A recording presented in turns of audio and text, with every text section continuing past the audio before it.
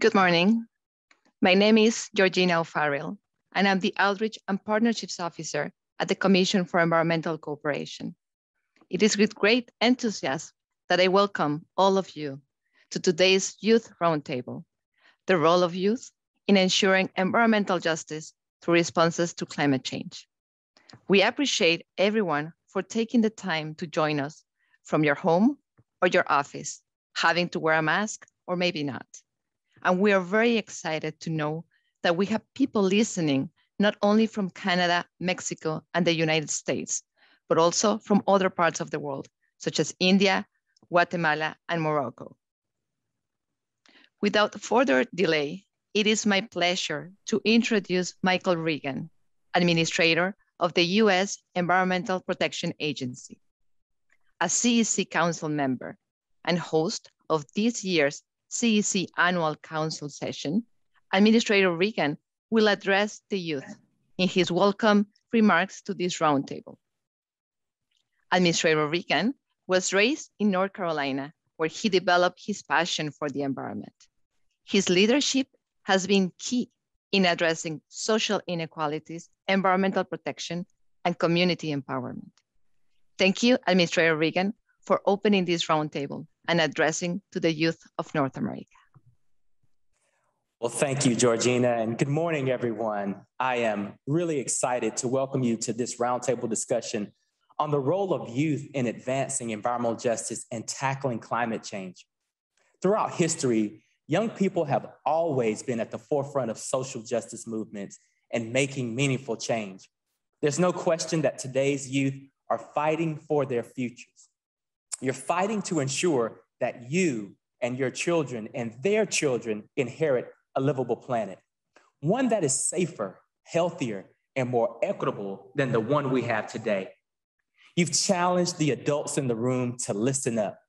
You've sparked a global conversation, not only about climate change, but about the kind of world we fundamentally want to create and to leave for generations to come. You've used your moral authority as young people to grab the attention of leaders all over the world, to speak truth to power and to demand action. You also understand that our most vulnerable and underserved communities are disproportionately affected by the climate crisis and other pressing environmental concerns. I've been in this fight for some time now. I've spent my entire career in the environmental field, but I've never heard anyone speak with the level of conviction, clarity of thought, and sense of purpose that our young people possess. I'm proud of all you've done already. And if it's not clear enough, we are listening and we will not let you down. So as you gather today to discuss the role of youth in addressing climate change, climate resilience, and environmental justice, I want you to remember how crucial your role is in creating a better world. We need your courage and your compassion, your sense of justice and your ambition. I couldn't be more eager or excited to work with you. We need to get this right, and your voices will be an important part of making sure we do so. So I look forward to hearing about your discussion tomorrow during the public session and hope you have a great discussion today. Thank you so much. Thank you very much for your inspiring words, Administrator Regan, and for encouraging future generations to continue with their strong commitment to environmental justice and climate change. I would like now to introduce my colleague, Van Gatquet, Coordinator for Diverse and Inclusive Outreach and Engagement, who will provide you with additional information for this event. Thank you, Van. Thank you, Georgina. And thank you again, Administrator Regan, for opening this session. And to our invited guests, it's my honor to welcome you all for today's intergenerational roundtable discussion. As we open this discussion, I'd like to take a moment to send a word of support to those dealing with the impact of yesterday's earthquake in Acapulco, Mexico, and the aftermath of Hurricane Ida in Louisiana. These, along with the devastating extreme weather events of the past summer across North America, are important reminders of the weight of climate change in our communities and the import of working together to find solutions that will advance environmental justice and protect the most marginalized and vulnerable among us. These sentiments for the greater inclusion of marginalized communities are at the heart of today's youth-led environmental movement, which issues a clarion call to decision makers around the world for climate change solutions which are critical and cognizant of the ways in which climate change is a global challenge that weighs more heavily on the poor and the racialized. Today's discussion on the role of youth in ensuring environmental justice through responses to climate change has been organized with an understanding and acknowledgement of the essential work of justice and inclusion, concepts that are unabashedly advanced and demanded for by thousands upon thousands of this diverse generation of North American youth. This continental community of young and spirited activists, artists, academics, and so on and so forth offer us all important opportunities to push our thinking further, to do more and be better, all in the name of justice for marginalized communities around the world. The organization of this panel has been a profound honor for us here at the CEC, as we've sat in discussion and preparation with this particular cohort of environmental justice advocates whose work is firmly situated at the intersections of climate justice and community. These advocates include Dr. Robert D. Bullard, otherwise known as the father of environmental justice. His scholarship and unending advocacy began in Texas in 1978, when his wife, Linda McKeever Bullard, launched America's first ever environmental justice civil rights lawsuit. In working together, Linda and Robert Bullard mobilized a community of young academics to demonstrate how pollution directly, negatively, and adversely affected Black communities in Houston, Texas. Their important work is the foundation for many of the discussions which will take place over the course of this year's council session. And we're honored to welcome Dr. Bullard as the keynote speaker and moderator of today's roundtable. Following his remarks, we'll hear from 3 North American youth who are shining examples of a generation of organizers and advocates who have moved far beyond words and straight into action on behalf of the communities they represent and the futures they hope to build. These youth include Eduardo Lezama, a student currently based in Binghamton, New York. Born to immigrant parents in New York City and raised in Puebla, Mexico, Eduardo comes to this discussion with a fierce passion for environmental justice and education. Currently, Eduardo is the education coordinator at the Re-Earth Initiative, where he focuses on creating tools and resources which make access to climate change information, including that of environmental and climate justice, accessible to diverse communities of youth around the world. We'll also be joined by Iman, currently based in London, Ontario, who's the co-founder of Green Amma, a grassroots and youth-led movement which works toward bringing environmental and climate change education to Muslim communities across Canada. Finally, Justin Onwenu, currently based in New York City as part of Columbia Law School's class of 2024, joins us today with a breadth of experience from his days of working toward environmental justice in his hometown of Detroit, Michigan. After their presentations and the following moderated discussion, you, our esteemed guests from across North America and the world, are invited to join the conversation by submitting your questions to slido.com using code CEC28. The question portal is open now, and you can begin asking questions at any time throughout the presentations and discussion. In addition, you're welcome to follow along with the hashtag CEC28 on Twitter, where we'll be posting live updates of this year's council session starting now. As with all CEC programming, you're able to access this conversation in English, Spanish, and French, according to your preference. And this conversation is also made further accessible by the use of closed captioning software on our live stream. And finally, without further ado, I'll pass the mic to Dr. Bullard for some opening remarks. Good morning. It is indeed my pleasure to moderate and facilitate this panel, this roundtable that looks at the role of youth in ensuring environmental justice through responses to climate change. This panel is definitely intergenerational. I'm a boomer and proud of it. And we have panelists that are Gen Xers and younger. I think it's important that we understand that each generation builds on previous generation when it comes to advancing justice. So let me get into I have a few slides, my PowerPoint. Okay, so if we look at the quest for environmental and climate justice, next slide, please. My job as a sociologist is to connect the dots. And over the last 4 decades, I have spent my career working with young people, with students, with youth.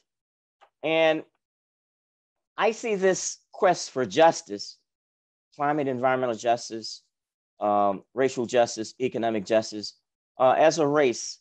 And if you are familiar with track and field, you know there's no such thing as a marathon relay.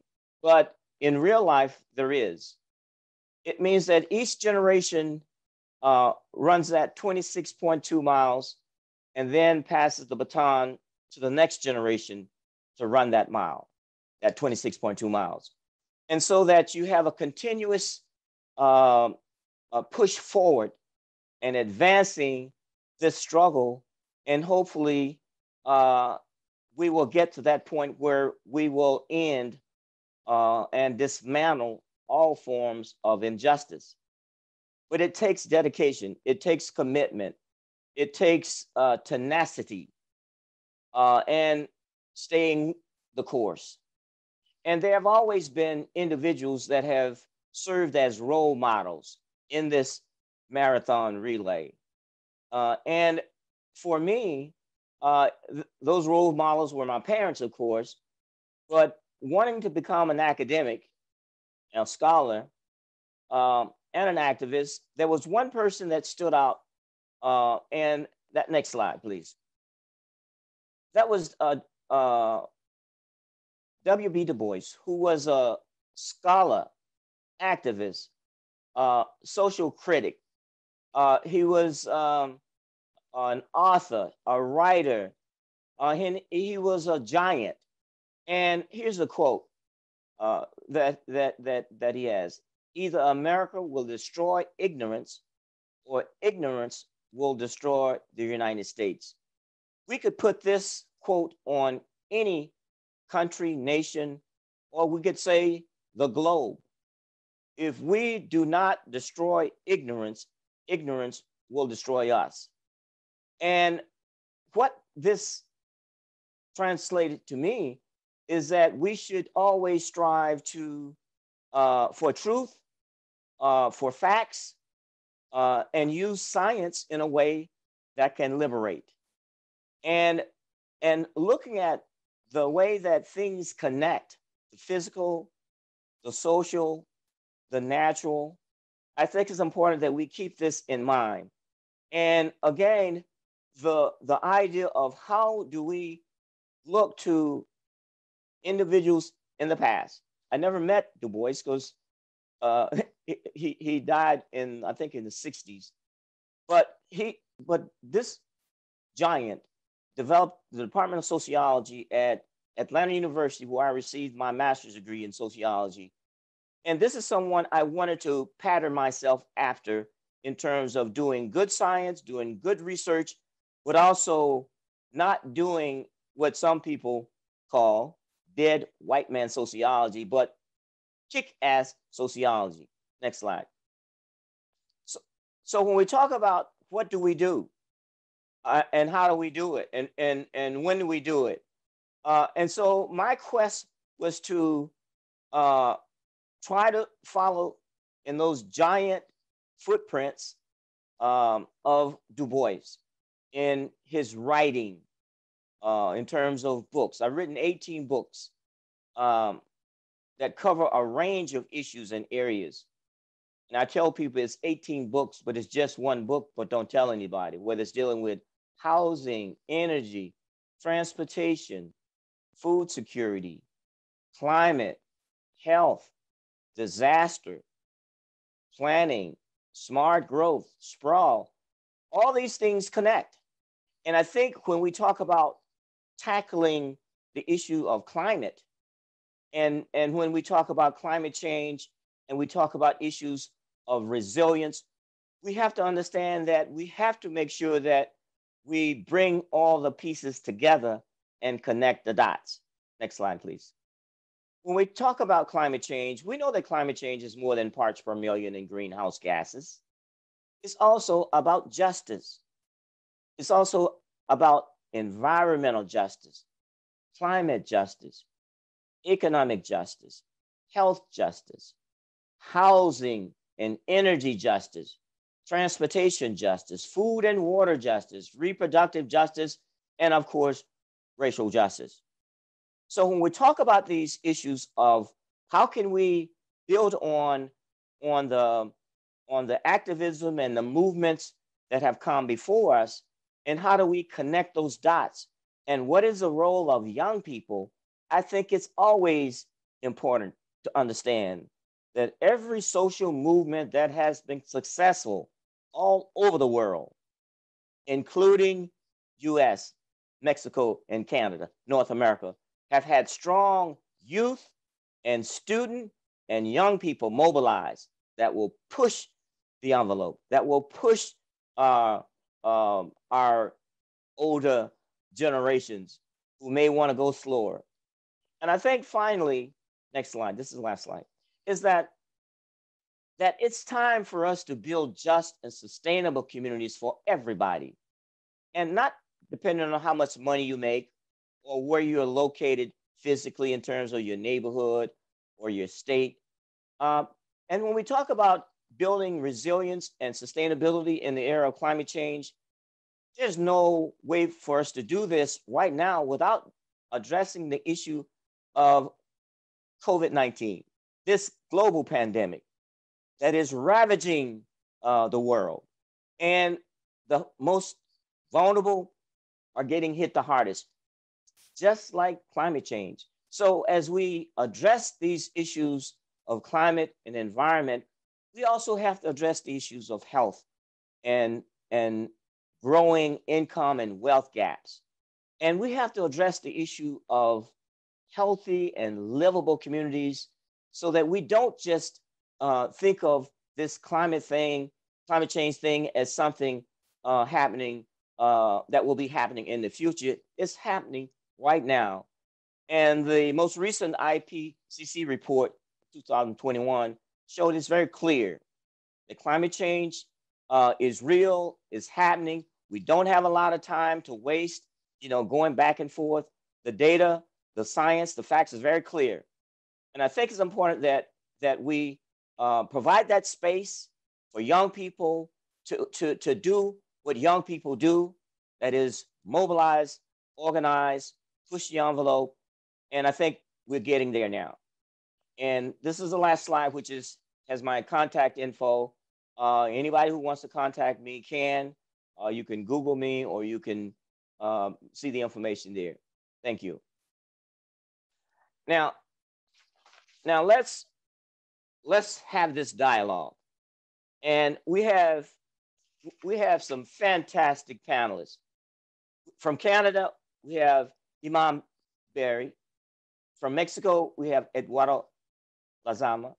And from the US, we have Justin Onwenu.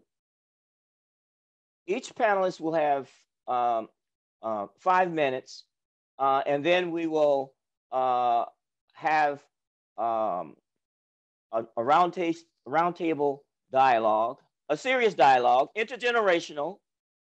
I'm an elder, and so I don't know everything, and I'm here to learn. And so we will kick it off with Iman from Canada. Hello, everyone. I'm so incredibly excited to be here today and hear from all the panelists myself and hear what everyone has to say. So just a little introduction. I'm a student right now. I'm in my 3rd year, and I'm a board member at Green Ummah. Green Ummah is an organization that strives to bring education about the environment to Muslim communities all across Canada. We have several projects on the go to provide education to Muslim communities about sustainability and climate change, just the environment in general. We've held conferences and panels on several topics relating to climate change and sustainability. We're also focusing on creating a green curriculum that focuses on how to take sustainable action in your community that will be distributed to Islamic schools all across Canada. Our main focus is environmental justice.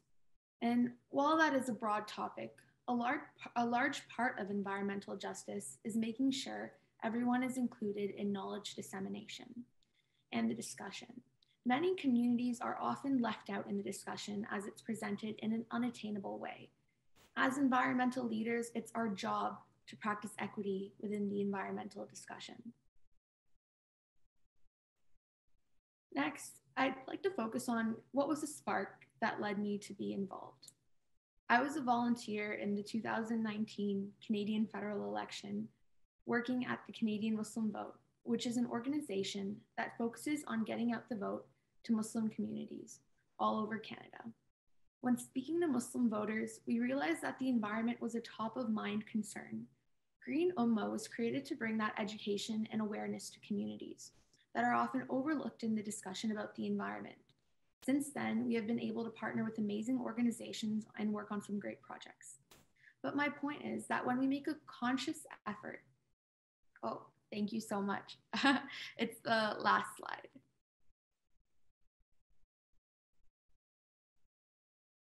Oh, just 2 slides before that. Yes, this one, thanks so much. Just a moment. Yeah, but I was just saying that once we make a conscious effort to be inclusive, you can see great results. So for example, the Muslim community often hasn't been included in voting and kind of getting out the vote. But when I was engaged with that community, I was really able to help make a difference, work with that organization, and work in politics from then on. So oftentimes when we engage the communities that often get left behind, we're able to achieve some great things. Next slide. So how are we doing? We are at a crossroads.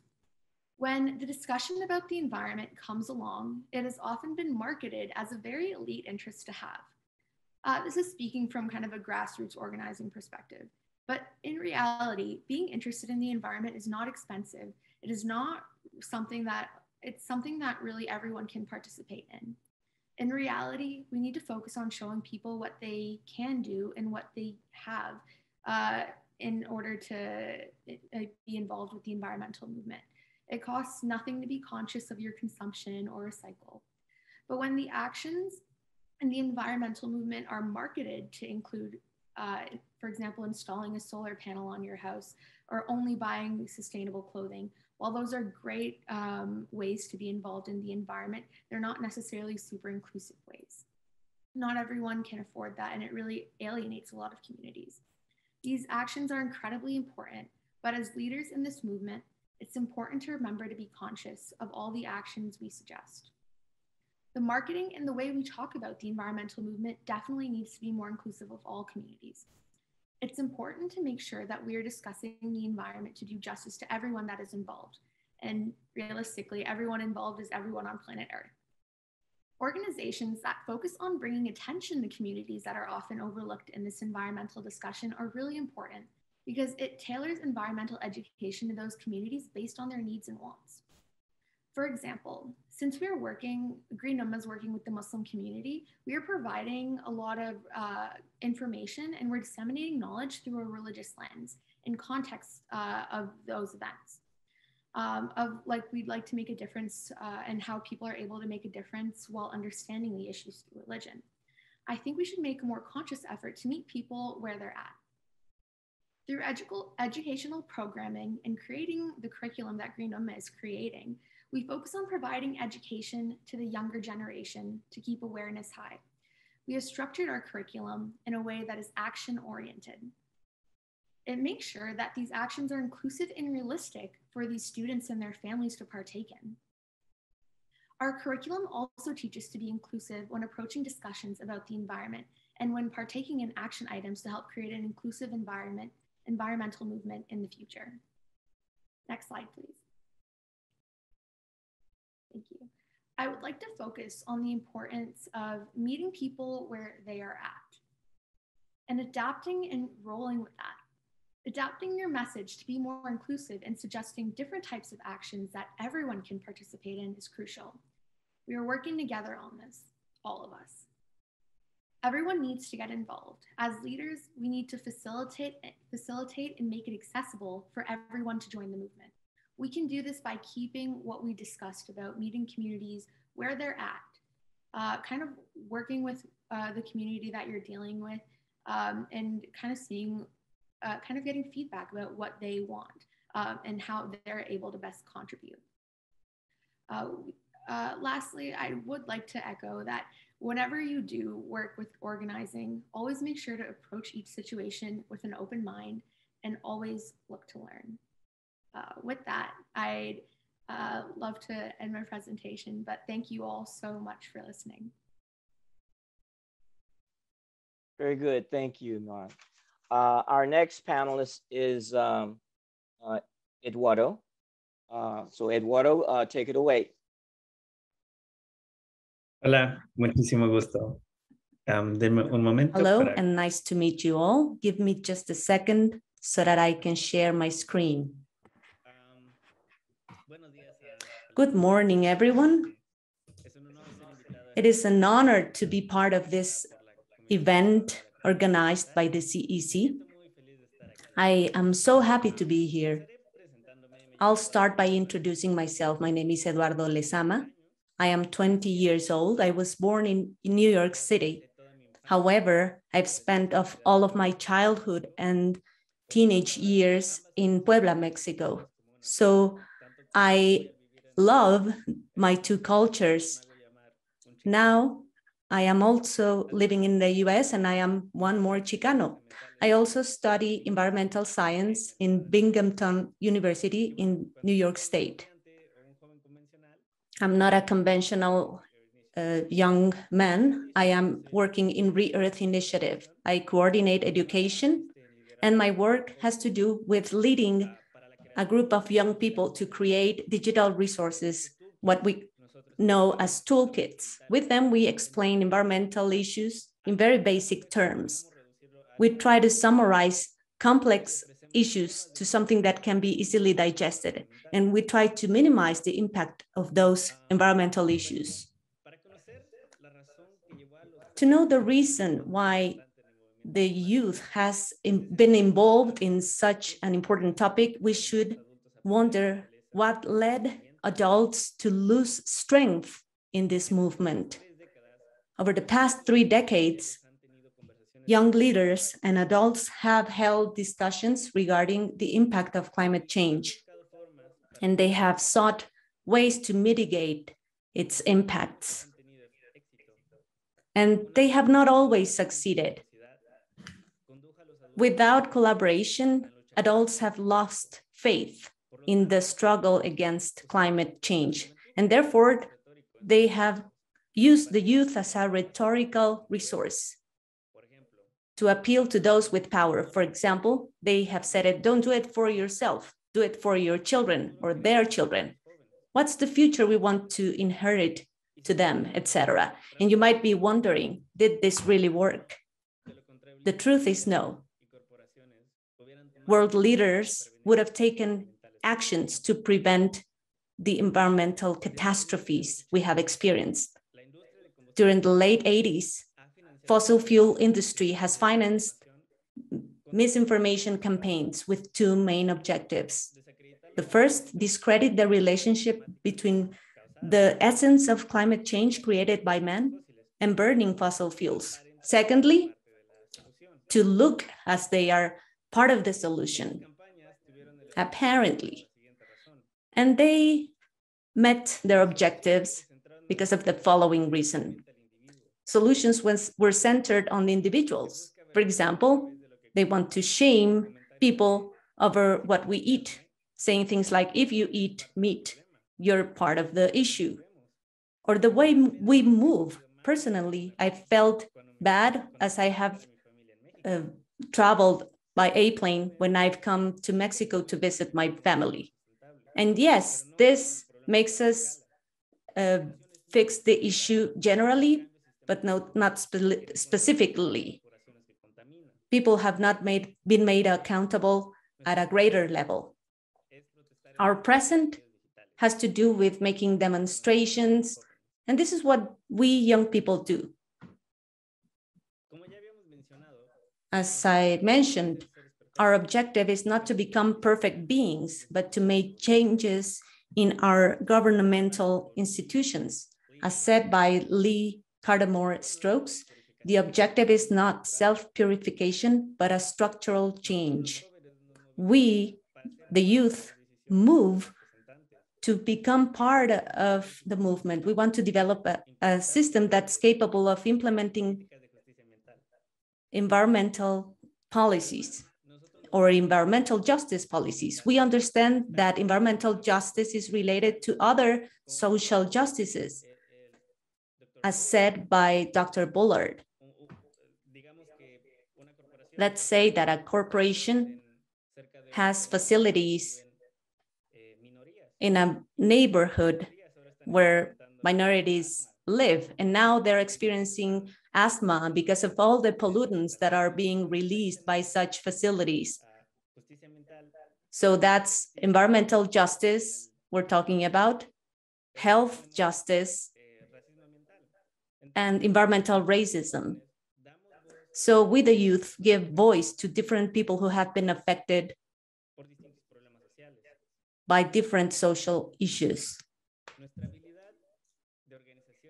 Our organizational and collaboration skills are our greatest strengths. History has showed us that we have to prove how we can organize ourselves. And we have challenged such phenomenon. Corporations fear our capacity to influence our governments. And we understand that this movement is not looking for individual grandness, but a collective movement. Therefore, we offer our support to others, because agreeing to protect our environment gives us more strength. And this calls for reciprocity. Since we've spoken about the past and the future, let's talk about how I see our future. First, I see my activist peers being leaders and having an influence to implement carbon taxes, among other policies that favor sustainability and that are hard to reverse and that are actually empowered and implemented. Otherwise, they're not useful. I think that nature has positive impacts on us. I see my generation and upcoming generations embracing nature, leaving behind a society that was concrete-centered. This is all for the moment. Thank you for your attention.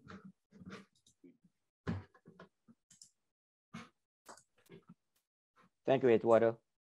We will next have a presentation by Justin. And Justin, you can have the floor right now. Hello, everyone. My name is Justin Onwenu.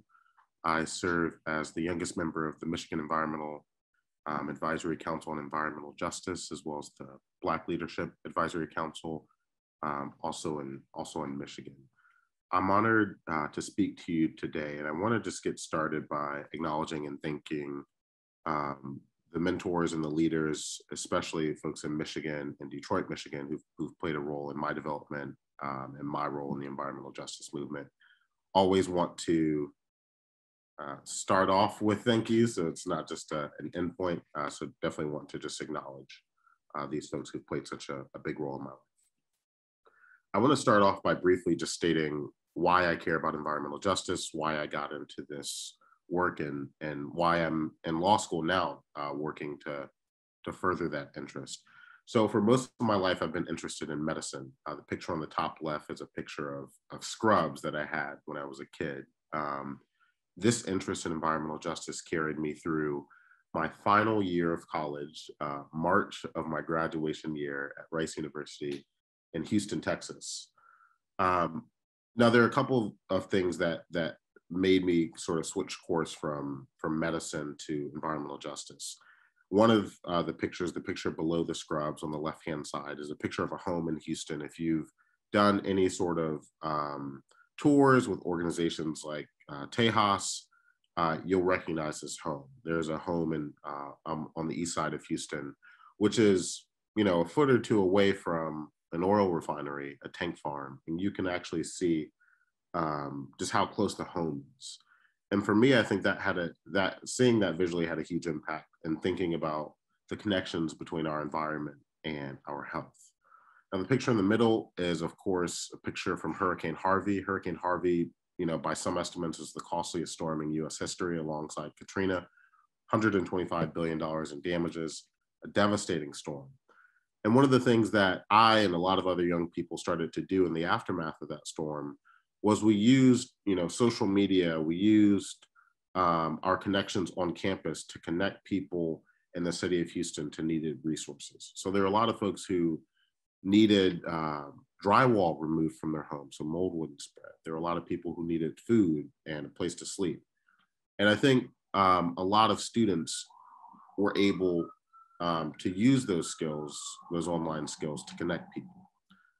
Now, I moved back to Michigan, my hometown of Detroit, for a couple of reasons. Michigan, is surrounded by the Great Lakes, which is, one of the largest freshwater sources in the world. But a lot of folks still have problems accessing clean water. Of course, the Flint water crisis is something that comes to mind when you talk about environmental justice and water.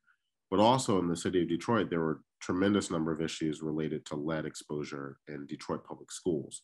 So these sorts of issues are the things that drew me back to Michigan, and ultimately what I did for a number of years, fighting for clean air and fighting for clean water. Now I want to speak on what guides youth from my perspective in our fight for environmental justice. And I think there are a couple of things. The first is what I would call just generational history. So if you were born, I was born in 1996. If you were born around that time, you have gone through 9/11 and the aftermath of 9/11 with the war on terror. You've gone through and you've seen images of people stranded on their rooftops in the aftermath of Hurricane Katrina. Those images are born into many of our heads. A couple of years later, the 2008 financial crash, a lot of families lost their homes, lost livelihoods, my family included. And then we've gone through years of climate disasters, wildfires that year after year are the most intense, this country has seen. And now we're dealing with the pandemic. So I think all of these issues and the frequency of all these issues has a tremendous impact on how we think about politics, how we think about policy, how we think about climate change. And as one of my fellow panelists said earlier, I think it has underwritten the importance of thinking about issues systematically, and not just on an individual basis. When our policymakers are meeting Hurricane Katrina, the financial crisis, the climate crisis, COVID, with language around personal responsibility, I think you've seen a lot of young people reject those framings and start to think about policy from a systemic level. What else is guiding young people in our fight for climate and environmental justice? I think, this quotation, "None of us are free until all of us are free," is something that I would say has been a theme in the climate movement, youth climate movement that we've seen. I think we've seen a rejection of false choices, communities being pitted against each other, especially in my home state of Michigan, especially in the United States, whether it's on racial lines, whether it's on geographic lines, whether it's, if we fight, for climate action, will we lose our jobs? Those sorts of pitting workers and organizers, environmental organizers against each other. We've seen a rejection of those false choices. And we've also just seen the importance of connecting climate to so many other issues. Now, there are a couple of reasons why climate cannot just be about climate change. Of course, from an environmental justice and racial justice standpoint, the traditional environmental movement has left out communities of color.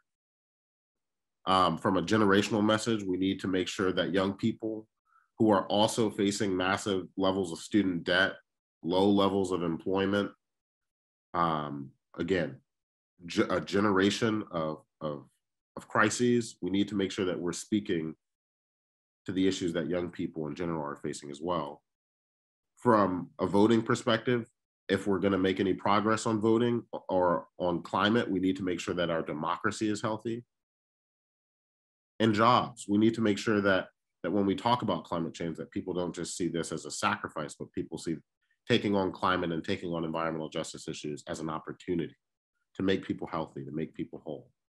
And so climate cannot just be about climate and the environment.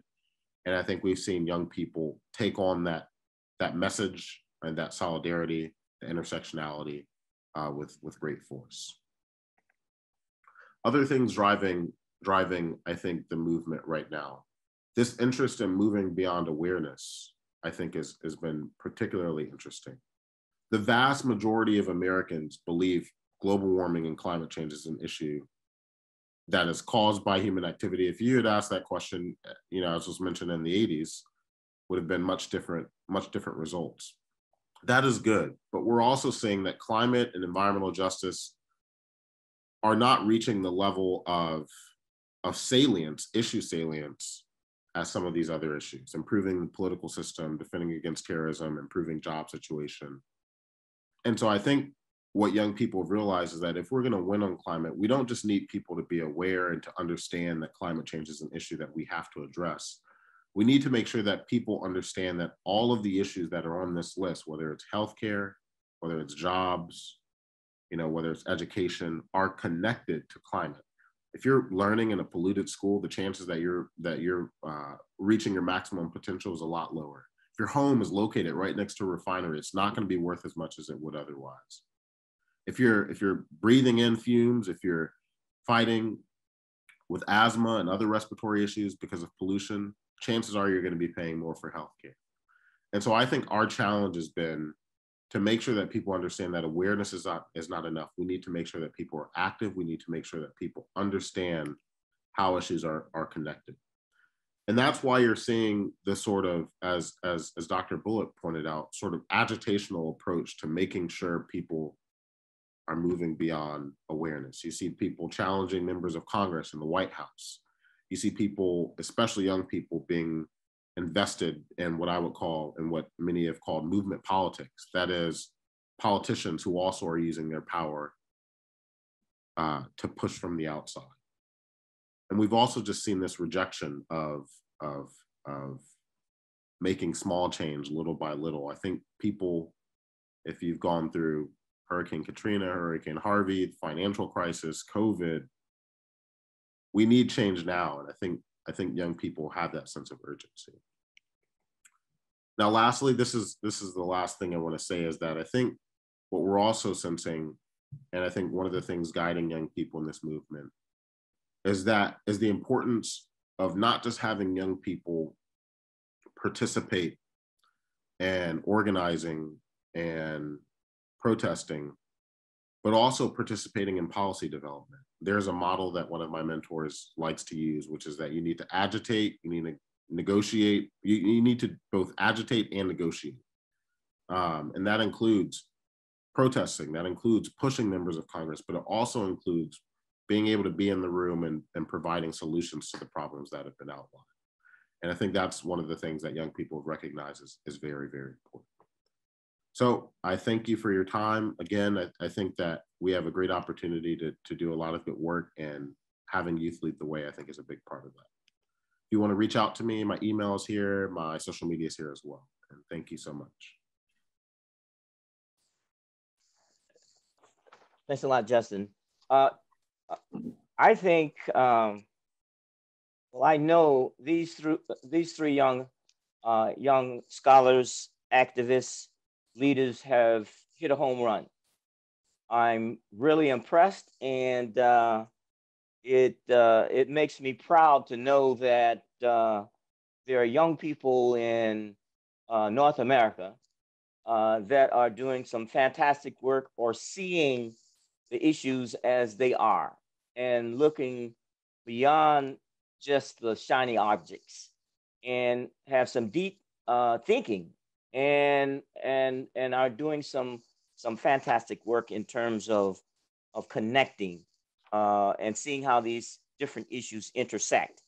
And I gleaned from all three presentations a lot of continuity, even though we're talking about three countries that are connected by land, but there's a lot of connection that connect us when we talk about people and environment, and of course climate. So now we will get into our dialogue. And I think and it should be a dialogue. You know, I ask you questions, or we ask each other questions.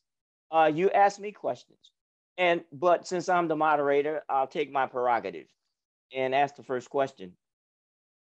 After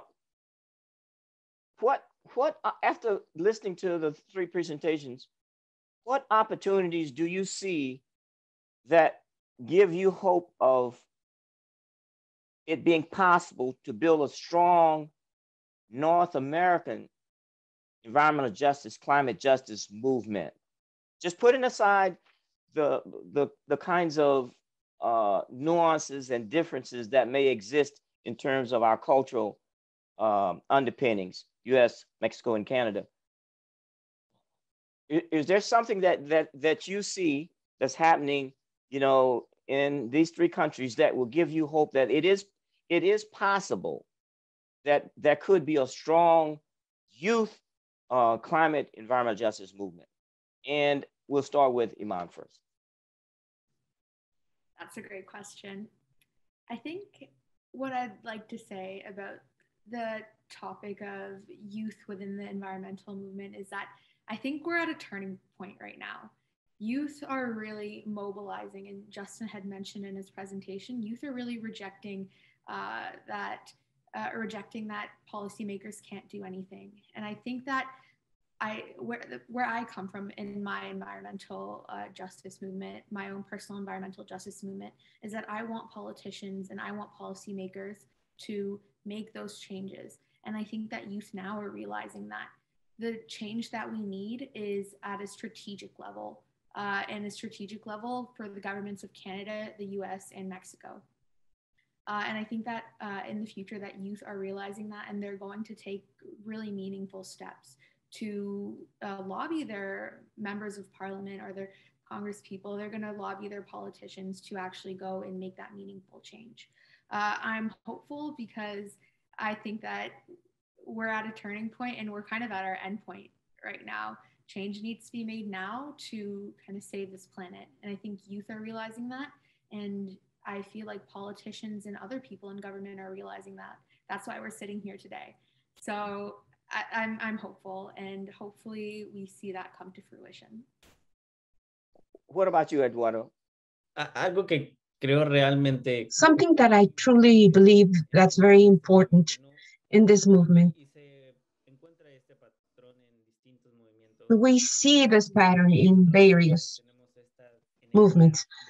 Youth has this energy to push ourselves, even ourselves. My job as coordinator of education is to find ways to make this understandable, these complex issues understandable. So this will of wanting to educate other youth and the acceptance of education. I believe that it is one of the most fundamental things in every social movement. So that gives me hope because it makes me understand, as I said in my presentation, to have that reciprocity, and that makes our movements legitimate. Okay, Justin, you want to jump in, or you have another idea? I think the thing that's made me hopeful is I think we've placed a pinpoint on the issue, and I think campaign finance issues, the influence of the fossil fuel industry being one of the things I feel like youth have been unafraid to specifically talk about. And I don't think that was the case 15 years ago, 20 years ago. And it makes me hopeful that pinpointing the issue, and then also I think this recognition in our movement that we need to reach everyone is something that I heard themes of. We need to make sure that everyone, whether it be along socioeconomic lines, racial lines, across our countries, are engaged.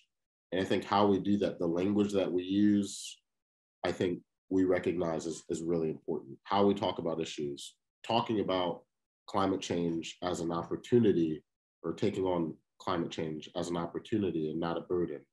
I think all these things reveal just how interested young people are in building solidarity across communities. And I think that, you know, our rejection of being pitted against each other, I think is something that's really commendable and gives me a lot of hope. What role do you see social media playing and the ability to communicate in real time? Do you see that as something that can support this mobilization? Anyone? I think it can. I think, you know, in the US, I think we know within minutes, you know, if our representative has voted the wrong way, voted with people, or voted with the corporations that are pushing back on climate action, we know within minutes what people's stances are on issues that we care about. And so I think it's been a wonderful tool for better understanding and better organizing ourselves to make change at a policy level. I also think it's been a great tool for making sure that we're reaching people where they are. A lot of people are on social media all the time.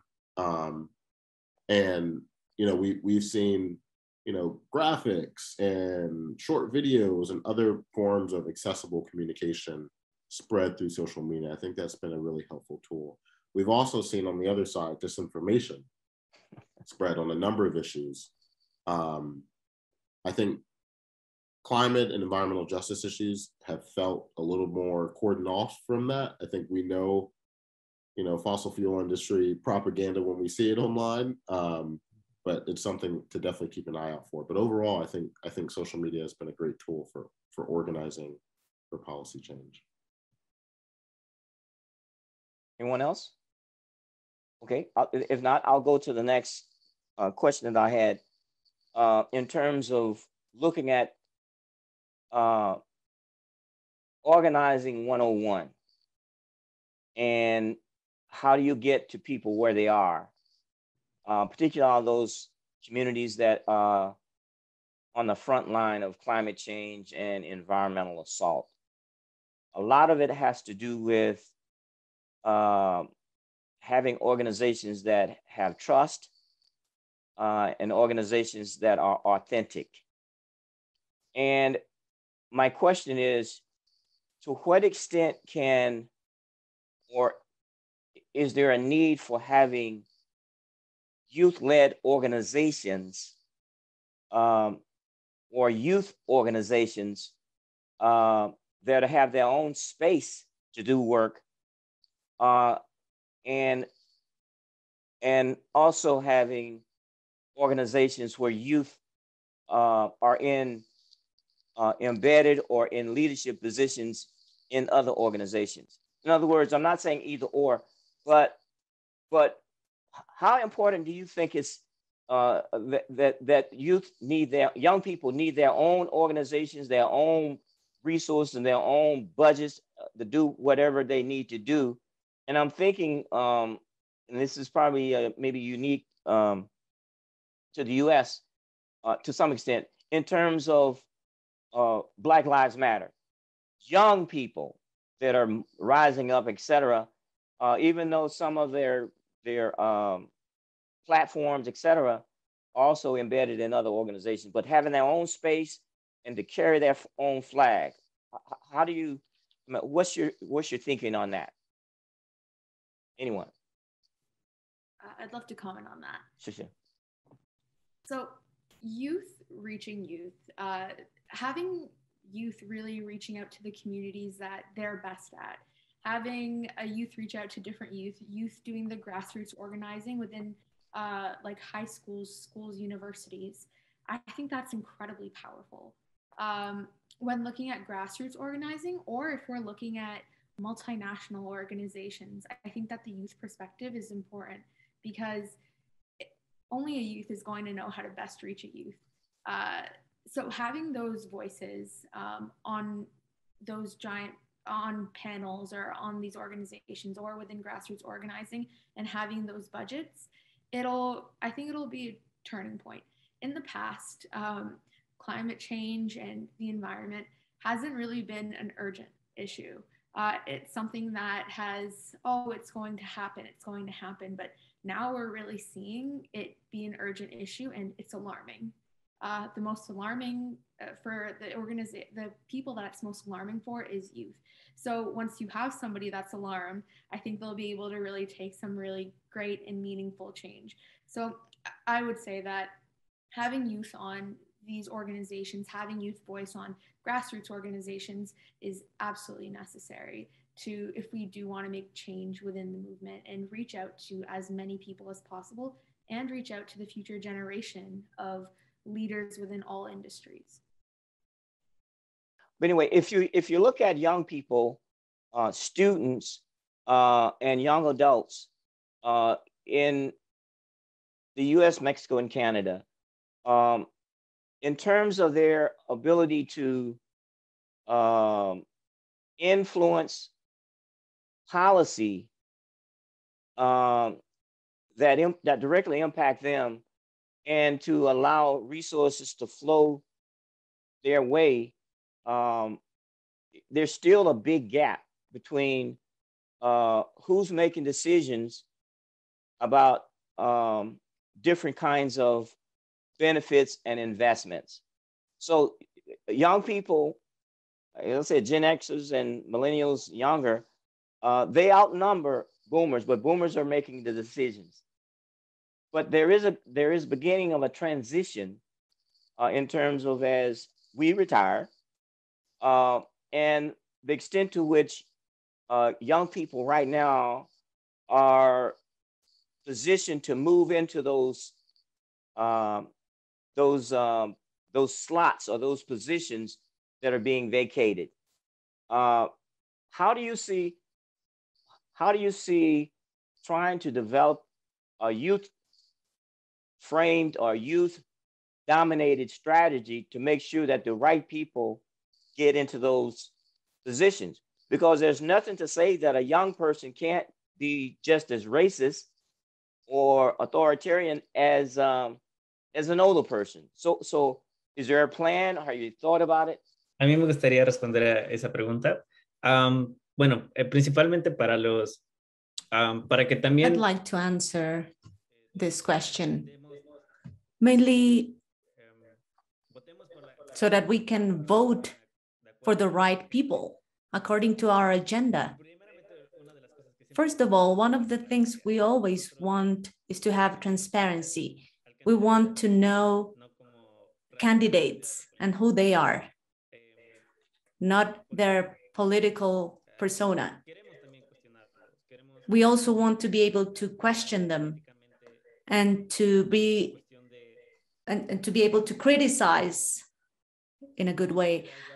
We want to know how they are aligned to what's really needed with regards to environmental justice policies. So I think that one of the things we want to get is transparency, as I said, in our politicians. I think also,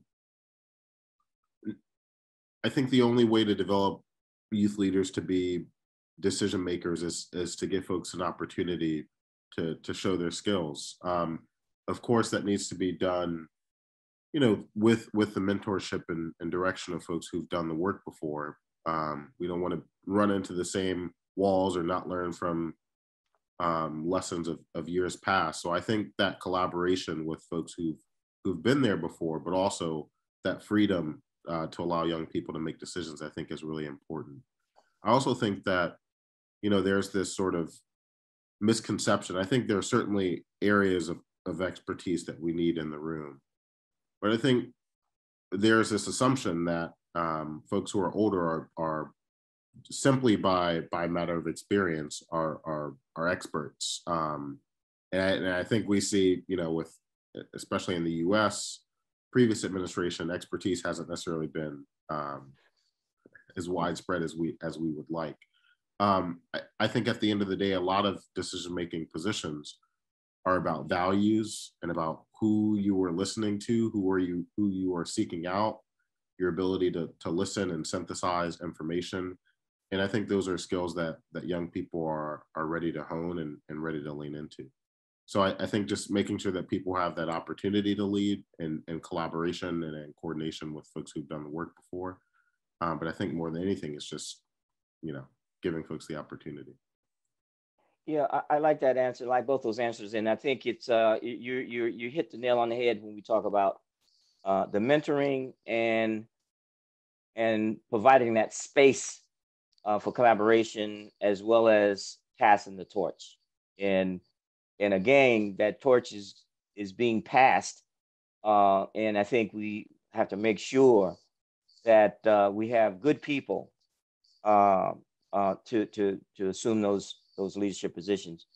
My next point, a question is, there are a lot of people out there who will say for climate change, but are silent when it comes to issues around voting, the issues around civil rights, and the issues around suppression of democracy. And it's almost as if somehow those things are somehow unrelated or not connected. And my point, my question is, how do you get not just young people, but how do you communicate to the public, and there are various publics out there, that it may be difficult to have real climate solutions if somehow there are people that are being made more difficult to vote in terms of moving their vote to policy. Am I clear? I think you are. The question being, a lot of folks are quiet on voting rights, and I think that's unfortunate.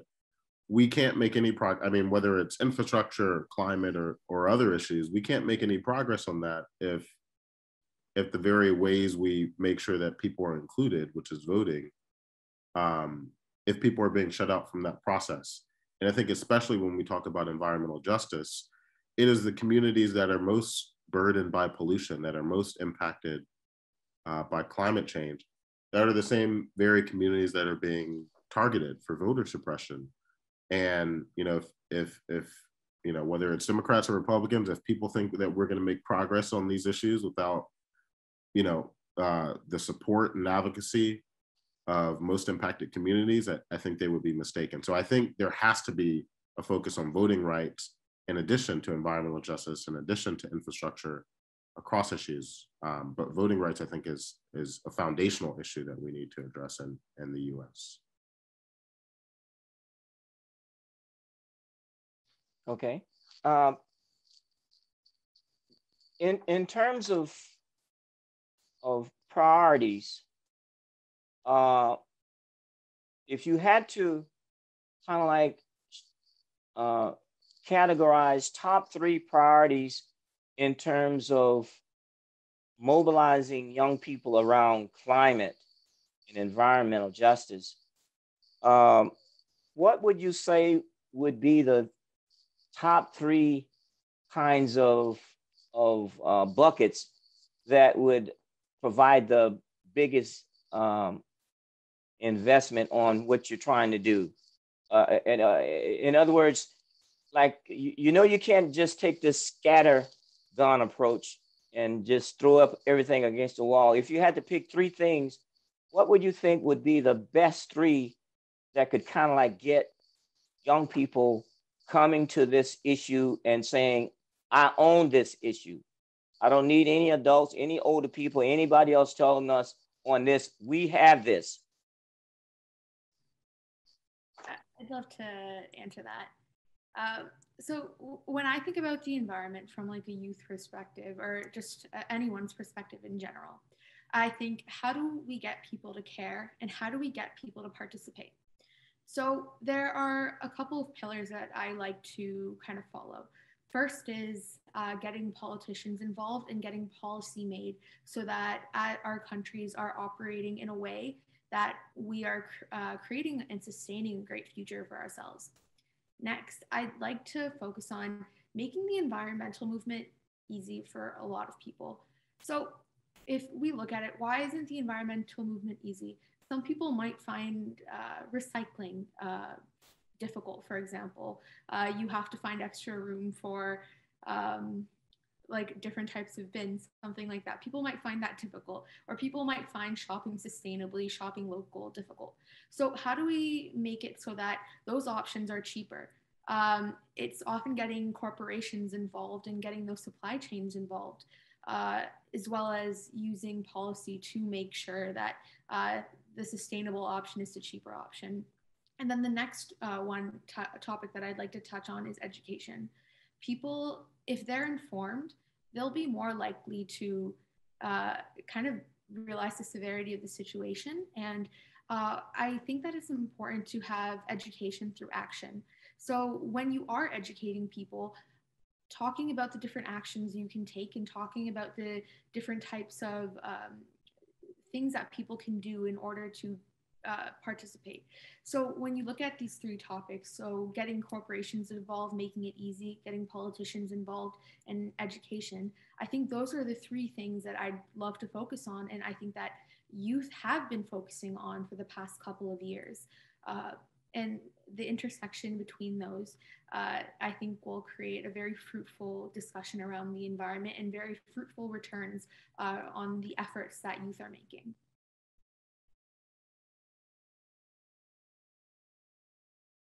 Very good. If we had to talk about resources and the extent to which resources are still flowing toward, flowing not in the direction of organizations and groups that do work in communities of greatest need. What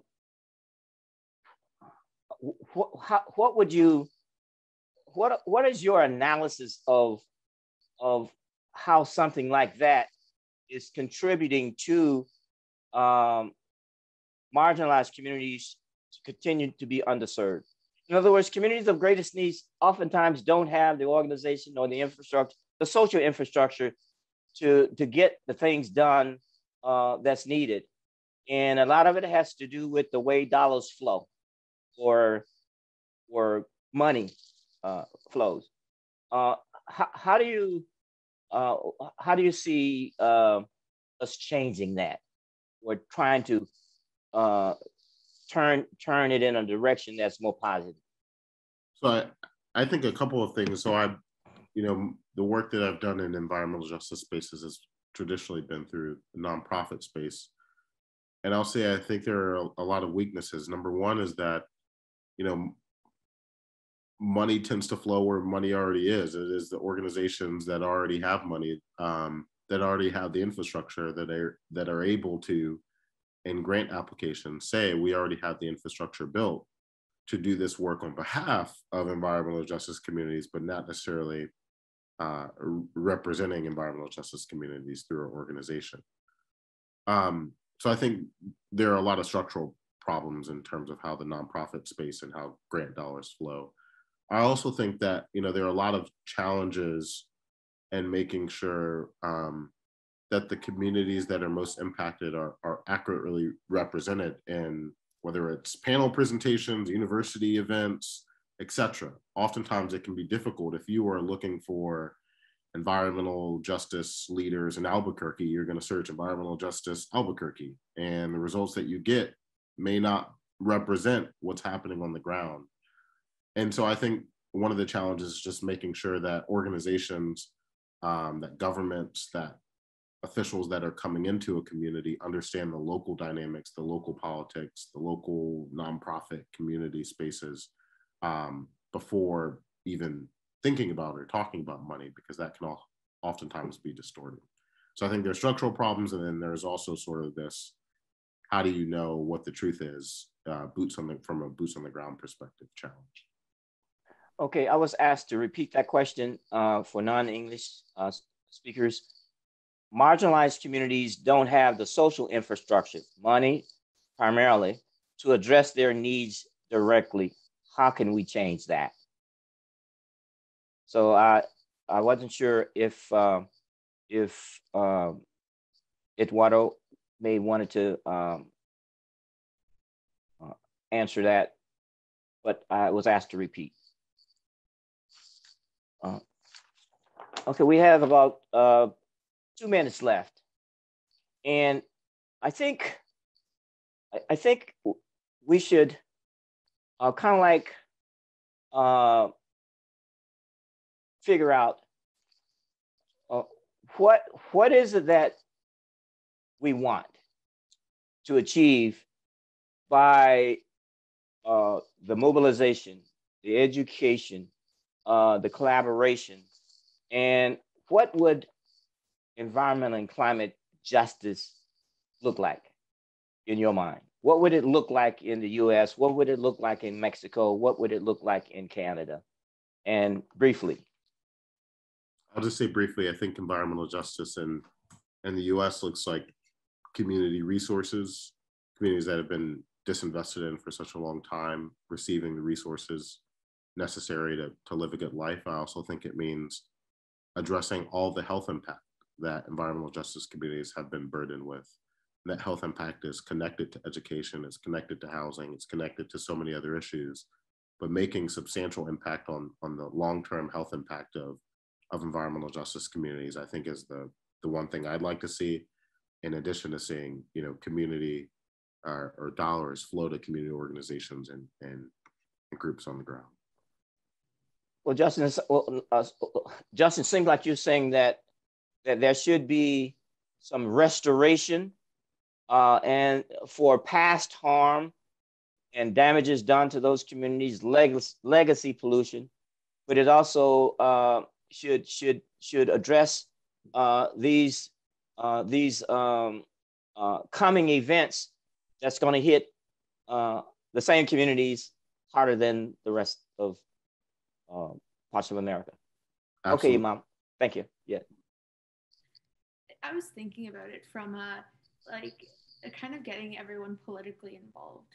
How I see the environmental movement, and I know how many you see the environmental movement, is that we need structural change. That structural change is having everyone socially involved, civically involved, and socially and civically informed. So that's participating in elections and knowing why you're participating in the election, who you're voting for, and what type of environmental policies they have. So that's really how I see environmental justice moving forward, and really investing in our communities in terms of actually creating environmental policy, but having resources for information and dissemination. Thank you. Eduardo, in Mexico. Muchísimas gracias por... Thank you very much. Mexico is a country that is very rich in terms of natural resources. So one of the ways in which I see environmental justice at its peak, as Iman said, by implementing systematic changes that are irreversible and that find or hit a balance between green areas and humans living sustainably. So that's the way I see the future. Protected areas in Mexico that will not be invaded by the organized crime, and being able to protect our activists as well. I think this summarizes the way I see environmental justice in Mexico. Thank you very much. I want to give kudos to our three panelists. and I think we're right on time. We now will go to questions from the public. And again, we will have time to take questions through the Slido. And let's just see where we are. And you can submit your questions through Slido, hashtag CEC28. And I think we will, we should have some good questions coming in. Okay, first question. What is at risk when we aim to address climate change without an understanding of environmental justice? What is at risk when we aim to address climate change without an understanding of environmental justice? Let me take the, oh, Justin, you go ahead. Go ahead, Justin. I want to hear what you got to say. Yeah, I was going to answer this. I was going to answer this in two ways. I think the first is historically, I mean, in California, you know, there have been efforts to try market-based approaches to addressing climate change, putting a tax on carbon, et cetera, et cetera. And what we've seen in a lot of cases is pollution then gets concentrated and dumped on the very communities that are already overburdened. So I think from a very technical, scientific perspective, I would just say that the folks who are already being harmed tend to be harmed even more when you ignore environmental justice in your approach. I think the second thing that I would say, and that is kind of more history, I think the second thing I would say is there's this assumption that we can address climate change without addressing environmental justice. I don't, in my view, and what we've talked about on this panel, is the way to address climate change is through policy change. I don't think you can do anything in Congress and state legislatures on climate change without addressing environmental justice issues. And that's because of a lot of the work of academics, of organizers, of politicians who've made a clear line in the sand that we're not going to accept anything less than climate change, climate and environmental justice. I don't think you see any sort of legislative package passing Congress without the support of environmental justice leaders. So I think the first answer is people tend to be more burdened, environmental justice communities specifically. And then the second thing I would say is I don't think you can address climate change without making meaningful improvements in the lives of environmental justice communities. Iman? I think that what would happen is if you take any type of action without realizing the intersectionality of that issue and who's going to be affected by that decision, you're creating a whole host of other problems that people are going to fight to solve, people are going to lobby to solve. But if you did take this, if policy change is made through a lens of environmental justice, where that policy change is not causing other problems, actually it's causing a better solution for all of those communities that would have been harmed, I think we're actually solving the issue. So I would like to echo Justin's point that you really can't solve any issues without realizing environmental justice. You can't solve the climate change issue without environmental justice, because you're just going to be creating a whole host of other issues. But yeah, I think that answers the question. Yeah, I really like both of your answers, and I like the way the three of you actually drilled home systems. In other words, systems. You can't take an individual approach to the issues that we're talking about. You have to look at systems. And from a textbook standpoint, if you're dealing with from a system standpoint, and you're only trying to deal with a little piece, if you tinker with that little piece, you could throw the whole system out of whack. So you have to deal with the whole. You have to deal with the climate, the economic, the health, the other. Because if you just deal with one, you could create these cascading impacts that will differentially impact the communities that are most at risk. And I think that's the debate right now, whether or not infrastructure which is hard building, etc., can somehow get support in the US for also support for soft infrastructure or social infrastructure. That's schools and education and housing and transit and mitigation in terms of flooding, etc. And that's where I think in our society, if hard infrastructure is given priority, roads, bridges, dams is given priority over the social infrastructure, that's how organization institutions, it's going to bump heads. And because you're dealing with one huge system. And I think that has been a major, I guess, conflict and a major struggle. You know, when I started way back in 1979, long, ancient, environmental justice was a footnote. Today, it's a headline. The things that would get done in 1979 and in the 80s, people are not proposing that because it won't fly. We're not talking about throwing communities of color, poor communities on the fence line, throwing them under the bus, so to speak. We have to make sure that the first resources flow to those communities that have been left behind, that are on the front line of flooding, of urban heat islands, of wildfires, and other major disasters. Otherwise, you're just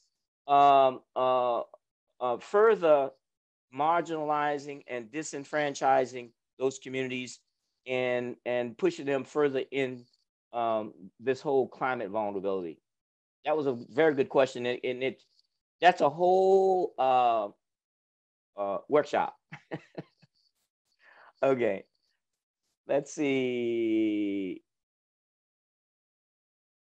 Okay, here's the next question. Do young people think that environmental professionals with more than 25 years of experience will be useful? Do young people think that environmental professionals with more than 25 years of experience will be useful? A mí me gustaría responder esa pregunta.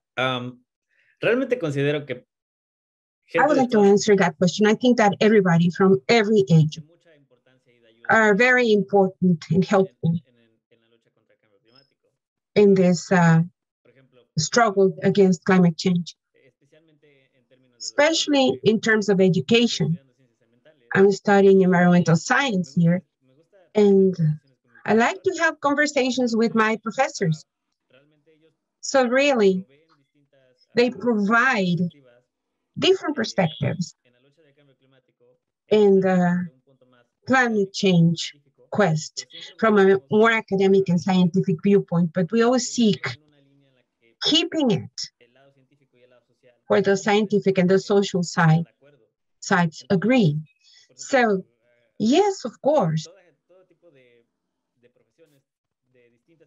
every profession in different ages are important for this movement.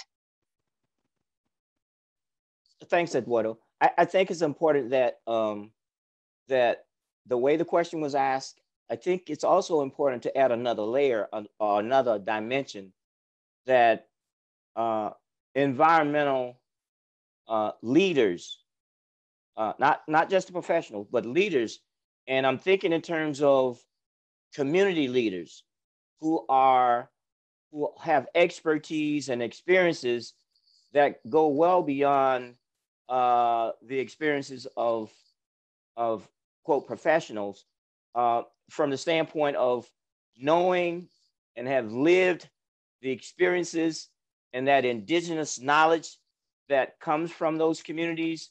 That's valuable, and I think our young people and our organizations can use that knowledge and can further advance. And I agree with Iman. I agree with Eduardo. I agree with Justin that we have to bring together people who have moved beyond awareness and moved to action. In other words, there's a whole field now called research to action.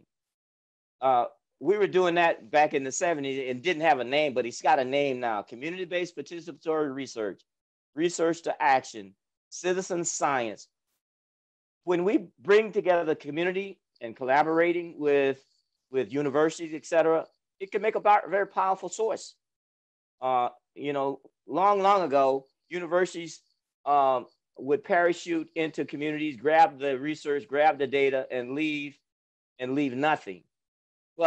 But that model has been flipped, and today there are good partnerships working with communities, working with universities, working with nonprofits that can provide resources to communities that are underserved and under-resourced. Okay, let's see. Here's another question. Climate eco-anxiety is a real issue that young people today face. Do you think the pursuit of environmental justice helps to combat that? If so, how? If not, why? Let me repeat. Climate eco-anxiety is a real issue that young people face today. Do you think that the pursuit of environmental justice helps to combat that? If so, how? If not, why? I can take that. I think that eco-anxiety is definitely a very real issue, but I think the best way to combat that is really take action in even the smallest ways possible in your everyday life. It'll make you feel better if you're doing those small things in your everyday life, reducing your carbon footprint, not over consuming, recycling, turning your lights off. Those small things I think will hopefully make youth facing eco-anxiety a lot better. And then it's encouraging to see our pursuit, the people that are taking action. I know you mentioned learning to action, research to action beforehand, but those people that are taking action, if that makes headlines, it's very encouraging to youth who are facing that eco-anxiety to really see that change is being made. And I do believe that change is being made. There does need to be more change. And that change that we're making definitely needs to be more refined. However, that change is being made. And I guess I could talk about it from this perspective. Yesterday in class, we did an activity about what career we want in the future. And I'm in a business program. Many of the careers were either finance, consulting, management focused. However, a lot of people had, I'd say about 70% of my 600 person class had included an air of the environment to their to what job they'd like. So a lot of people said that they wanted to go into investments, but they wanted to go into sustainable investments. A lot of people wanted to go into like consulting, but they wanted to go into sustainable consulting for companies. A lot of people wanted to go into policy, sustainable policy and climate change policy. So there are actions that we can take, and actually making a conscious effort in our everyday lives and in our everyday careers to really embody parts of the environment, I think will really help address eco-anxiety. And once that issue is hopefully solved and we have great strides to solve that issue, hopefully eco-anxiety won't be a thing anymore. Very good. Anyone else want to take a shot at that? If not, let me just, the oldest person on the call, let me just say, calm down. And we have to take our victories and celebrate them. And we have to maintain our mental health because of so many converging multiple threats that are coming at us fast and furious. And so I think we have to really try to deal with this from a standpoint of that we are making change. In some ways, it's not going fast enough, but when we don't have enough people working on the ground, we have to start recruiting more people and getting our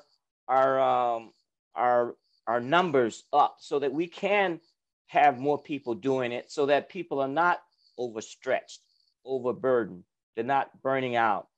And we also have to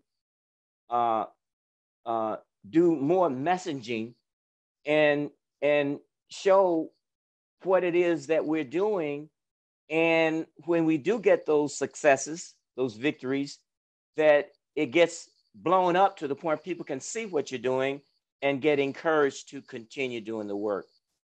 Because a lot of the work that's going on in communities all across the country, it's being done below the radar of the New York Times and the Washington Post and the Detroit Free Press and wherever you are, the Houston Chronicle. But that doesn't mean that it's not great work, fantastic, what's going on. And so we have to understand, we have to insulate ourselves from that. Just because we're not getting reported on doesn't mean that we are not doing great work and fantastic work. And so we have to cheerlead ourselves to understand that keep pushing. And at some point in time, our issue won't be the footnote. Our issue will be the headline. Now that has taken me over the years, that has provided me the motivation to keep moving. We know we were doing good work. We know at some point in time that people will, quote, discover this. And a lot of people are discovering this now. Well, of course, it's been in the bottle for 40-some years, maybe 100 years, but it's out of the bottle now, and it's out of the tube, and it can't get put back. Our justice movement is the fastest growing movement in this country and around the world, in US, Mexico, and Canada. The justice movement I'm talking about is people are pulling the justice pieces together and saying, okay, it's all connected. And so when we fight for climate, environmental, food justice, and all these other justice, you get more people coming into the room. I think I have another question. Let's see. Okay, next question. How a baton is passed can mean victory or defeat. How do we make this transition to youth smooth? What connections, training, resources, and spaces are needed? I love this question. How a baton is passed can mean the victory or defeat. We all saw the Olympics. How do we make this transition to youth smooth? What connections, training, resources, spaces are needed? I'll just say, I think there are existing, in the nonprofit space, there are boards that I think the boards could more forcefully recruit young people. From a policy perspective, the Environmental Justice Board in Michigan, in the state of Michigan, is another example of a policy space where decisions are being made, where that could be more forcefully recruiting young people. So I think a lot of these spaces exist. Then I think the question is, once you have young people in those spaces, who of course have the qualifications and background needed to participate meaningfully, then I think it's a matter of making sure that that there are opportunities for mentorship. I think, for young people, recognizing that issues come up and repeat themselves a lot. And if you are able to get that institutional memory from folks who've been doing the work for many years, that makes you better. I think for older folks, or folks who've been and doing this work for a long time, can also recognize from a purely, this will help me perspective, is that young people have perspective and tools that are new, that would be helpful additions. So I think there needs to be this recognition that including young people in the work is not a matter of, of pity or let's get or checking a box. It is mutually beneficial for our movement, for young people, for folks who've been doing the work, to make sure that we're getting perspectives that I think have been missing for a long time. So I think those are my thoughts. Okay, let me just add a final question. let's see. It says, what do you want our audience to take away from today's discussion? What do you want our audience to take away from today's discussion? And I want each panelist to answer that question, and after thinking about it for 10 seconds. I'd love to go ahead. Sure. I think that what I would love the participants to take away today is that whenever you're having a discussion, to tailor that discussion and meet people where they're at within that discussion. As an environmental leader, you're going to face many, many people. You're going to face the whole planet. Everyone comes from different experiences. Everyone comes from different mindset and views in different groups. So tailoring your message to those groups and utilizing grassroots and community organization is an incredibly useful tool. And in that way, we're encouraging and we're sustaining environmental justice and equality. So that's probably what I'd say is always look at an issue from a lens where you have an open mind and you're open to learning and implementing based on what you've learned and what you've seen within the community that you're operating in. Okay, thanks. Next. ¿Puedo responder esa pregunta? I'd like to answer. What I would love for people to take away from this conversation is that we all have a part in this work. We need everyone to collaborate. We need all sorts of people who think different than us, because we will learn so much from them. Our perspective will be enriched. And this is good because we can have everyone considered in our conversations. However, I'd like to emphasize something. We all need safe spaces in order to hold these conversations. In the social media, we have hundreds of conversations every day.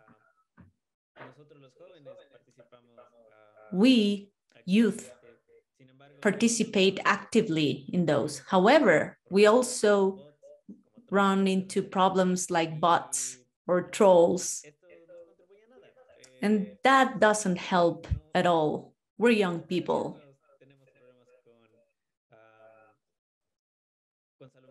We also have mental health issues. We're human. So facing those obstacles in our work, fighting for climate change, is something that also affects us. So that's the main takeaway I would like for people to have from this discussion. Thank you. I think for me, the main takeaway are a couple of things. I think number one, the importance of viewing youth involvement and environmental justice community involvement as additive and not just something to check off, I think is really important. Environmental justice communities, young people have perspectives to add that have been missing from the equation for quite a long time. And so understanding that our involvement is value add is important. I also think, one of the things I heard across our panelists today is just the importance of thinking systemically, importance of thinking about policy change, and the importance of making sure that we call out the obstacles that we're facing in getting those policy changes that we want. That means voting rights, that means campaign finance issues.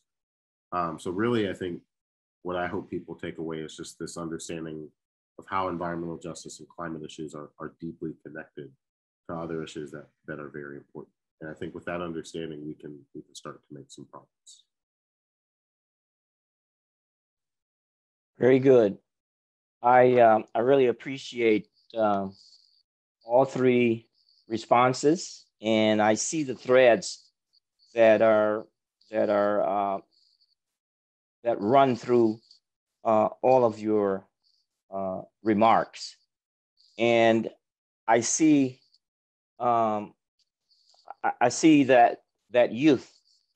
I hear that youth, and I hear that optimism, but I also hear that urgency of saying we need to take care of this right now, Dr. Bullard, because your generation has not done what it needs to do to get us there, because we don't have 40 years. You've been working 40 years, but we don't have 40 years. And I think the IPCC report just came out, says that. We don't have 20, we don't have 40, and definitely may not have 20. So I think the approaches that you are using and the advocacy that you're presenting, and the emphasis on education, information, and your emphasis on youth not being something that you just want to bring into the room or bring into the organization and then check off a box.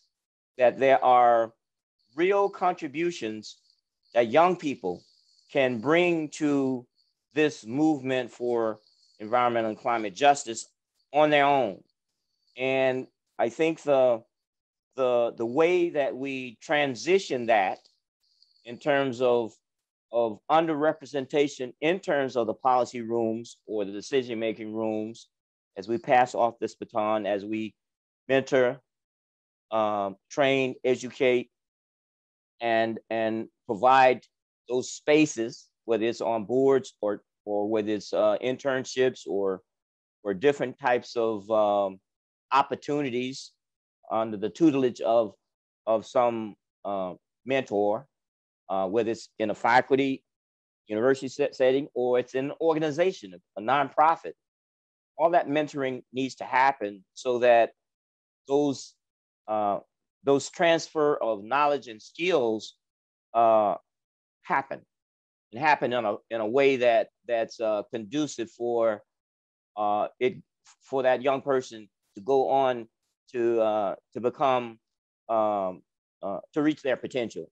Because just like the question that was asked, how you pass a baton, it could be a bad pass. You drop the stick, you drop the baton, or it can be a less smooth pass, and you end up not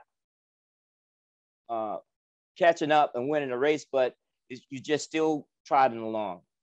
I think it's important that, and I took notes, that again, the systems approach, thinking, how things connect, how we need to build movements across areas so that we can understand that climate change and voting and health, all these things are very important as to how we move our agendas forward. And I do think that the moment that we're in today gives urgency to getting it right. And given the moment that we're in today with this pandemic, with COVID, it's making the disparities that exist in North America, in US, Mexico, and Canada, even more apparent. And looking at some of the environmental disparities, the economic disparities, the health disparities, and then when we talk about climate, how climate impacts on top of those, it gives the sense that we need to be doing much, much more at our federal, state, and local level, and within our nonprofits in terms of being resourced to do the work on the ground. And I do think that we can build this strong movement. I do think that we can, young people can build, like you said, can grow and build a North America climate environmental justice movement where young people are connected vis-a-vis social media and technology, et cetera, to do this. I'm hopeful and I'm optimistic, but I do think it will take hard work and commitment to get this done, to do it right, that's inclusive, that allow young people to assume those leadership positions and roles, and for us to build this majority so that we can make transformative change. And what we need is not baby steps anymore. We need transformative giant steps to move us in that direction. And again, I think we can do this, and we must do it because humanity is at stake.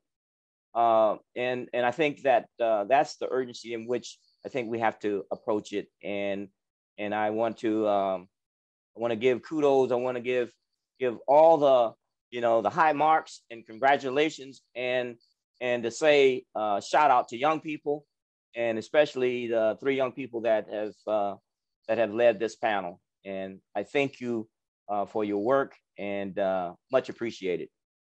And with that, I will turn it back over to the host.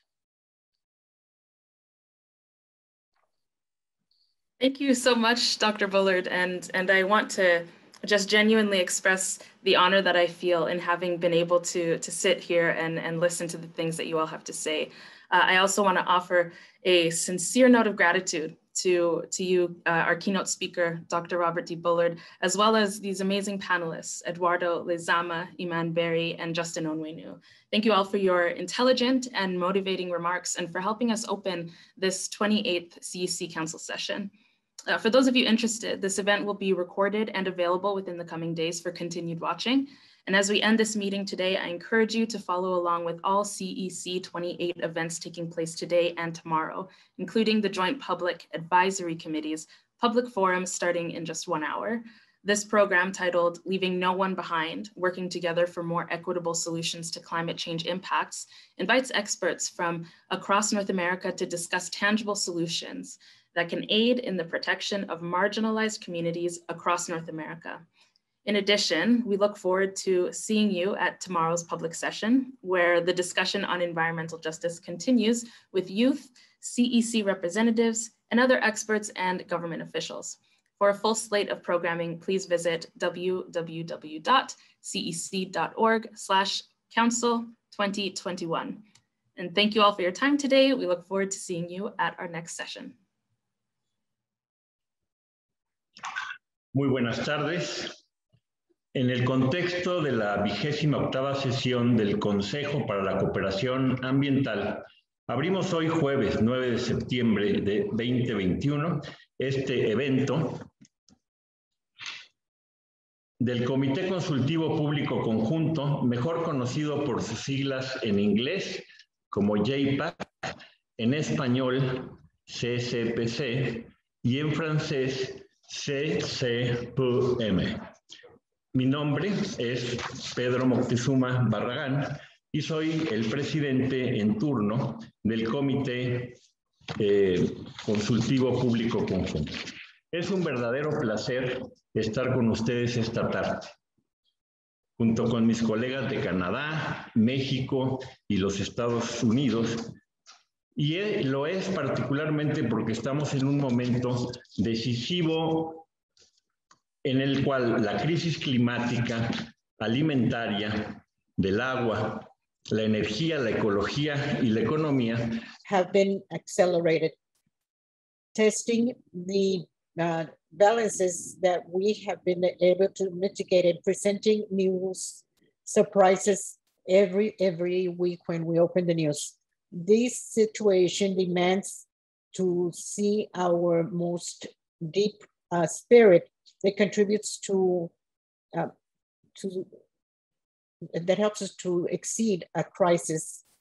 In this crossroads, because of the inefficiency of the old paradigms, it is frightening This last because we have today in our hands here and today solutions to change the paradigm which originates in the traditional ecological knowledge and to know the most advanced in the science, technology, and the knowledge that we have adopted to this century.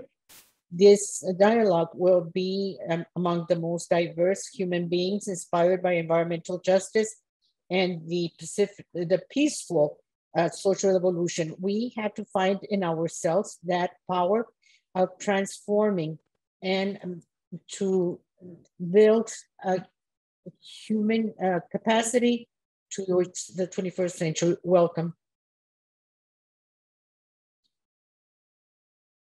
Today, we will have the keynote speaker by Ms. Merino, which will talk about issues related to climate change and environmental justice in the 3 countries, followed by a discussion panel with experts, which we will face possible solutions to look at the resiliency of marginated or low-income communities, and also organizations that are looking jointly for the search and implementation of solutions for the impact of climate change in North America, and how these examples can guide other communities in the region. Once we conclude both segments, we will have the submissions of environmental justice, as well as reports from the NEC and the GAC from the United States, better known as NEC and GAC. For those of you who are not familiar with the JPAC, we are an organization that is integrated by 9 citizens, volunteers, 3 from each country, and the mandate is to give advice to the council. We are made up that the council is made up of the ministers of the environment from the 3 countries regarding every matter of the agreement of environmental cooperation signed last year. The committee is working by consensus, and we acknowledge this is a microcosmos of the community, and we contribute different proposals and cultural perspectives. The members of our committee meet with the general public 2 or 3 times a year, in having the meeting in each one of the 3 countries. These meetings are together with the council meeting like today. Given the current circumstances because of the pandemic, this year we had to carry out this event in a virtual manner. We hope that we can very soon have meetings in person, and so that you can be aware of our next activities. Before asking my colleagues to introduce themselves, I will explain the procedure that we will follow in order so that you can send us your questions. First, please go to this website, slido.com, hashtag CEC28. It is not necessary to register. Once you go into this website, you have to select one of the following options: forum of the CEC Roundtable, or the council public session. Once you have selected the forum of this JPAC, just write your question and click on the button to send. Your questions can be anonymous, or if you would like to identify yourself, accepting the terms and conditions. Now, I would like to invite my colleagues to introduce themselves very briefly, beginning with Luis Alfonso. Hello. Luis Alfonso Argüelles Suarez from Mexico. And I represent the international certification, and I'm collaborating in this council to which I was invited, and I'm a volunteer, and I'm very happy to be with you. Thank you. And Rafael? Good afternoon, everybody. My name is Anne Raphael Audouin. I'm the president and CEO of Water Power Canada, headquartered here in Ottawa, Canada. I've been a JPAC member for a little over 2 years now, and I'm very much looking forward to our discussion today. Thank you.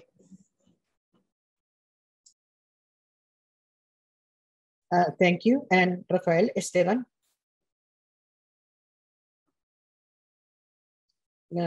Hello, greetings from Mexico. My name is Esteban Escamilla Prado. I'm a research professor at the Chapingo University in the regional center Aguatusco in the state of Veracruz. And currently I am working with the government of Mexico in the Secretariat of Well-Being, supporting the program Planting Life in Sustainable Development and Agroforestry Systems. Thank you. Louis? Hi, good afternoon. My name is Louis Porta, and I'm another Canadian member of the JPAC. I'd like to acknowledge that I'm coming to you from the unceded territory of the Mi'kmaq First Nations in Nova Scotia, Canada. I'm the executive director of Oceans North, and an ocean charity that works in partnership with coastal communities and Indigenous people to ensure we have a healthy ocean. I'm also a former JPAC chairman. I look forward to our conversations today. Thank you.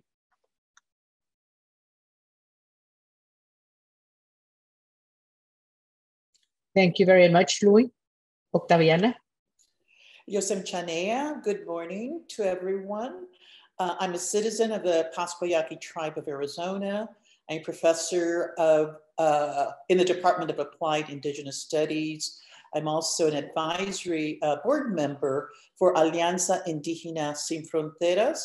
I've been a former chair for the EPA Governmental Advisory Committee, and I represent the United States on JPAC. Welcome, everyone. I look forward to this morning or today's session.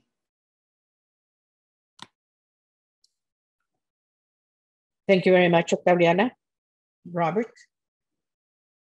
Good afternoon, everyone. My name is Bob Varney. I am president of an environmental science company in New Hampshire. We work across the United States on environmental issues and wildlife-related issues. I previously served as head of EPA New England for 8 years. And before that was the state environmental commissioner in New Hampshire for 12 years, and have been on the JPAC for several years, and also served as a prior chairman.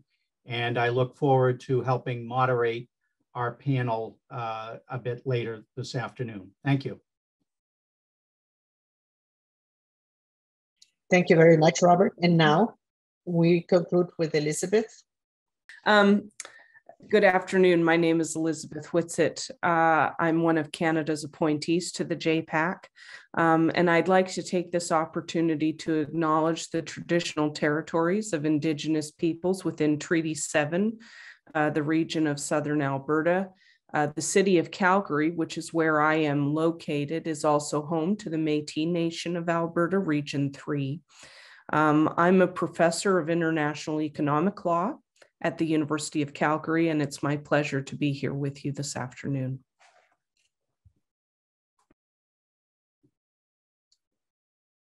Thank you very much. I would like to mention that Felicia Marcos is not with us today, but she will be participating as soon as possible. Now, I would like to ask the members of the traditional ecological knowledge to please briefly introduce yourselves, beginning with Amelia del Pilar.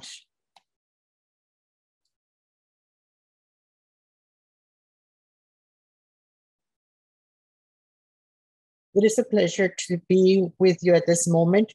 I am a Nahuatl Indian from Hidalgo, Puebla. I represent Mexico in the group of TEKEG and traditional ecological knowledge. And I hope that this meeting from the CEC is for the well-being of the region. Thank you very much. Thank you very much. Kathy? Good morning. It's a pleasure to be here. I attend today from the traditional unceded territory of Treaty 6, which is the home of 50 Indigenous nations and the traditional homeland of the Métis Nation. I'm a citizen of the Métis Nation.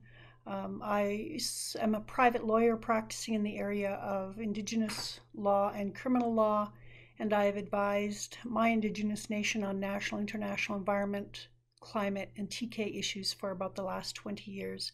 I attend today as a current member of the TEKEG and as their current facilitator. It's an honor to be here.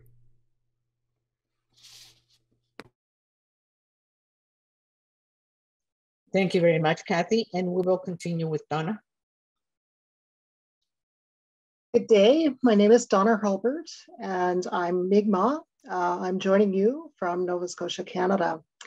I'm a Canadian member of the Traditional Ecological Knowledge Expert Group, and I'm also a conservation biologist, and I'm currently employed with the government of Nova Scotia as a manager of biodiversity. Welcome, everyone.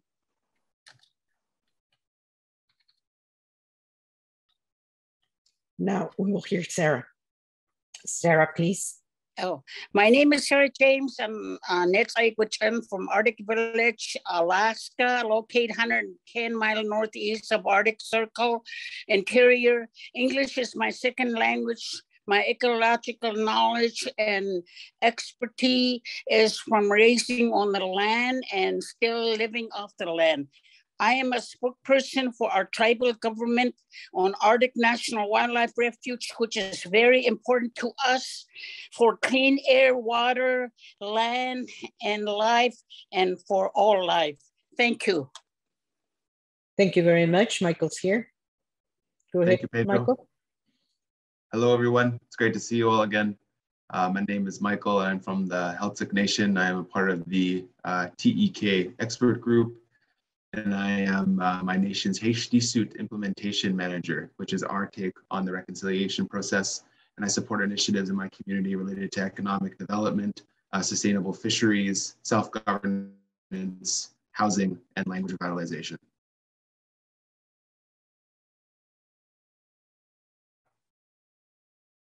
Thank you very much. Thank you all. And it seems that Amelia is having problems. So we will continue talking about the TEK, the group of experts in traditional ecological knowledge. This is the first panel that collaborates with intergovernmental institutions such as ours. And now we are very happy of the work and the knowledge that they have contributed to the work of the CEC Commission. This group is made up of 3 members, 3 volunteer members, and they give advice to the Henrietta and Gail are not present, representing the United States, and also Cecia Chut-Ok from Mexico.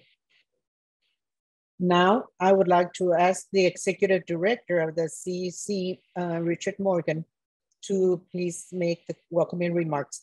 Before, I would like to mention that Richard was named Executive Director in 2019, and he has more of 35 years of experience as governmental advisor and also as consultant in international affairs and working in different sectors from natural resources up to Health Sciences. Richard? Oh, thank you, Pedro. It is truly a pleasure to join you today and welcome everyone to the public forum of the Joint Public Advisory Committee, better known as the JPAC. I would like to take this opportunity to express my personal appreciation to you, Pedro, and the JPAC members for your strong commitment to the CEC and your unrelenting support. I also want to recognize the participation of the members of the Traditional Ecological Expert Group, Knowledge Expert Group, and take this opportunity to thank them as well for their valuable contributions over the last year. You are all impressive volunteers who devote a great deal of your personal time and energy to our mission, and we are truly grateful. Over the years, the CEC's purpose has focused on conserving, enhancing, and protecting the North American environment in the context of liberalized trade.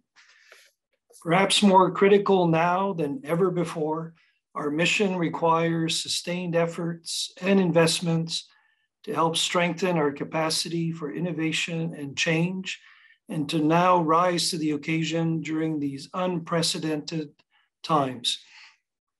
In its 27-year history, the CEC has contributed its fair share to sustainable development goals across North America. The coming into force of the ECA, the Environmental Cooperation Agreement, which accompanies the new trade agreement, marked a turning point for the CEC last year, which prompted the parties to renew and strengthen their commitment to our mission and future. As a result, there has been good reason for significant hope and optimism within the CEC and across our vast network of collaborators. The goal of a modernized CEC is enviable, and that is also part and parcel of the Executive Director's mandate and accountabilities to the Council. In 2020, the CEC took on the uncertainty posed by the COVID pandemic and made strict adjustments to our work environment. In 2021, as we did last year, we persevered through many challenges and took advantage of our unique functions to create tools, develop and deliver training, raise awareness, exchange information, foster multi-stakeholder engagement, and process submissions on enforcement matters from the public throughout the North American continent.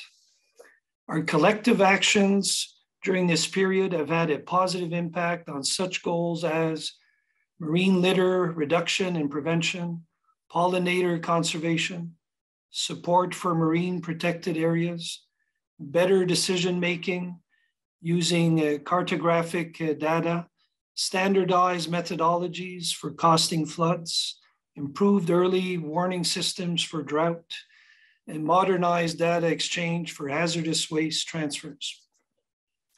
And over this last year, we supported the Joint Public Advisory Committee in its public consultations and recommendations on future opportunities. We also completed a cycle of the NPICA grant program, funding in support of local and Indigenous engagement and community activities. We launched our 5th edition of the very successful Youth Innovation Challenge, promoting solutions on climate change and environmental justice for resilient communities. And you will have a chance tomorrow to hear firsthand from our 4 winners during the council public session in the afternoon tomorrow.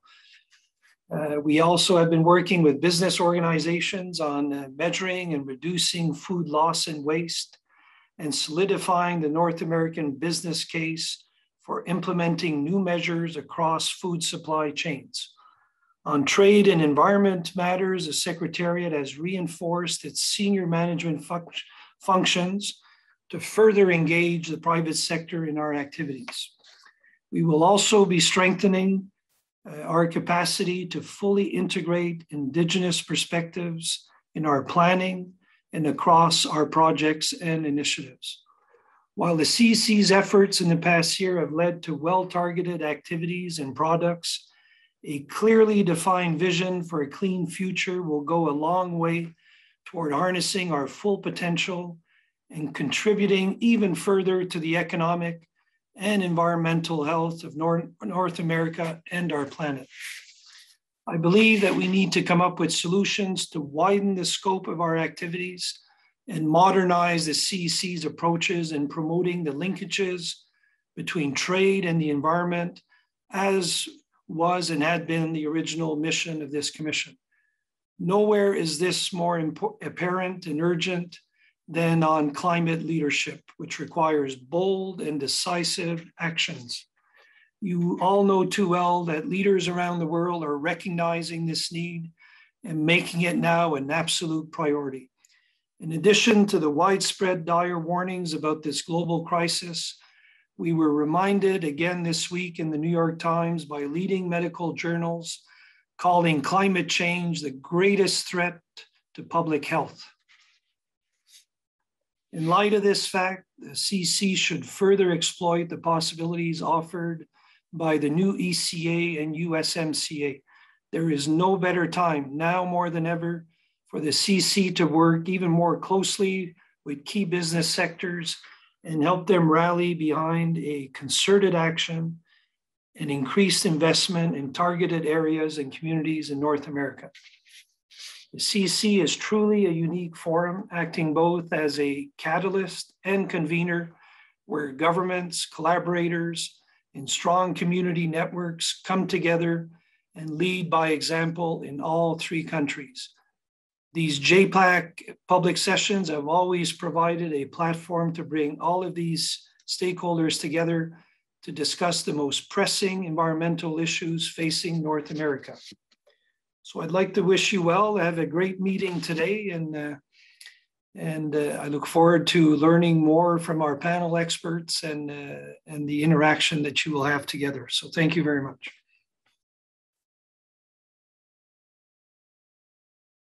Thank you very much, Richard, for your remarks, which reflects a very deep work in the core of the CEC.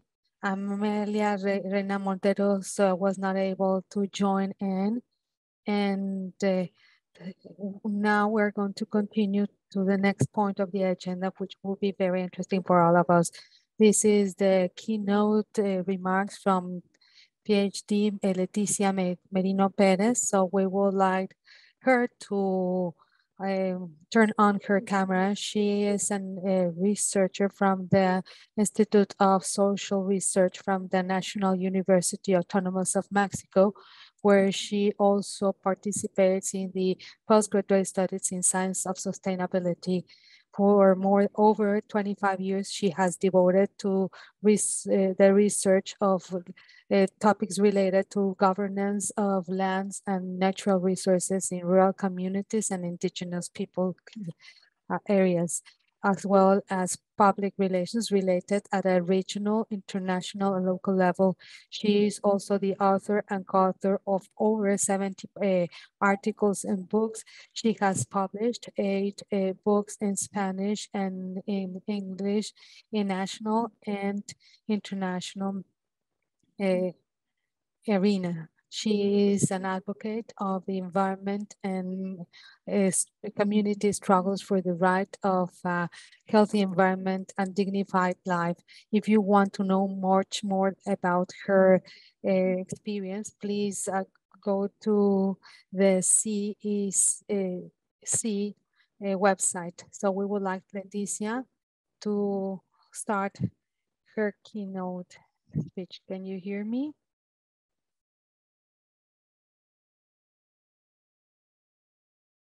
So we're going to start now. First of all, I would like to thank the CEC, Pedro, and the members of the council for inviting me. I'm very honored to be here because for me, it is a huge responsibility and challenge. So I'm going to try to answer to this commitment. I think it is a challenge and a huge responsibility because we are facing as an economic and a political challenge, but specifically an environmental challenge. We are, I mean, I'm not talking about the earthquake that happened 2 days ago. I'm we have heavy rains without precedent in Mexico. I'm talking about the systemic and deep change that some authors call Anthropocene, and has to do with the change on the basic conditions of life on Earth. So we have to acknowledge the need to land this concept regionally. So I'm going to refer to the climate change and also to the need to take collective actions and the need to do this under a justice framework, a justice that is very far from the current situation. So in North America and the world, we can see this climate change. The safety space that is a geological area called the Holocene was at that time, there was an unprecedented balance in our planet. And today, this balance has been broken. North America is extremely vulnerable to the climate change and environmental change, and it affects specifically to all those unserved communities in terms of culture and economy. Processes such as the uncontrolled wildfires in Canada, central provinces in the west of the United States and Alaska, droughts that are associated, as Pedro Moctezuma would say, to the theft of water in Mexico and in the west of the United States, the water scarcity in central and northern Mexico and the western area of the United States, as well as flooding affecting southern and central Mexico. We have been experiencing that at least the last month, and the southeastern US and also the Gulf of Mexico, the expansion of agricultural pests. I'm just thinking of the impact on the coffee producers in Mexico and Central America, but also forest pests in the forest in Mexico and also in the United States. I imagine that that is also happening in Canada. Most frequent hurricanes in the Gulf of Mexico, in the United States and Mexico, in the Pacific Ocean as well. And also other other impacts such as the rise of the sea level in the coastal areas, which will continue happening. Also the rapid deterioration of Arctic of acidity and hypoxia, the rapid deterioration of Arctic environments and glaciers. We have here among our panel members people that are going through bad experiences because of that. We have to take into consideration that these impacts are higher in large cities where heat islands are created, flooding happening, and there is also water scarcity. And we are in Mexico and in the south of the United States, that we are experiencing conglomerates of population in large cities that are extremely vulnerable, where migration from the rural areas to the urban areas has increased dramatically. I don't want to alarm anyone, but this is just the tip of the iceberg of the changes that we will experience. And I would like you to refer to the planetary boundary reference of this Stockholm. This is a pervasive systemic transformation that threatens lives as we know it nowadays and demands the involvement or engagement of all members of society. It's not only a decision maker issue, but in terms of democracy, This cannot happen without involvement of communities, indigenous people, citizens, religious leaders, and also the companies. This is a quotation from David K. Mowitz, which is who is part of the FAO. So how are we going to build corridors? Some people call them corridors, but I would say that they are safe environments under this crisis context for North America.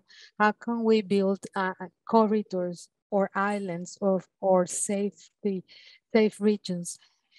And I was saying that climate change is near a tipping point. This is a threshold that is leading to a very unsafe and uncertain future. And we need to be aware of this.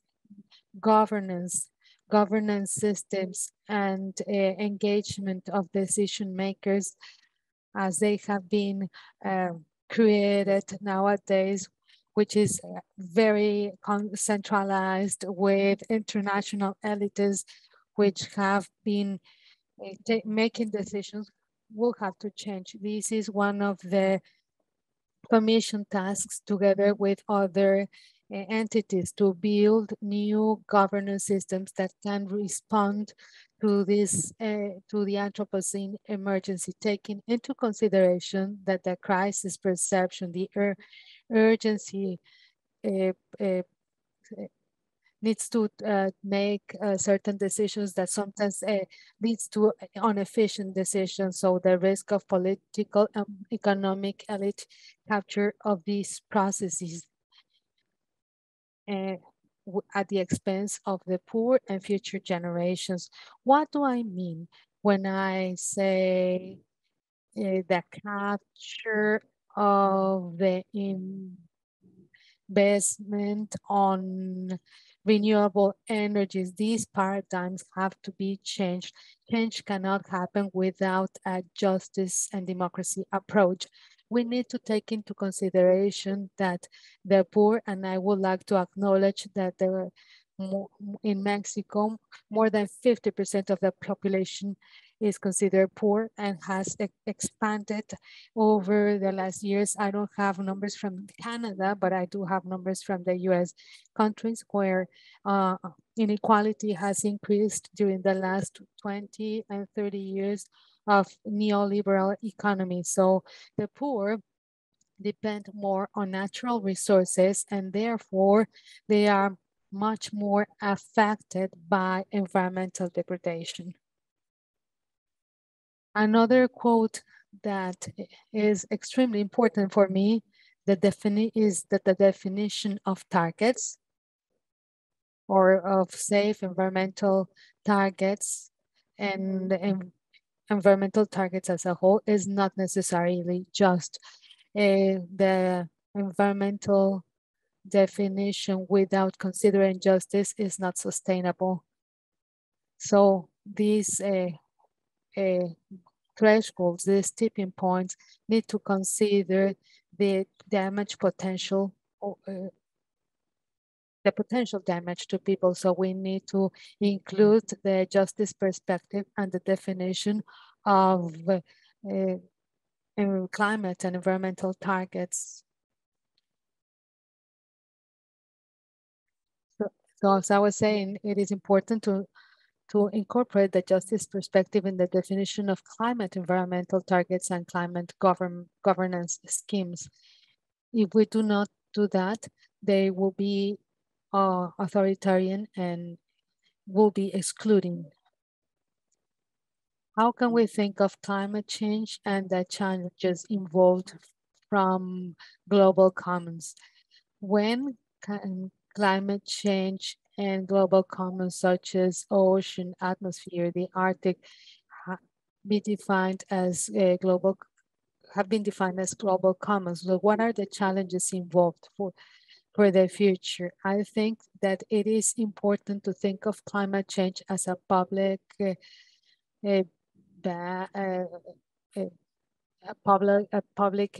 issue when we think of global commons, and we cannot look at them without a justice framework, without the involvement of different sectors. How can we build the possibility of engagement and conservation in this crisis in a context with great inequality and poverty?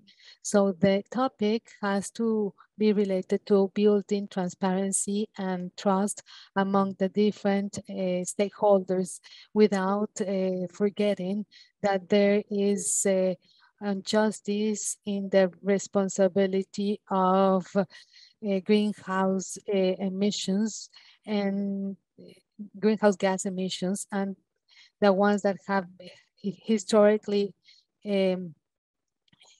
issuing these greenhouses or emitting these greenhouses gases have not been accounted for.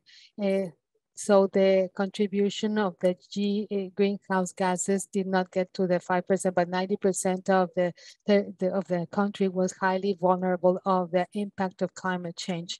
So in other words, this is a huge challenge. So how can we reverse this? The impact of many mitigation activities, such as avoiding forestry, does not benefit those ones that implement it, not because we're going to be changing to solar panels, or not because we're not going to be deforesting or talling trees, because the Mexican forest communities will be not be affected by forest pests.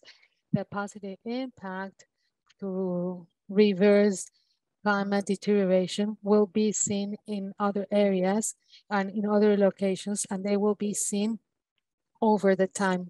This will not happen overnight. This also involves challenges for our countries.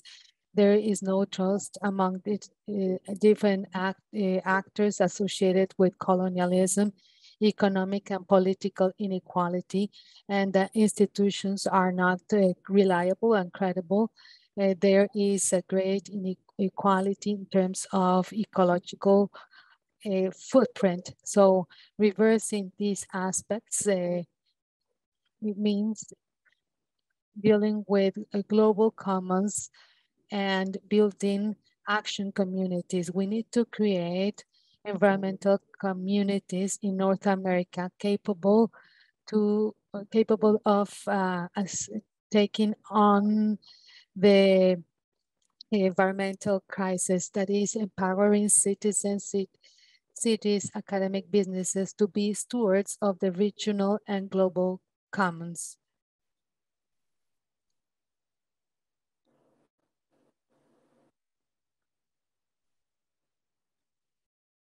I think that setting targets is critical for inaction. We need to have fair targets for North America in the Anthropocene. We need a transformative justice approach, not a conservative approach. We need to consider that the climate measures should not harm anyone. The access to resources has to be secured, that we need to build the procedural justice as well as substantive justice. This substantive justice has to be based on the acknowledgement of universal rights, but it has to be open as well to other rights, to local rights. We need to build a procedural justice, that is access to the recognition of rights, access to information, and involvement in the decision-making process. We need to have substantive justice that involves corrective justice of past injustice, access to needed resources for everybody. The goals or the targets have to respect acquired rights, such as community rights, access to land, cultural rights, human rights. For instance, the human right to access water, and we should not damage anyone or harm anyone. We need to live within safe spaces with transformative policies. And on the other hand, there is a huge challenge imposed by environmental deterioration, which is achieving justice within the safe climate boundaries. With this scheme within the planetary borders, and we need to build all these schemes for energy, water, and food purposes. The SDGs say that the development and the changes should not leave anyone behind, and we cannot push anyone to more vulnerable conditions. In other words, the need of building something should not involve pushing someone to doing something that can harm him or her. For instance, lithium for batteries, for solar energy storage could not put in danger communities or the land. I don't know how I am doing with time. Before I need to stop, please let me know 5 minutes before I need to stop. Here we have mitigation and adaptation policy. I would not to stop, but I would like to say that the mitigation policies must be very respectful of the acquired rights, human rights, environmental rights, right of health, right of water, right of food. In terms of energy, we need to prioritize the reversion of energetic poverty and the democratization of governance and energy production. There cannot be an energetic and power transition if in some areas they are not getting that power. For instance, there are regions that produce energy, but they are living under energetic poverty. So this cannot be a sustainable scheme to build safety in North America in the Anthropocene. So it cannot it cannot avoid taking into consideration local communities. So emissions from forest loss and bad agricultural practices have to be considered as well. This has a great potential in our region. In Mexico, for instance, 60% of the land is the property of the communities. We have forest ejidos or ejido land. They are swimming against political flow and keeping the activities sustainable. The change of the production or agricultural production paradigm is critical if we consider that not surpassing that 2-degree limit in terms of temperature that is increasing those 2 degrees will not happen if we do not have this energetic transition, and we need to pull carbon to the atmosphere now. Right now, the most efficient tool to pull carbon is a natural tool, that is trees. So we need to grow trees based on actions and community rights.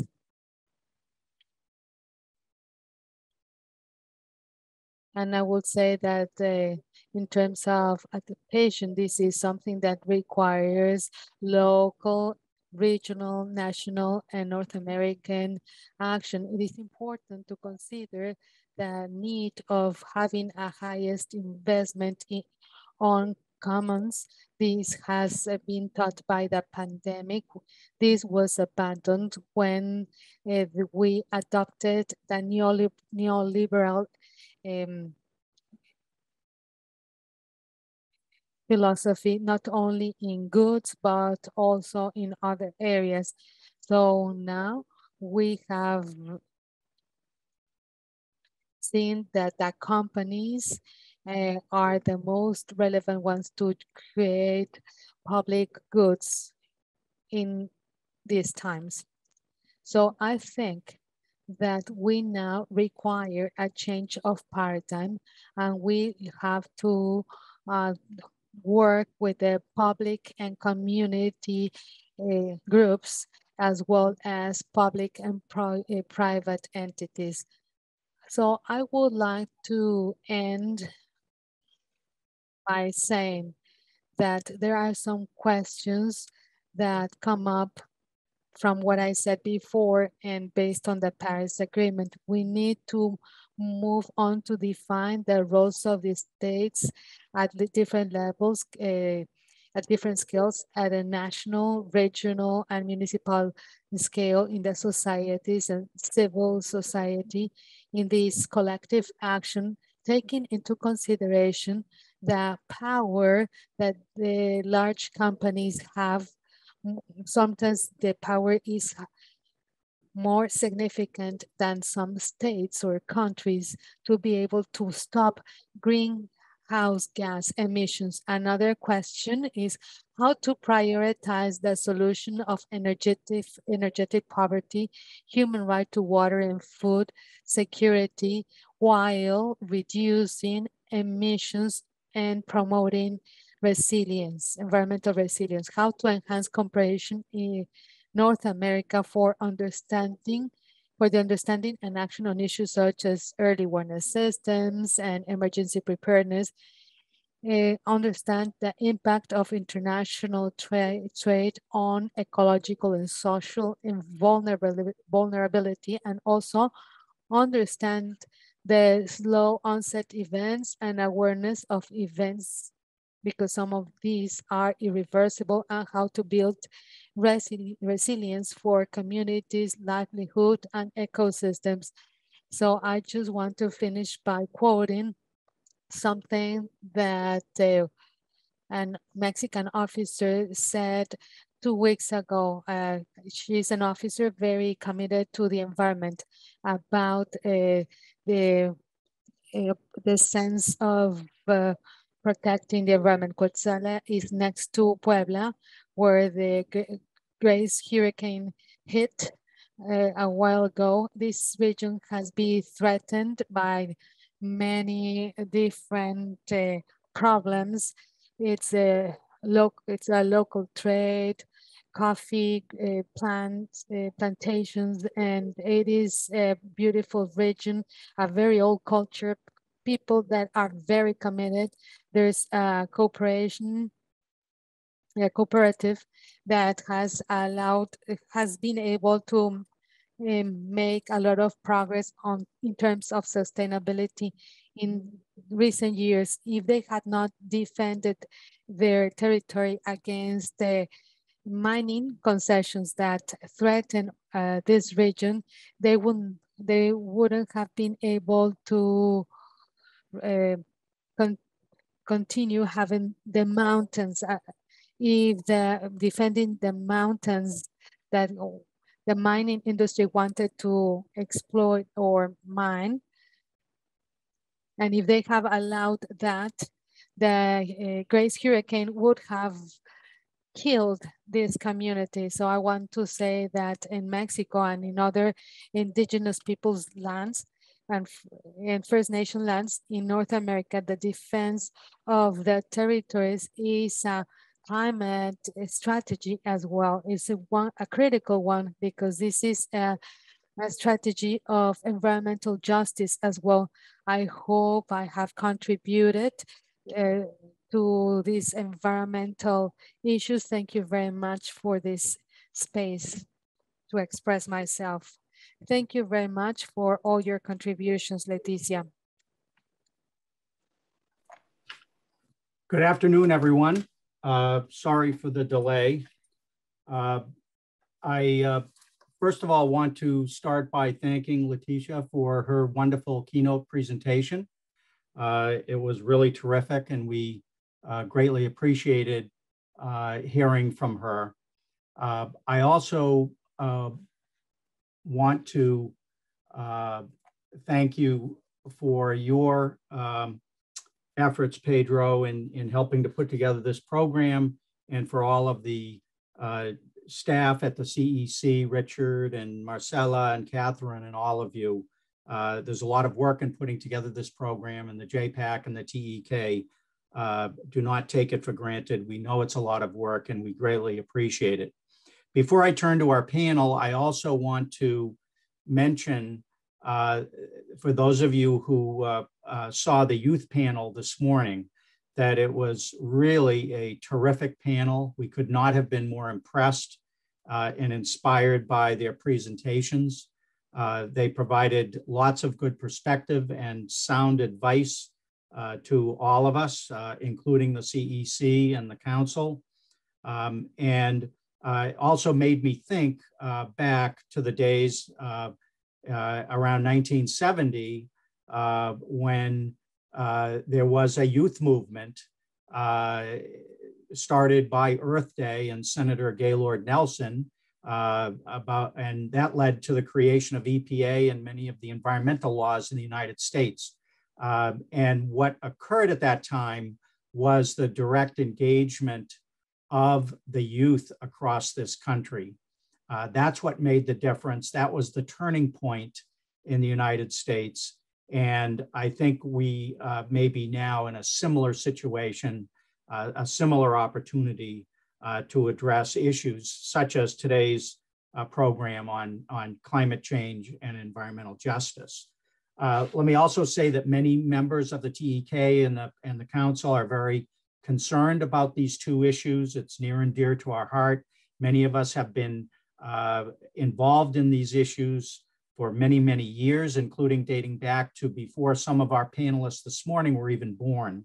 But it's really terrific to see what's happened. I would now like to turn to our panel and thank Leticia for her presentation. We'll now turn to our three panelists, Robert Manson, Orthea Nance, and Alexandra Harrington. They are all extremely well qualified, have incredible bios and biographies, and I will not spend time reading their bios right now, except to say that they have worked on issues directly relating to our program today, and I think will be offering us some sound advice. So with that, I would like to turn over to Robert Manson. Robert? Thank you very much, Bob, and the organizers for this event, for this very important forum. Thank you for inviting me to participate, and good afternoon to all. I would like to share with you a brief scope of the climate change in Mexico, specifically in the agricultural sector and the implications for environmental justice and the development of strategies that could improve sustainability in communities. Everything right now in scientific literature indicates that Mexico is within the countries that are most impacted by climate change because of the vulnerability of its population. And it says that there was a minimum increase in the increase of a temperature in 1.5 centigrade with increased severity of droughts. There are strong changes in the temporary with droughts in different parts of the country, combined with an important increase in the severity of tropical storms, like we just saw with Hurricane Grace. It is important to mention also that Mexico is experimenting high increase in population. And this, together with climate change, is affecting the biodiversity in a country that is very diverse. with only 1.5 coverage of the surface. This combination of climate change and environment, and then the environment affects the population and the economy in Mexico. In Mexico, the environmental challenges of balancing environmental justice are numerous, and they are growing with climate change. The exceedances like this one in the Sonora River, and this affected thousands of people in downwaters and are looking for a compensation. And they could be more frequent with the storms and due to climate change. Right now, more than half of the country is under franchise for the mining industry. The hydroelectric companies in Mexico provide 10% of the electric energy in the country and water for many irrigation districts. Given the energy challenges and the hydric resources in Mexico, we have to build more dams in Mexico. By this mega works bring with them important challenges, and without that do not have adequate consultation, and they don't know the rights, as happened with with a great number of Sinantecas in the Miguel Aleman Dam in the state of Oaxaca. On the other hand, the amount of aquifers that are overexploited in Mexico for irrigation and for new companies have duplicated, together with crops, vehicles, and domestic use. Mexico is exporting water to abroad and threatening the well-being of many communities in the future. Together with all this are the defenders, the people that defend the territories are risking their lives to protect their economy and their culture. Of great concern for Mexico and the current administration are the potential changes in climate change in the agricultural sector because of this extension, which covers two-thirds of the country, and including small producers and indigenous communities. And they want to relocate, and thanks to indigenous communities and their efforts through the millennia, Mexico is considered a center of many crops like maize, beans, and squash. The agricultural production in Mexico is 10% of the PIB, of the GDP, and it employs 5.5 million farm workers, Mexican farm workers. However, this sector is considered highly sensitive to climate change, with 40 to 70% loss of land for production in the next decades.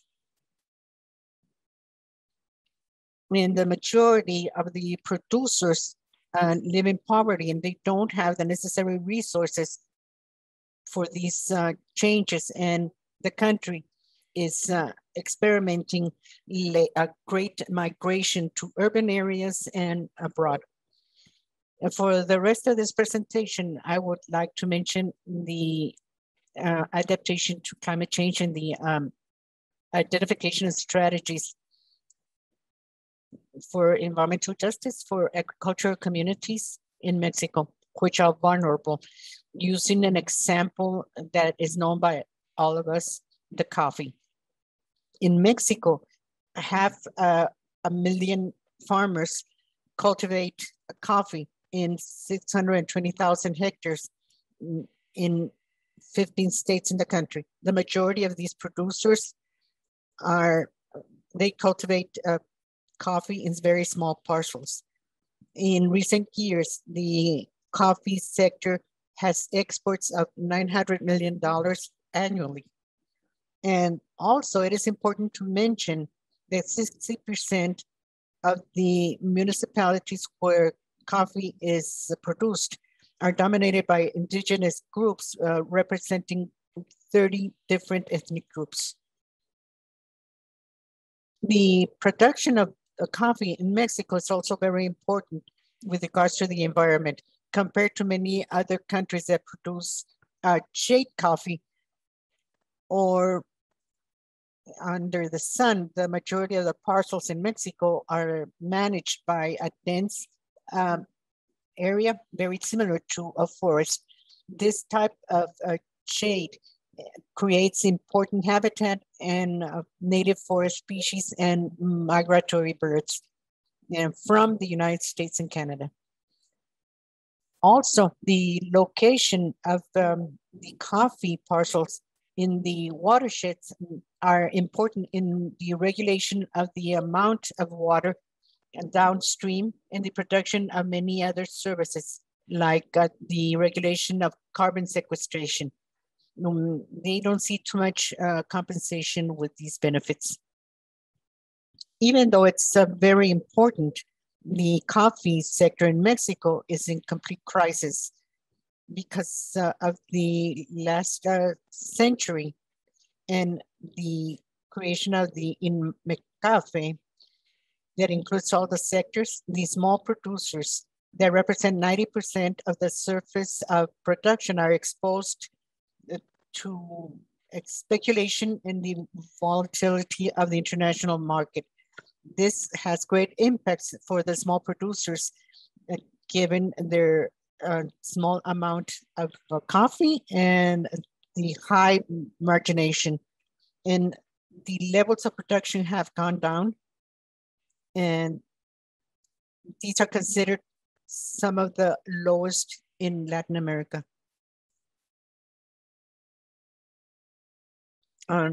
There are increased abandonment or transformation and migration to cities and abroad. Many of the crops like chayote and other squashes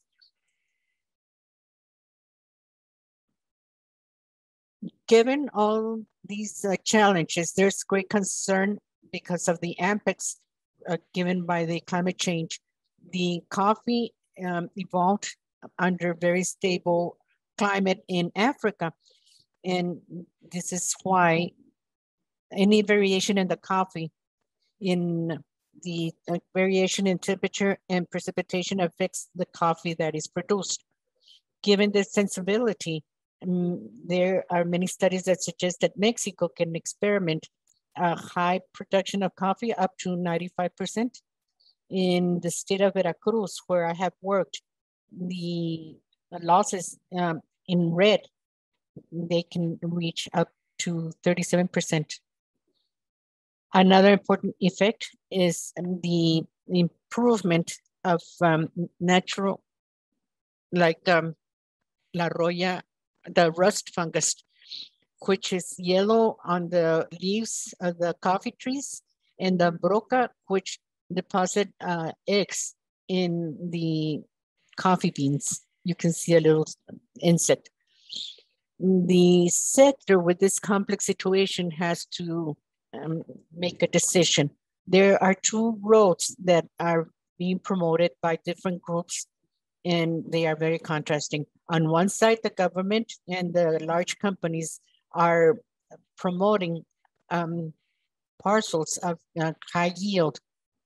And this strategy of production requires more agrochemicals, less shade, and they can have greater production, but maybe less quality of the bean and less price. And also, it is exposed to a greater vulnerability to climate change and market volatility and climate change. On the other hand, there is more interest by the users of coffee. They have lower yields, but higher quality prices and less market variability. This type of coffee requires more social capital, and they shared certification or specialty coffee. And related to this type of coffee, there's greater coordination and increases the resiliency of the communities towards climate change. The recommendations, the better management of hydrological resources in many contexts, including mines, hydroelectric dams, in a better integrated management and including more hydric resources in Mexico, and include or increase environmental justice with regards to climate change. It is very important to promote local government by strengthening communities and indigenous groups, and to defend their territories, and to sit at the table with the decision makers. And this involves having a better monitoring. Also, it is necessary to have more emphasis and to improve the resiliency of the small producers, which are the ones that are suffering more with climate change. The agroforestry producers of coffee, cocoa, and other products, and also vanilla, they have these parcels, and they have to preserve biodiversity, and also their capability of using shade to mitigate the climate change, creating solutions for win-win, which are the interest of all. In this context, I see a very important role of the CEC and the Council in promoting platforms and alliances so that the producers can have a more sustainable management and more vulnerable of their crops, but to accomplish their goals. And finally, I think that it is important to emphasize the efforts evolving in the private sector, like the Ecuador agreement, environmental, social, and governance agreements in the market forces, and which can be better taken advantage of in these important efforts. Thank you. Great, thank you so much, Robert, and thank you for all your good work at the Institute of Ecology in Mexico. Our next presenter is Orthea Nance. Again, I would urge all of you to look at the bios that have been provided for our three speakers. And given the fact that we're a bit behind schedule, I'll turn right to Orthea for our presentation. Orthea, welcome. Thank you, Bob. It's an honor to be here. Thanks for the invitation. I look forward to talking today about frontline perspectives on climate change and environmental justice. Can you see my slides okay? Yes. Yes, thank you. Environmental justice communities experience multiple disasters every day. In addition to the daily assault, they experience periodic disasters and catastrophes. This diagram displays only a sample of the environmental harms experienced by the Gulf Coast communities I have been working with for 15 years. I've been working in a region that includes the Houston Ship Channel in Texas, the Mississippi River Corridor in Louisiana, and vulnerable communities in the Louisiana Delta, New Orleans, Gulfport, Mobile, and Pensacola. Climate change is intensifying the multiple and cascading disasters that environmental justice communities already experience. Bold, sweeping action is needed to deal with these challenges.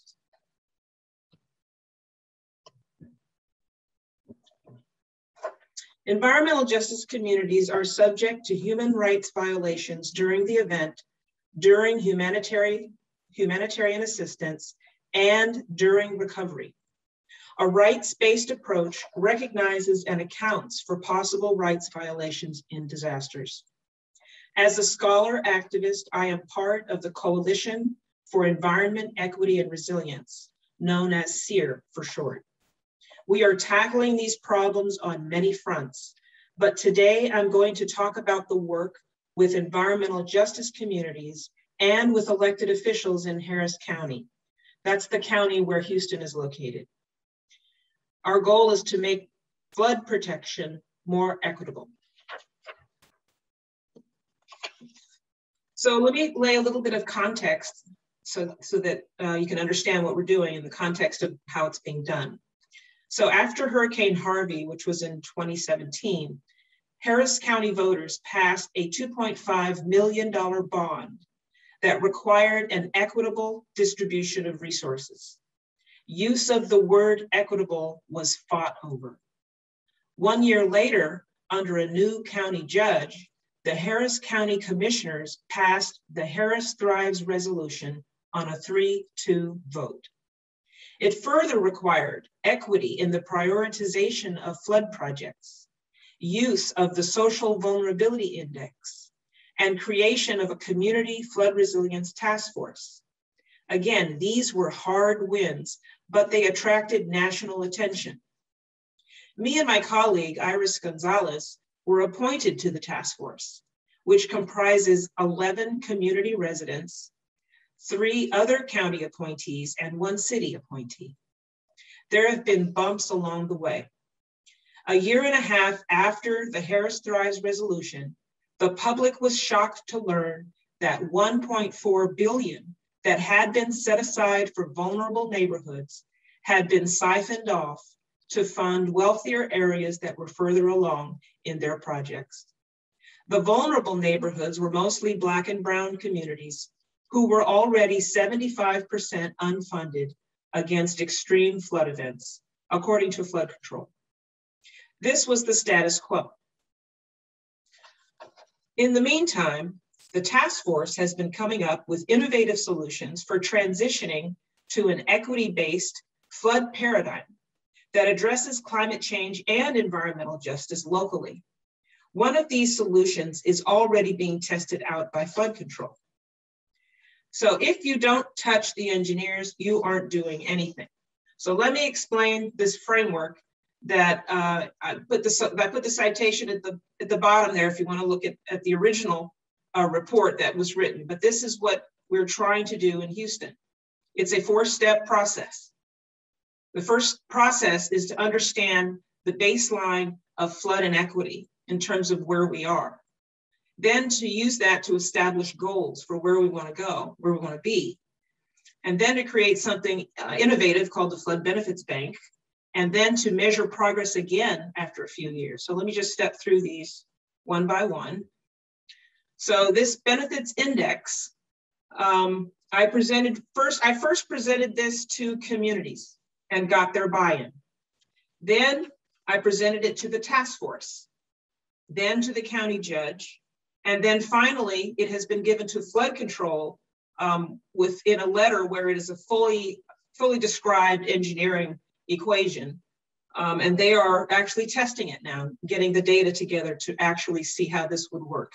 So the idea is to determine how much inequity do we have, and then to use this index to track goals over time. That's step one. Step two is to actually establish the goals. And there are 2 goals. One goal is to target the groups that have been underserved all this time. And the second is to target everybody, because everybody needs increased flood protection due to climate change and other reasons. So those are the 2 goals. So number 1, commit to providing universal access to life safety infrastructure, including flood protection, clean drinking water, and other life safety infrastructure. So here is a philosophical agreement that as a community, as a city, and as a county, we're going to have universal access to flood protection. We're not going to argue about, well, gee, who needs it and who doesn't? Everyone needs it. This is life safety. So we need to come to that agreement. Then we need to stop using property value and property damage as metrics to determine who's going to get the life safety infrastructure. So there's now a lot of scholars have found that the use of the value of one's property as a metric to determine if it should be saved or if it should be recovered is inherently discriminatory. And so this is another philosophical policy decision that has to be made if you're going to have equity, if you're going to actually do something about environmental injustice. So this is the second agreement that has to happen. And then the two goals, first, we're going to just say, and I just threw this out there 5 years from now, reduce by half the proportion of census tracts in the bottom quartile of the flood benefits index. And then increase access to improved flood benefits for the whole population. So this is a very important step here to agree on these goals. Then we move to the Flood Benefits Bank, which uses a benefits gained analysis, which I'll talk about later in an article that I have out in Nature is where I first talked about it. But what we want to say here is that the benefit cost analysis, which has to be used in the United States in order to attract federal funding, and that's where that property value has to be used. Those numbers, you know, that ratio that you get when you divide benefits by costs, you know, you're going to get really high numbers. And I know this because when I ran the hazard mitigation office in New Orleans after Hurricane Katrina, I had to run cost benefit analysis and I had FEMA folks helping me out. So I know that it was done right. Some of the neighborhoods that I was working with, they would get a benefit cost ratio of 20. And, you know, it only has to be 1 in order to be eligible for funding, especially after a big storm like that. So what I started doing is I asked my FEMA folks who were working for me at the time because we didn't have the capacity. So they gave me some volunteer FEMA folks. I asked them to put some of the poor neighborhoods, put those homes in there with those homes. That will reduce a little of the benefit cost number, but it only has to be 1. So I stuffed it filled with more poor homes so that I got a good benefit cost like a 4 or 5 and still got the project done. So the idea is like a wetlands mitigation bank where, you know, if you're going to destroy wetlands here, you could purchase wetlands there and it all comes out in the wash. It's the same idea.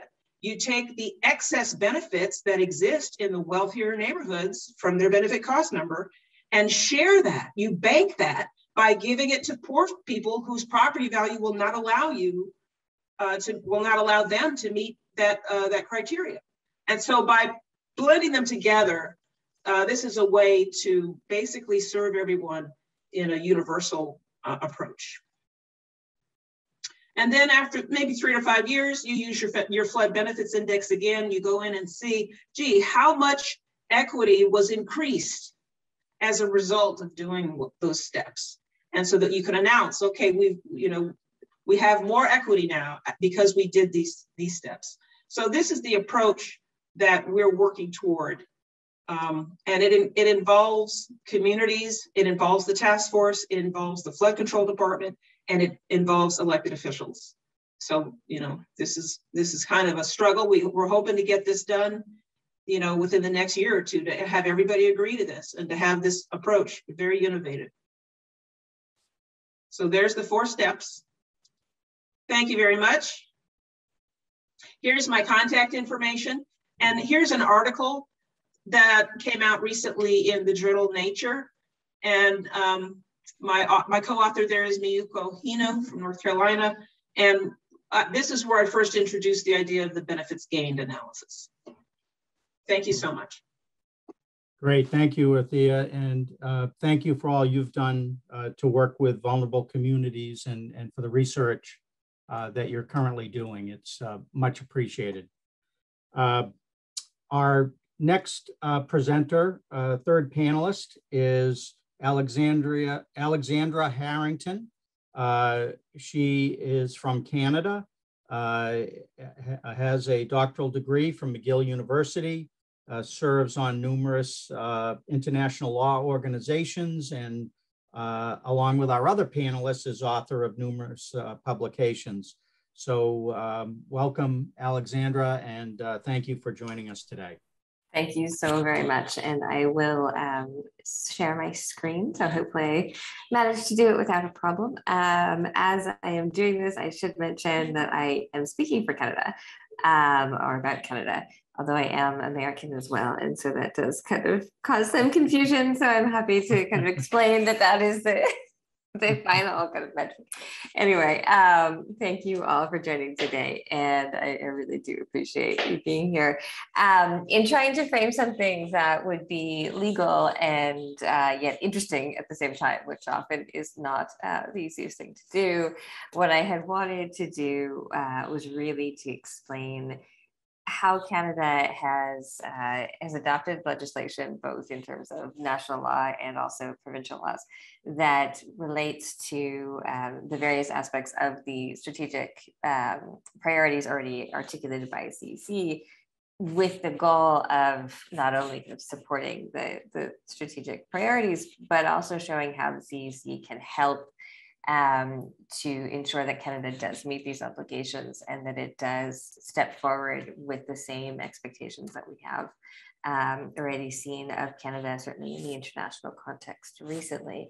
And what I had wanted to do from the outset was really talk about an issue that in our pre-planning had come up, and that is the issue of human rights defenders. And when we talk about legal and regulatory gaps in Canada, and we link especially to the strategic priority on effective enforcement of environmental laws, we don't necessarily expect that this will be an issue. We don't expect that, that the idea of having environmental and human rights defenders be targeted at exists in Canada to the extent that it does. However, it does, and we do know that, for example, recently Human Rights Watch and others have highlighted the importance of protecting human rights defenders in Canada against a number of threats that come not only from those inside the state, so from those who are acting as advocates for Indigenous communities, especially those in mining areas, where the idea of asserting land rights and environmental rights as concomitant claims can be very problematic and can be very controversial. We also know that Canada, as a very large mining state at the international level and as the home to a number of mining corporations, at least their headquarters, has been over the years the subject of a great deal of focus, because the way that those corporations are regulated has allowed them to, in some instances, conduct very bad acts outside of the context. Oops, I see my screen is lost, which is fine. It's actually totally fine. Outside of the context of the particular law that we're talking about. So if we're talking about a corporate activities law, which we do have in Canada, then many mining corporations have over the years been at least alleged to have committed activities overseas that target, especially in Latin America, human rights defenders who, for example, have been working to seek protections for mines and other traditional territories. This is an area that is very much in need of focus from the Canadian perspective, and it is an area that does certainly key to multiple strategic priority sectors, as well as to an overall sense that pervades the entire CEC system of making sure that we do have a balance between environment and trade and environment and economics in a way that does protect everyone who's speaking for those who often cannot in Indigenous communities. At the same time, on a plus side, it should be pointed out that Canada has recently sought to actually protect and give special immigration status to those who are coming into the country, and have been acting as human rights defenders overseas and are leaving and seeking to immigrate because of that. So there is that balance. And that does go a long way towards promoting environmental justice and towards at least allowing advocates for environmental justice to have the safety of knowing that they can, in fact, work openly and in relative safety, or theoretically in relative safety. So that is something that law both is furthering at the moment, but also needs to work a great deal more to further. And we know that CEC can be useful in that regard. The other area, which is framed not only by the first strategic priority, but also by basically most of them, is the idea of climate change law. So it does shock a great deal of people to know that Canada does not at the moment have an active climate change law. There have been proposals. There was a proposal during the last term. However, this has not actually been achieved as a matter of law. And a number of provinces have stepped in to adopt various forms of legislation, be it carbon trading, be it any form of very kind of intensive and focused, often industry and mining related sector, specific laws on the conduct of business and the conduct of any form of operation within the province. However, nationally, there is not a climate change law, and this is very problematic. The bill that was proposed last year was supported by the Trudeau administration. It was not passed, and it was not passed because there were a significant number of flaws in that bill that would have created a number of gaps.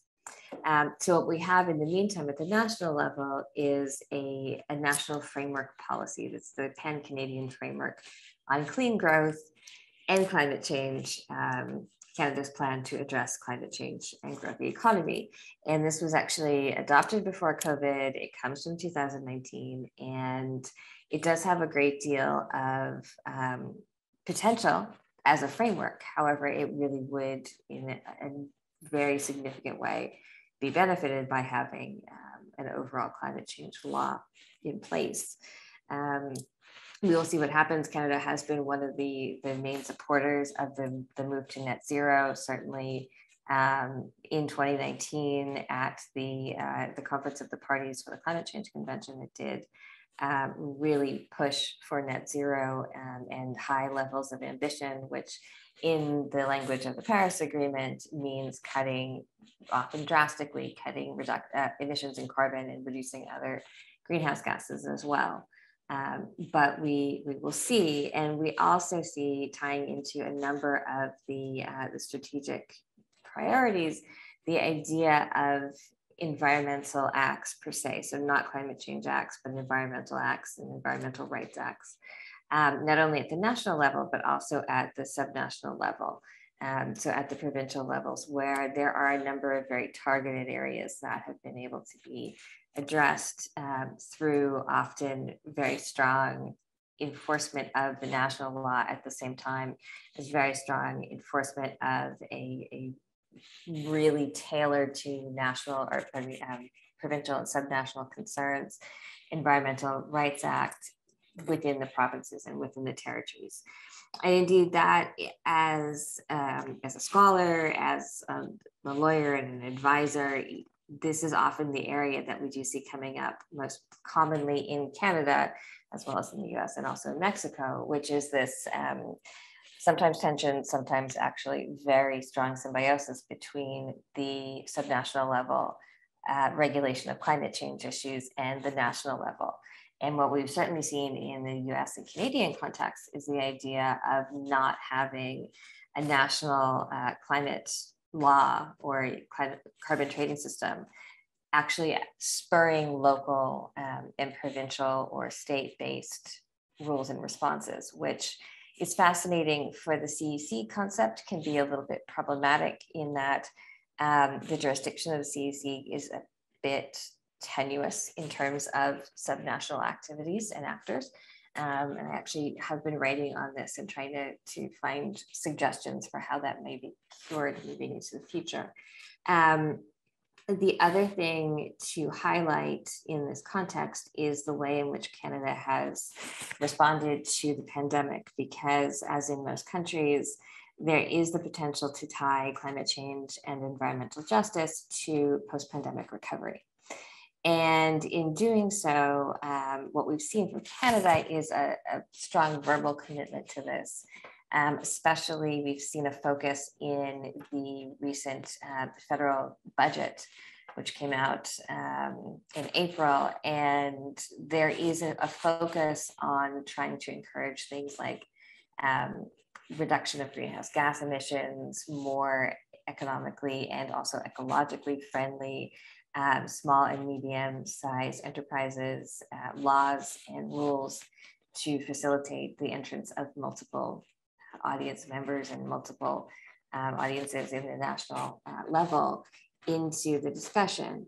But we don't see a great deal of focus in the climate change context on actual language in the post-pandemic recovery, either in the bill or in plans that have been articulated. We don't see that strong connection, and we don't necessarily see the environmental justice connection either.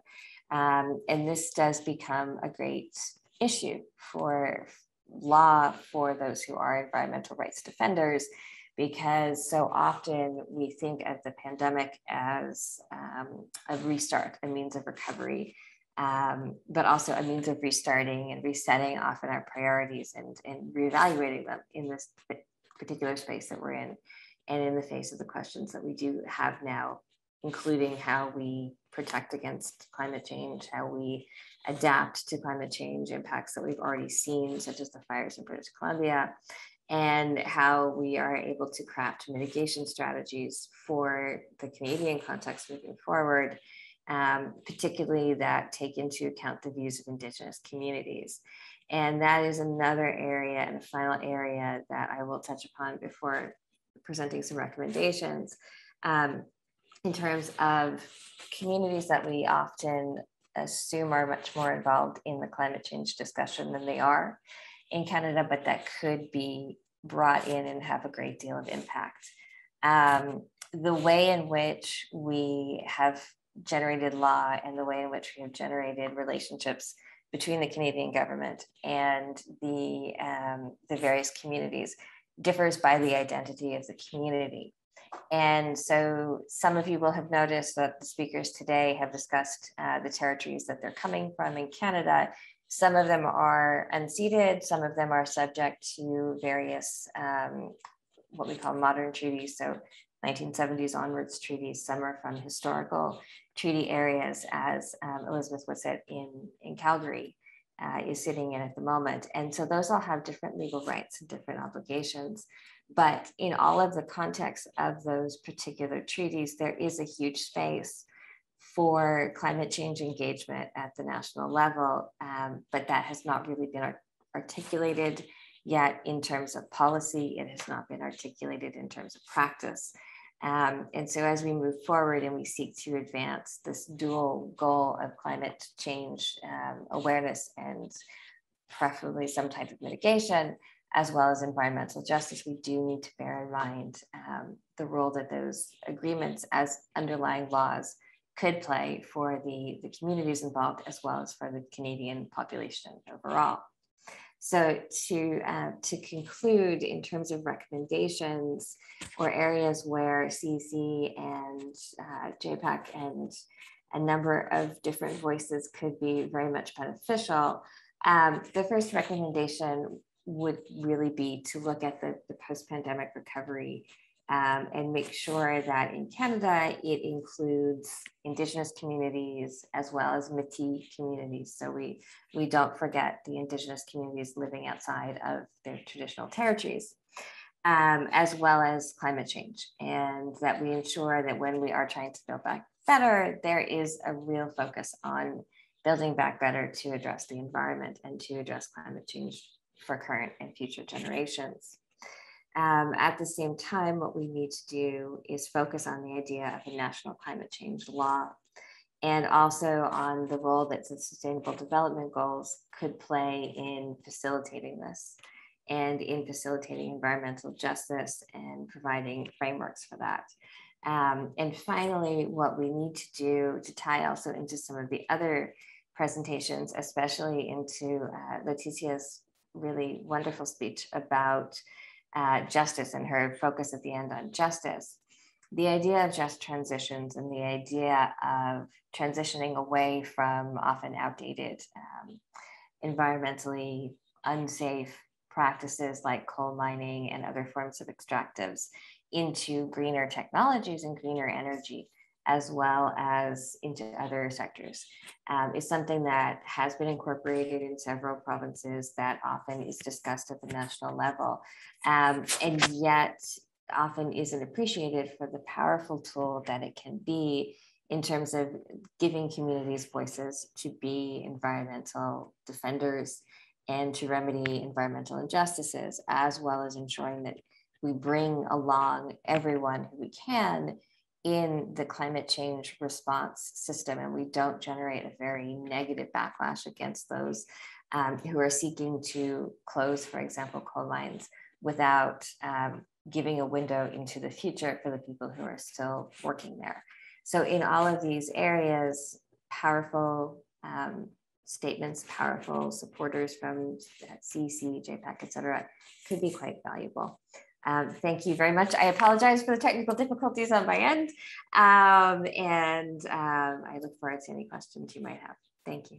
Thank you, Alexandra. Again, I want to thank our keynote speaker and our three panelists for really terrific presentations. We are behind time, and essentially at the end of our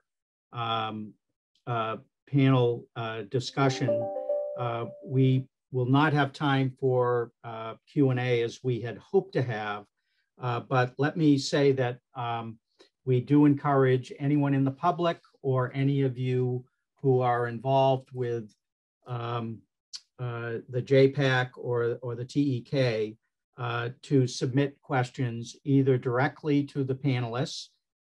Their contact information is either on their slides or on the CEC website, or you can submit through the Slido webpage, enter the event code number CEC 28, and then select the JPAC forum room, and then type your question and send click. And the CEC staff will make sure that those questions from you, they can be either anonymous or with your name, that they will get to the panelists that you want to ask the question of, and will ensure that you do get a response.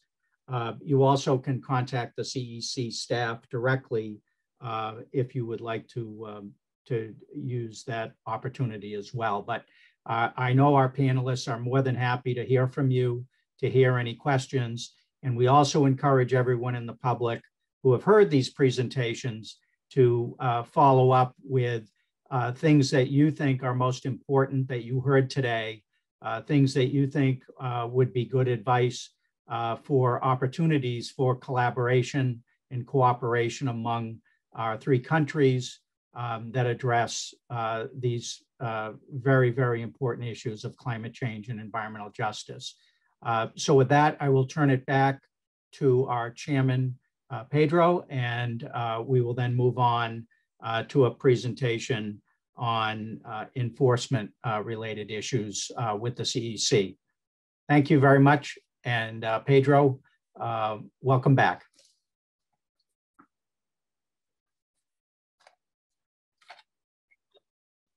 Thank you very much, Bob, for facilitating this session. So now we're going to pass the floor to Paolo Solano, Director of Legal Matter Affairs and member of leading the submission of enforcement matters. Thank you very much. Thank you very much for that invitation. I'm going to share my screen right now to start with my presentation about the status of the different submissions of enforcement matters.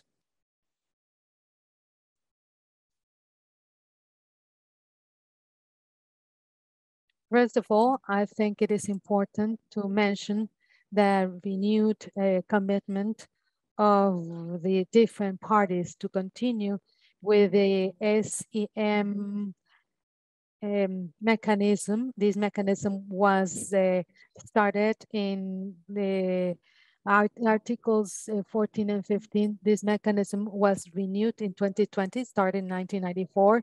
It's still in force through Chapter 24 from the USMCA and CUSMA. I think it is very important to highlight this in the continuity in the USMCA and commitment of all parties, members of the CUSMA or USMCA.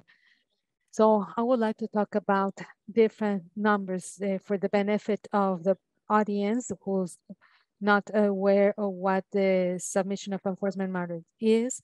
Well, the purpose of this is to have a mechanism through which any person can file a submission on enforcement matter or a claim related to the lack of effective enforcement of environmental law in their country, specifically in North America, in the USMCA region. So in the Secretariat, we received that submission of enforcement matter, and we use a certain criteria to determine if we're going to respond to the parties. These criteria and requirements are established in Chapter 24 and 27 from the USMCA. We have 20 days maximum under the USMCA agreement to provide a determination. We sent the determination to the party involved to request a response, an official response. The party or the government will have 60 days maximum to respond, and they provide elements related to the actions related to environmental law enforcement, and they let us know if there's any proceedings pending. In that case, the submission will be ended. Once we have this response, we analyze it, analyze the submission. We see what is what the response is, and if there are still open things that require an independent investigation, we recommend the Council of the CEC to create factual records, and then the Council has a term agreed some years ago to answer, that is 60 days. In the Secretariat, we also have a term to issue that notification related to our recommendation, and it is 60 days. I'm going to mention something very important in relation to those terms established by the USMCA. Once we have the vote of the Council, we can start preparing the factual records. In these factual records, we integrate the lack of law enforcement, the content of the law. We visit the site, we interview the different stakeholders, and everything is included in the factual records. It is important to include a recommendation, the stigma, or an order for the factual records. We just show the facts, and the government takes the necessary actions or the relevant actions. Before we start with numbers, there is a follow-up process in the USMCA framework. Once this is issued, the Council can issue an order to have a cooperation group. We include a report of what has happened with these problems. This is a report that is provided to the Council. This actions, these tracking actions were not originally included in the North American Cooperation Agreement. Now, we have 53 submissions related to Mexico, 33 with Canada, and 13 with the US, and 2 binational submissions. It is important to mention that from these 101 submissions, 2 are within the USMCA. The first one was related to the Fairview terminal and the loggerhead turtle that we just received a submission related to the vaquita porpoise. And I will talk about that later on. About active submissions, we have 3 inherited or legacy submissions, Metrobus Reforma, which is now a factual record, and we will have a project soon for the council to review it. We have the City Park project. We are still waiting for the council vote. This council vote is pending. We should have we should have gotten that vote some time ago. We've very respectfully asked the council to provide their vote. Then we also have the hydraulic fracturing in Nuevo León, and we will kindly ask that council to vote on this regard.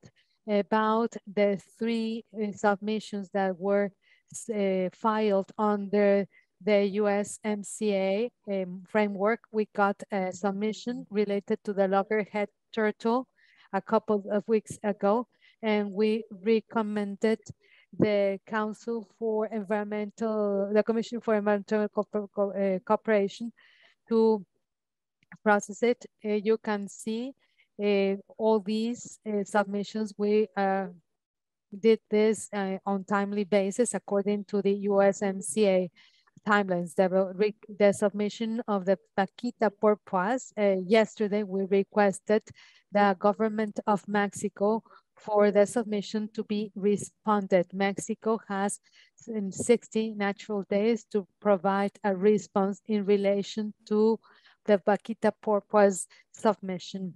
I would like to mention very rapidly Fairview Terminal, even though this is not active, it was recently terminated, but after Canada's response, we thought that, or we determined that we did not have to create a factual record.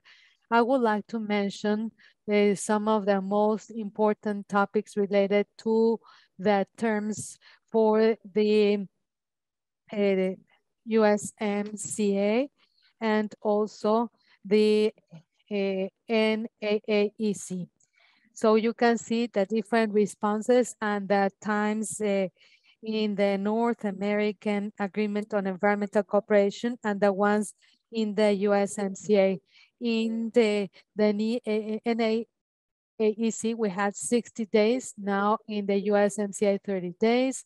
To the Secretariat, and so there has been a significant reduction on the terms to be able to analyze the submission. As of this date, we have met that requirement. We have been working really hard to meet those timelines. It is important to mention that in terms of the NAAEC, we had 30 working days, and now we have 30 calendar days to provide our determinations. We, at the end, once we have the balance and the summation of all these times, we have an important time that the Secretariat does not have. With all these reduction, I can assure you that we have been working really hard to meet the timelines, and we have adhered to the times or terms provided by the USMCA. Before we had these new terms provided by the council, the time that it took us to prepare the determination, the council votes, and the preparation of the factual records, were significant. So it is important to keep this control in the development of this submission, because we need to keep this mechanism to continue being credible and reliable. So the users sometimes feel that they are being abandoned if we do not meet the timelines. You can see right here that in the NAAEC, we had the 630 working days. Under the USMCA, total timeline is 430 days. Working days, just to give an example, related to the Alberta tailings ponds submissions, we took 860 days, 16 working days to go from the submission to the factual record. Sometimes the submissions, because they are very complex, can take longer, and that is something important that has to be considered. Regarding the timeline for the council to respond, well, I just mentioned the pending vote for the city park and also hydraulic fracturing, as well as the turtle, the loggerhead turtle. However, the council in the past committed to vote during a certain period, within a certain period of time. This can be seen in the chart. Before adopting this agreement, it took the council very, very long to vote.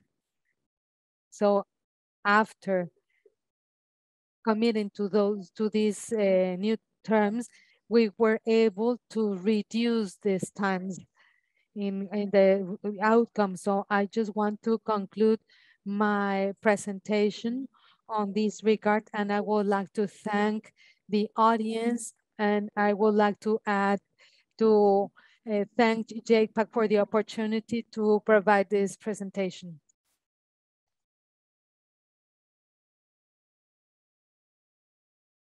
Thank you, Paolo, for your important participation. Andy, Carey, and Marina to facilitate the report. Good afternoon. Buenas tardes, bonjour.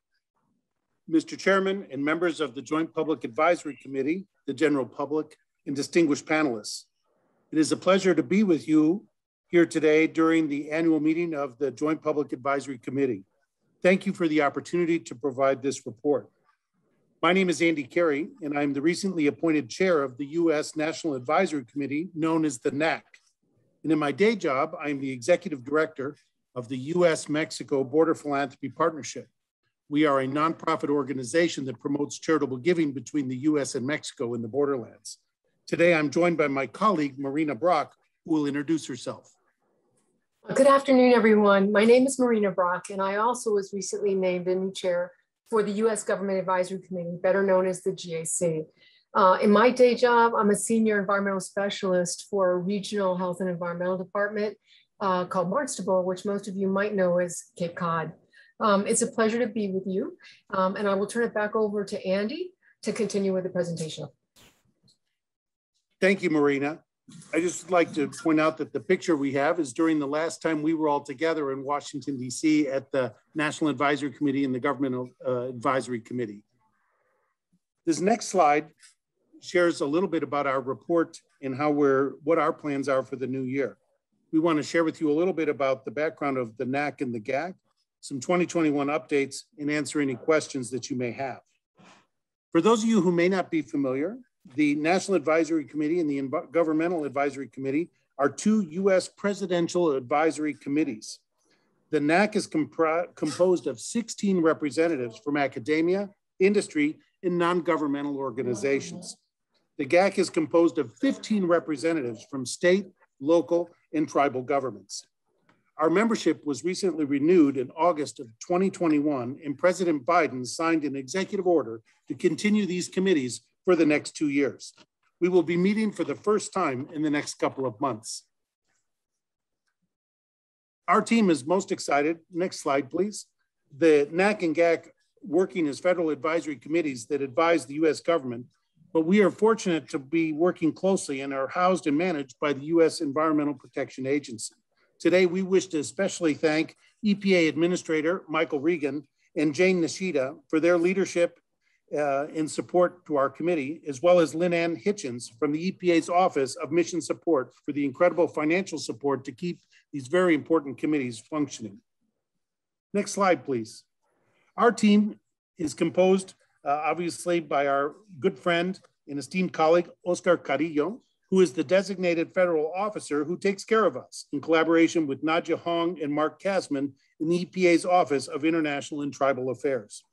Obviously, my colleagues, Maureen and I are also both pictured, and we've had the opportunity to join the JPAC meetings held recently in Oklahoma City, as well as the last one held in Mexico City.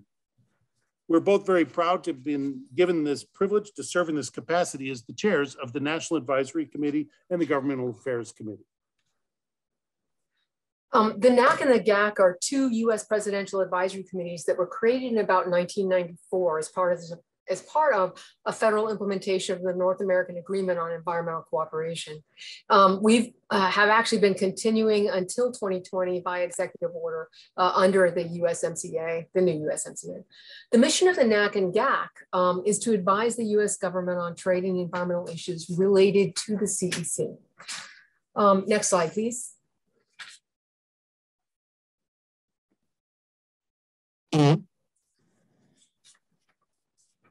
All right. The mission of the NAC and GAC, oh, here we go. The mission of the NAC and GAC, that's why you're smiling, Andy.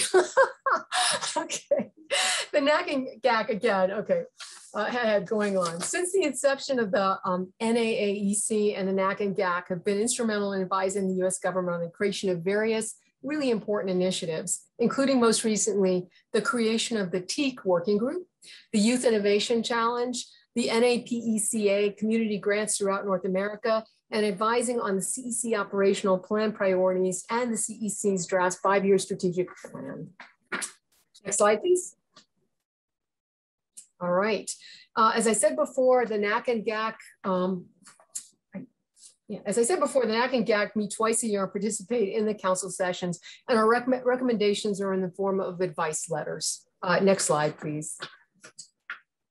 All right, and as we said, this is what I just said. And the last slide, please. I just want to thank you again for the great work that JPAC's doing for the opportunity to brief both of your committees. We'll be happy to take any questions if you have time. And I will turn it over to your chair, Pedro Moctezuma Barragan, the JPAC chair. Now, as we conclude the issues for this meeting, if you agree, on behalf of the members of the JPAC, now I would like to thank all the presenters that we had today, as well as the public. Please don't forget to join the public meeting tomorrow, the public council meeting, which will take place from 1400 to 1600 hours Eastern Standard Time. I would like to take this opportunity to thank very especially the secretary, the interpreters, and the technicians so that this event can be successful. Thank you to all, and we'll see you tomorrow. Bonjour, buenos dias, and good afternoon to everyone. I am Richard Morgan, the Executive Director of the Commission for Environmental Cooperation. It is my great pleasure to welcome you to the 28th regular session of the Council of the Commission for Environmental Cooperation. I also want to welcome our distinguished Chair of Council for this Council session, US EPA Administrator Michael Regan, as well as representatives from Canada, Catherine Stewart, who is the Assistant Deputy Minister for International Affairs at Environment and Climate Change Canada, and Ivan Rico, Head of International Affairs at the Mexican Ministry of Environment and Natural Resources, better known as Semarnat. The theme of this year's public session is environmental justice and climate change solutions, two very important topics, highlighting the need to address inequality in community vulnerabilities vis-a-vis the impacts of climate change. Council members will engage in a dialogue with guest speakers on this topic over the afternoon. But first, allow me to present a short video that showcases some of the most recent accomplishments of the CEC. As you will note, the video highlights the unique value of the CEC in creating networks and bringing people together, developing tools and resources, facilitating knowledge exchange, raising awareness, fostering public engagement, and empowering communities.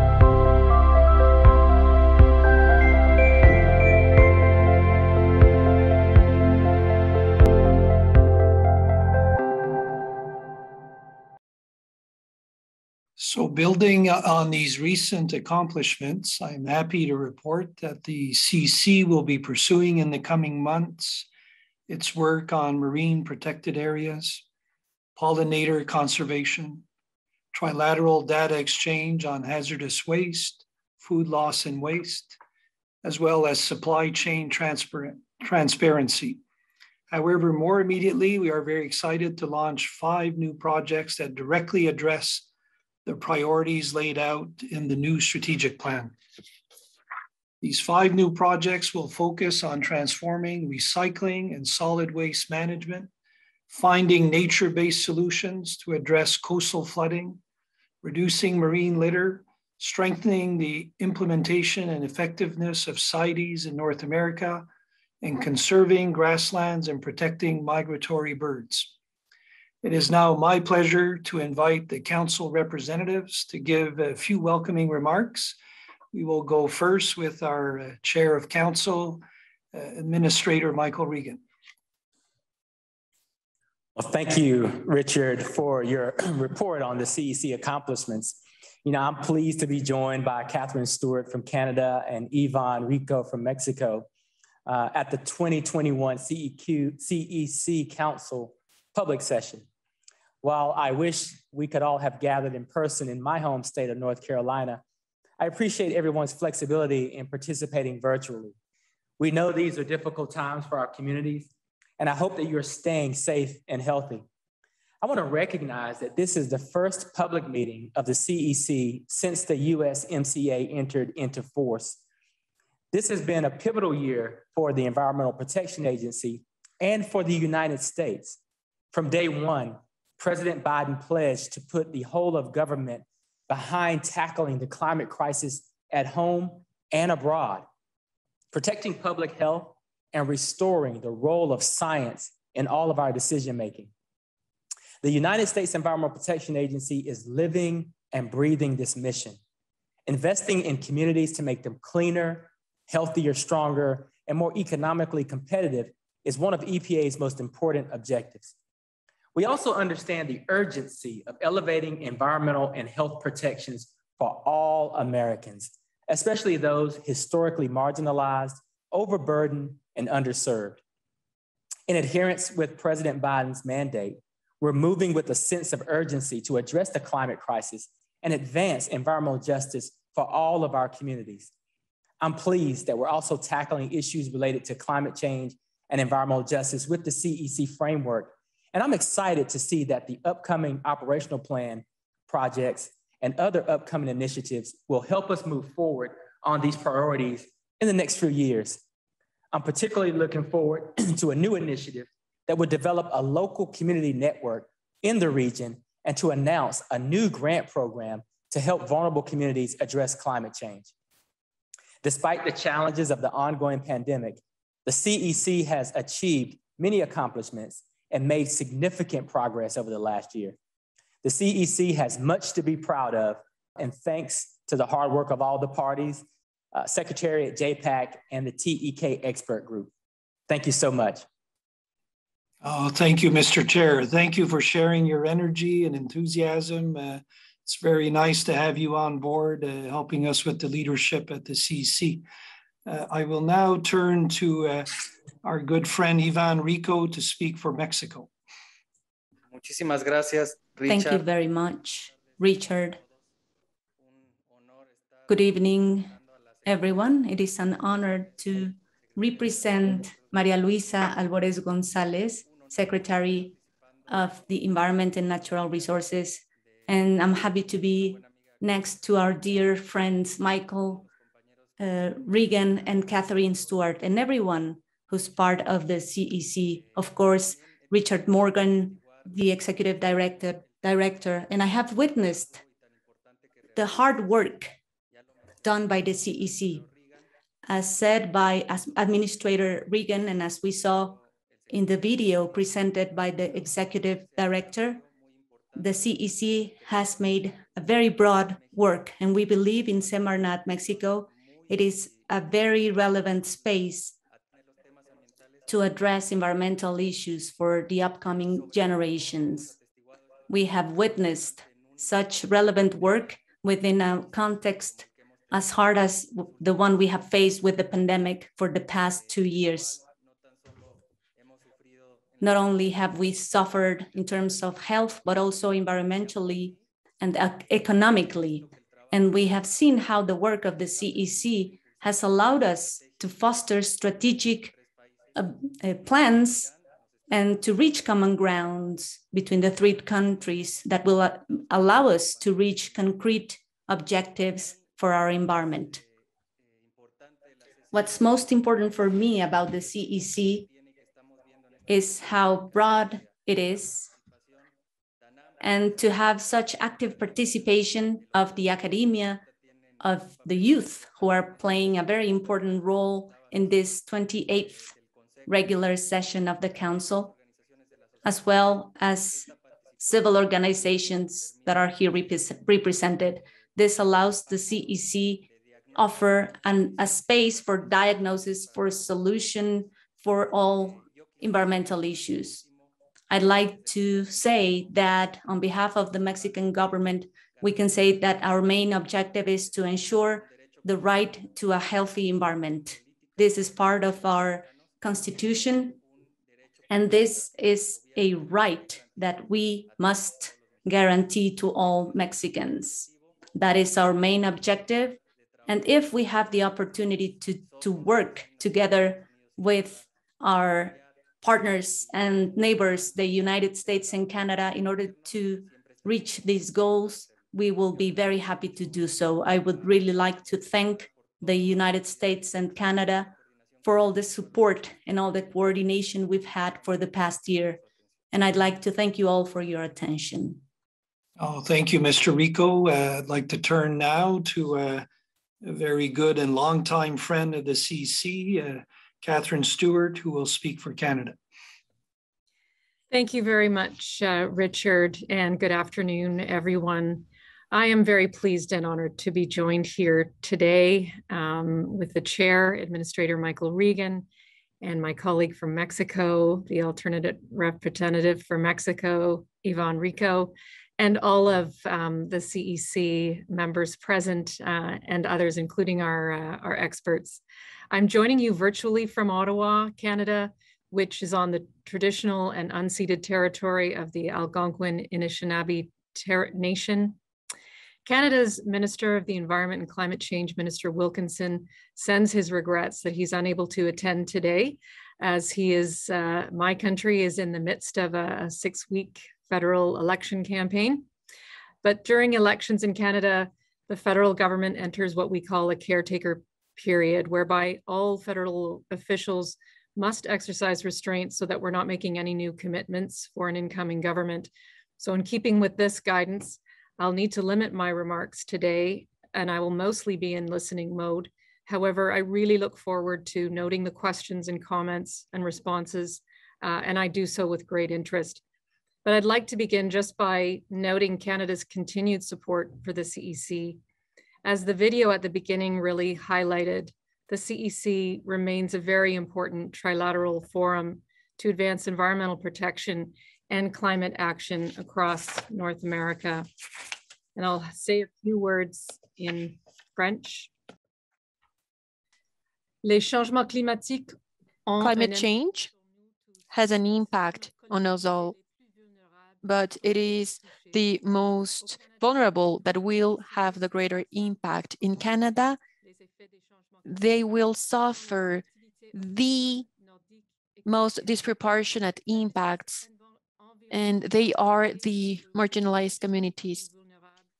The most vulnerable ones need to receive the support that they need to be more resilient towards climate change. So this will enable them to participate in this conversation regarding climate change and to be a part of the solution thanks to very specific measures in the collectivity. That's why the public participation, and especially of those communities that are vulnerable, is so important in this conversation about climate change. This work done by CEC is very important and necessary so that we can protect the environment. And in North America, Canada has supported the strategic plan that was approved by the Commission last year, and all of the efforts to make this progress according to the priorities defined in this plan. We will continue to support this cooperation among our 3 countries, and we're going to plan the work that needs to be done according to the announcements that we have done. Thank you very much. Thank you, Ms. Stewart. We also want to thank Minister Wilkinson for his excellent support and enthusiasm for the CEC. He was Administrator Regan's predecessor as chair of council and certainly oversaw an excellent meeting a year ago. What we'd like to discuss now is youth engagement, which has become a top priority and has us spending a lot of time and very interesting times with younger audiences. Back in 2016, the CEC committed to producing tangible initiatives for youth engagement in all relevant areas of its work. Since then, a host of activities and efforts to support, engage, and work with youth have resulted in the annual Youth Innovation Challenge, a contest that invites youth from Canada, Mexico, and the United States to submit their innovative ideas and solutions for improving both the environment and the economy in North America. Since 2017, the CEC has received more than 700 submissions as part of this Youth Innovation Challenge, demonstrating the creativity and passion that young people have for the protection of our shared environment. In 2019, those efforts were further strengthened by the creation of the Eco Innovation Network, an initiative that engages youth in North American universities with the aim of supporting sustainability, innovation, scholarship, and collaboration. From this network, a group of 10 youth ambassadors from universities across North America have repeatedly come together under a shared interest for sustainability and innovation. Their work has fostered competency building as well as language and knowledge exchange for the improvement of various youth projects related to the YIC. Today, we also celebrate the CEC's first Youth Roundtable on the role of youth in ensuring environmental justice through responses to climate change. It allowed for a rich cross-cultural and intergenerational dialogue on these issues from the perspective and experience of North American youth. I would like now to turn to our very good friend, a great supporter and partner of the CEC, Professor Brock Dickinson, who is Assistant Director, Economic Development Program at the University of Waterloo in Ontario, and member of the Eco Innovation Network, who will introduce the winners of the CEC's 5th Youth Innovation Challenge. Thank you very much, Richard. I really appreciate the opportunity to be here and to be a part of this session. To Administrator Regan, to Senor Rico, to Assistant Deputy Minister Stewart, and to everybody who's here. It's an honor to bring forward the names of some really exciting youth initiatives that we've had a chance to see over the last few months. As Richard suggested, I'm at the University of Waterloo. One of my titles there is Entrepreneur in Residence. And this is because I've spent my career as a serial entrepreneur, often in environmental spaces, and I now get to work with young people from across our university and around Canada on entrepreneurial ventures connected to environmental issues. This has given me the opportunity to work with the CEC over the last 2 or 3 years as we've launched the Eco Innovation Network, which links green innovation support hubs and facilities at 9 universities across North America to find ways to collaborate and cooperate to support even higher and greater levels of youth entrepreneurship in the clean tech, green, and environmental spaces. And I think, when I reflect on my own experiences as an entrepreneur, it hasn't always been easy. Ironically, I launched my entrepreneurial career in North Carolina, in Administrator Regan's home state, where I was a student at UNC. But one of the challenges in those ancient days was that people didn't take young entrepreneurs seriously. There were not the resources available to them. There were not the doors that were open to them. Since then, we've been through the dot-com boom. We've been through the rise of Silicon Valley. We now understand that young people have amazing entrepreneurial ideas. but sometimes they lack the resources to get those off the ground, particularly in emerging industries like the environmental sector. There remain significant barriers to the work of young people in these spaces. This is part of why we've created the Eco-Innovation Network, and we're extremely grateful for the work of Richard Morgan and his incredible staff as we built that network over time. But today I particularly want to celebrate and point to another project of the CEC, which is the annual Youth Innovation Challenge, which allows young people from across the CEC member countries to pitch their environmental ideas, to articulate their entrepreneurial visions of how we could create new tools and technologies and structures to improve our environment and to address key environmental challenges. The Youth Innovation Challenge was launched in 2017 and has provided youth with an opportunity to raise awareness and provide tangible solutions for environmental issues in their own communities. And I think one of the other interesting things that this reflects is that this competition reaches out across the entirety of North America to find youth in their own spaces for these solutions. I came from a very small fishing village of 200 people, and you know, emerging into an entrepreneurial environment was very difficult. And when I look at this year's Youth Innovation Challenge winners, you know, we have a young woman who was a beekeeper in a small village in rural Mexico.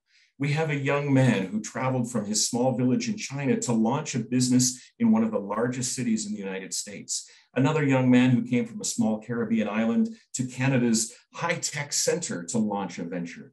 We've been able to use, the CEC has been able to use this Youth Innovation Challenge to reach out to young people all across North America and to capture and identify some of the most exciting and interesting ideas to help us make the next step in our green entrepreneurship journey. And it's my pleasure to introduce each of this year's Youth Innovation Challenge winners in turn.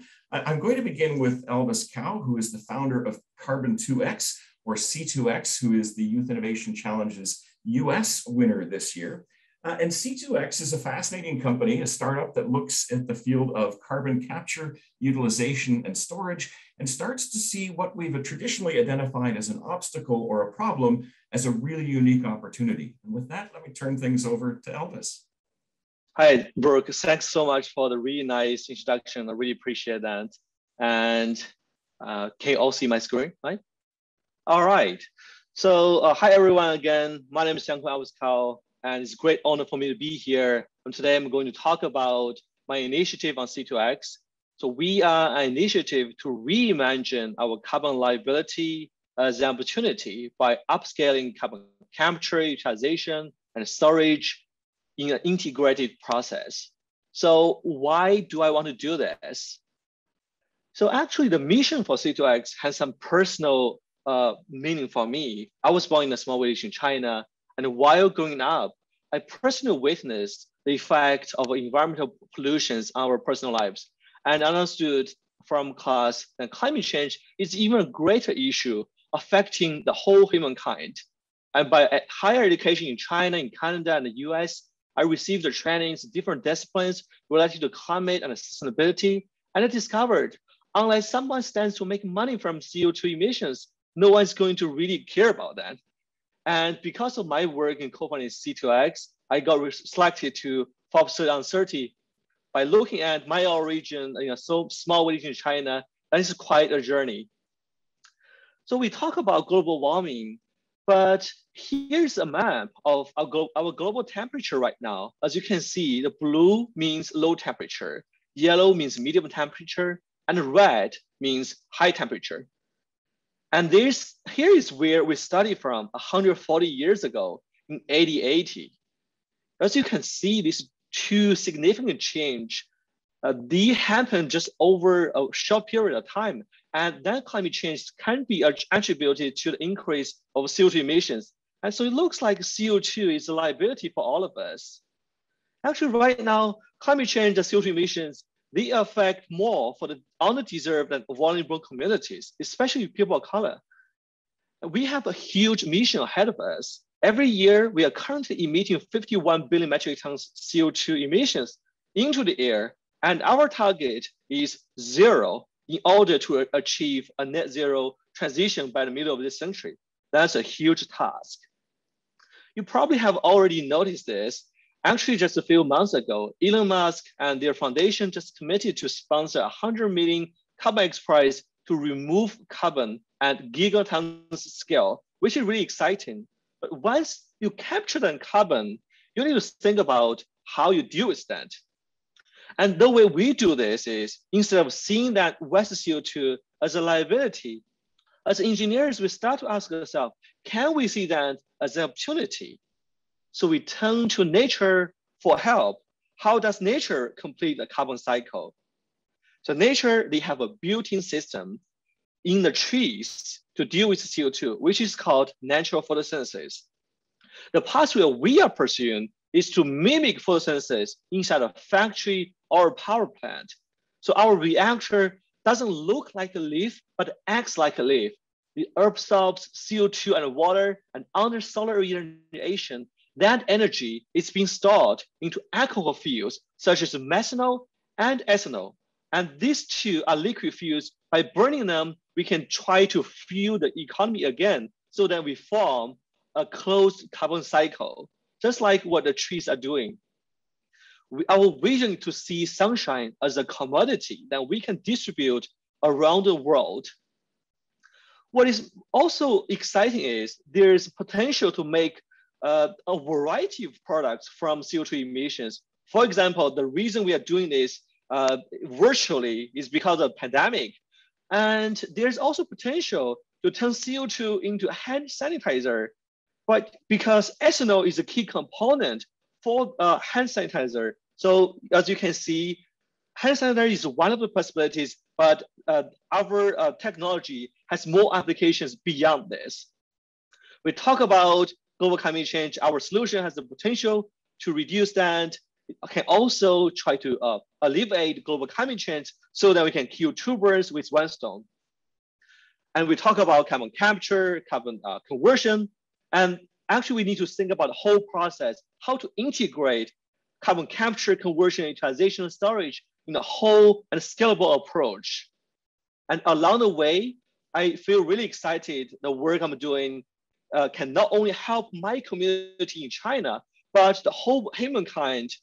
We can benefit from this because we have a common mission to fight against global climate change. So with that, I would like to express my gratitude to all the members and the collaborators, and thanks so much for the audience. Thank you, Elvis.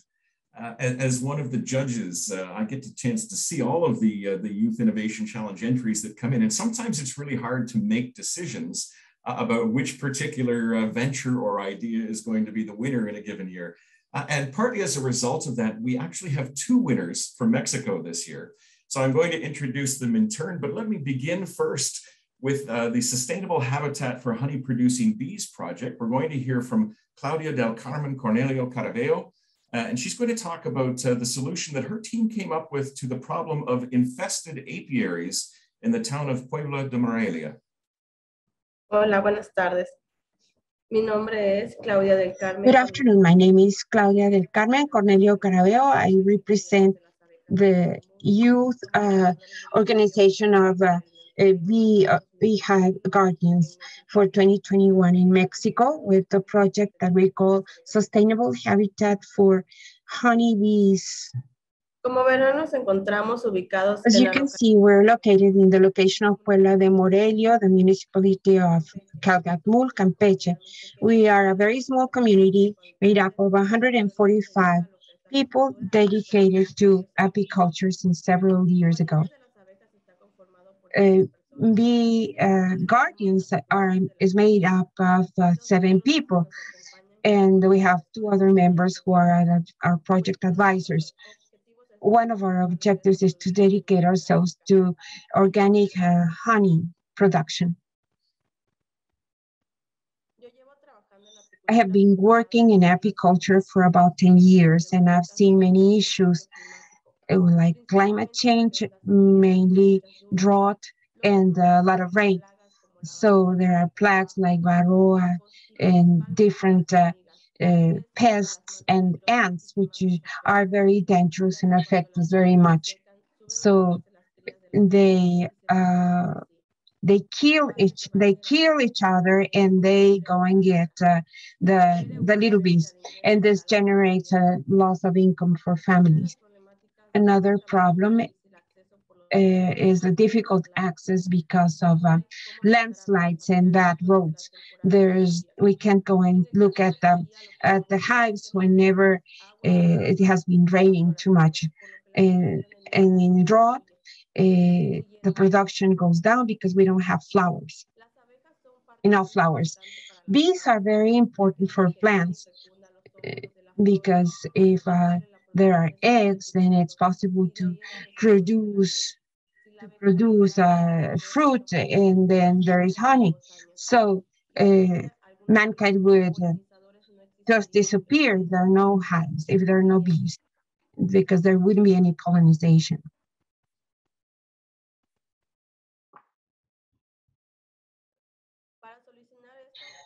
To solve this, we made innovations on the apiaries on the basis. Innovation has 3 stages.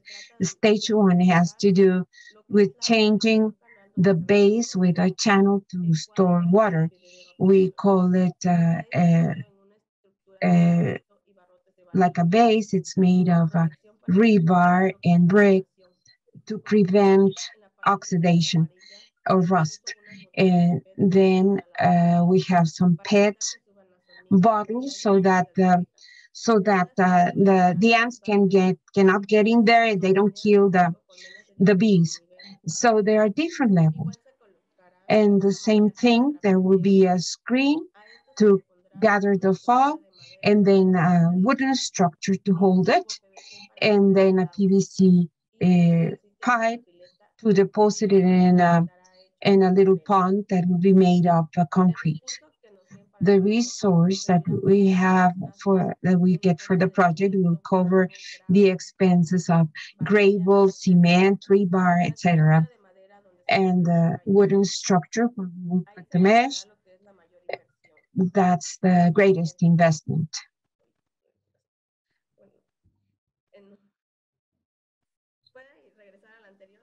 Can you go back to the other one, please? Stage 2, there will be a small area here, and the main expenses will be to buy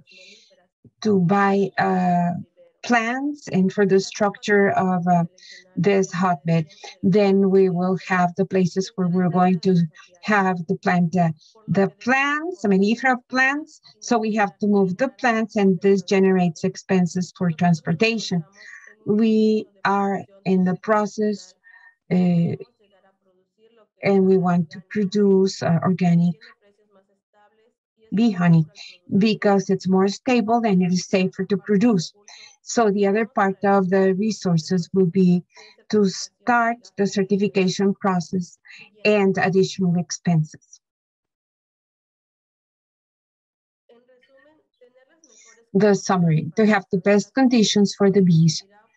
This will allow us obtaining organic honey and increase the amount and the quality of the honey by restoring and conserving the plants, and to make sure about the pollination of plants which will be surrounding the hives, to prevent migration of bees. Organic honey is the best, and it doesn't cause problems to people that work with it and consume it.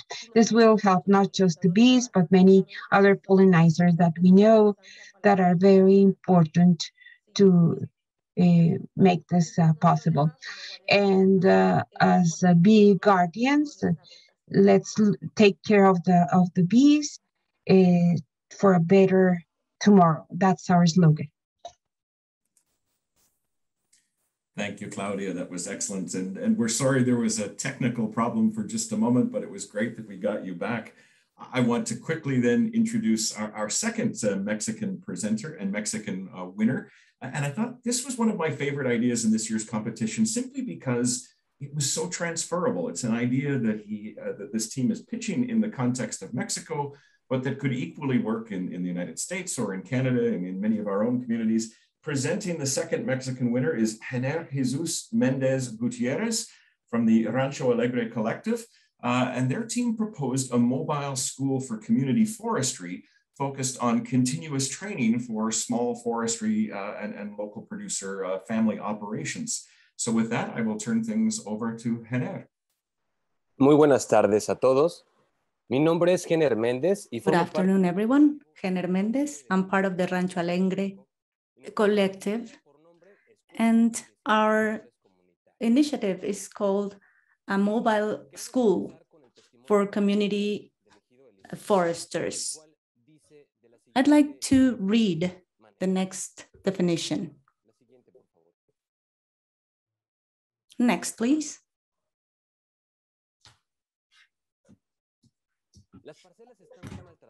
The lands of plot are very affected.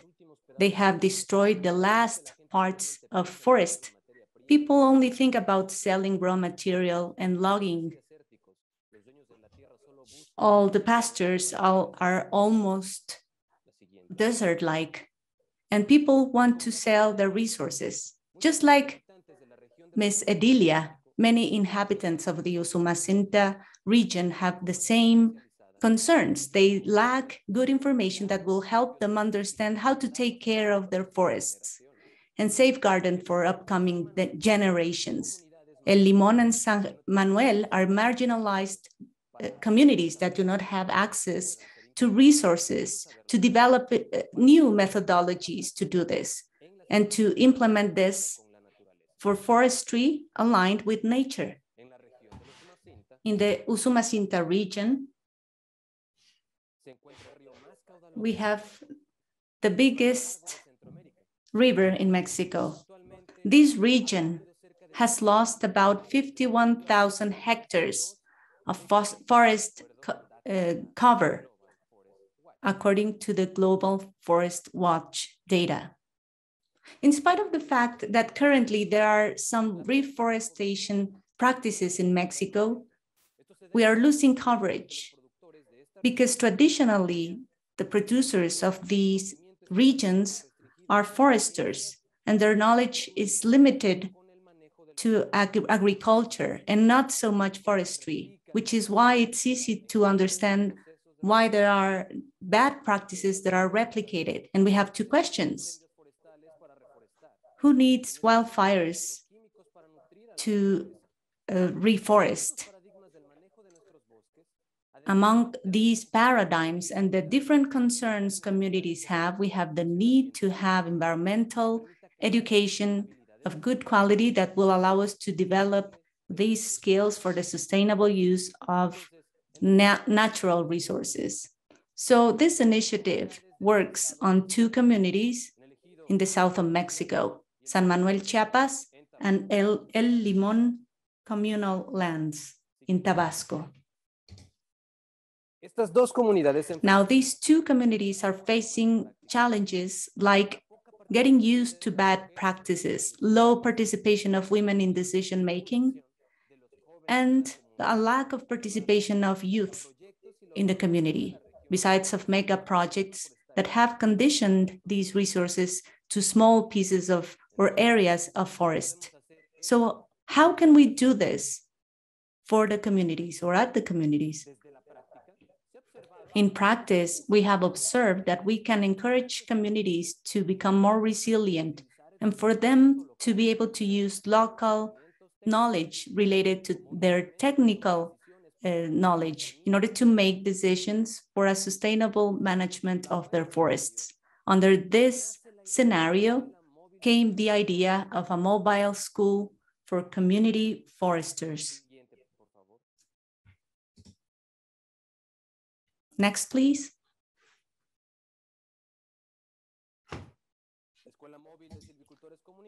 This mobile school is a learning tool, a mobilizing driver for change, an integrator of environmental traditional knowledge. And how are we going to do our work following the next steps? We make a diagnosis and a design of the content. We make a collaborative monitoring, and through collective actions, we exchange information and knowledge. What are the results that we are expecting? A collective memoir of each community, a network of community foresters, and finally, a transformation of practices aimed at community resiliency. To close, I'd like to share with you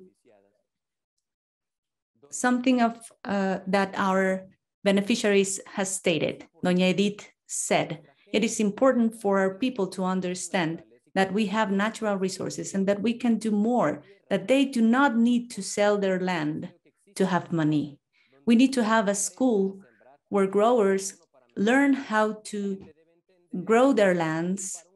And people need to understand that this is in order to have a better future, and that we're privileged to have a land that will give us great fruits for ourselves and for future generations.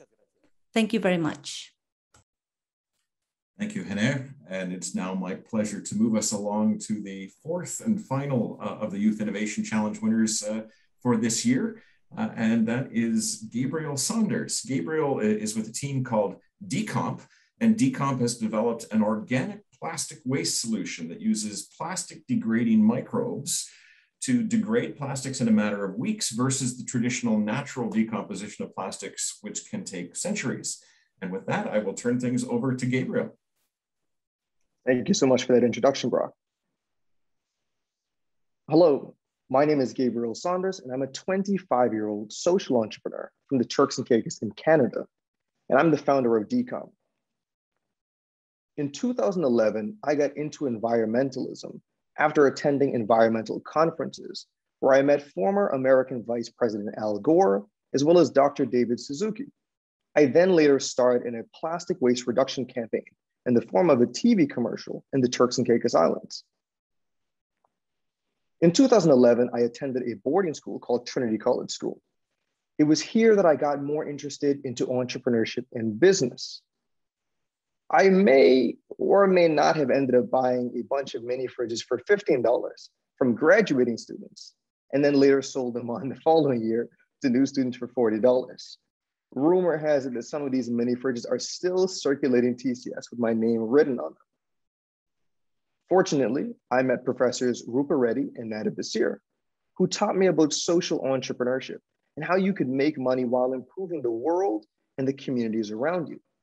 Because of them and the Conrad School of Entrepreneurship and Business, I'm working on Decomp as opposed to flipping mini fridges. But why Decomp? Well, we're in a plastic pandemic. We've created 6.3 billion metric tons of plastic waste, but only 9% of it has been recycled. Plastic production is increasing, but our current solutions cannot manage it. Facilities called MRFs collect plastic for processing, but their current options are flawed. Not all plastics are recyclable, and only plastics with minimal contamination can be recycled. Incinerators can dispose of plastic waste, but they're restricted in their expansion due to the adverse health effects associated with them. And municipalities are implementing strict mandates on the amount of waste that MRFs must divert away from landfills. So while all plastic waste could be landfilled, it would impede MRFs' abilities to meet those mandates. At Decomp, we're tackling plastic waste pollution, starting with LDPE because it's often not recycled and is the second most produced plastic resin. So several plastic degrading microbes have been discovered. We've identified the most promising ones and will genetically modify them in order to improve their degradation rates. As mentioned, the status quo was flawed. And similar stage startups are either tackling different plastic resins or are looking to create their own facilities. At Decomp, we seek to address this problem at its pain point, on-site at MRFs, which will facilitate scaling.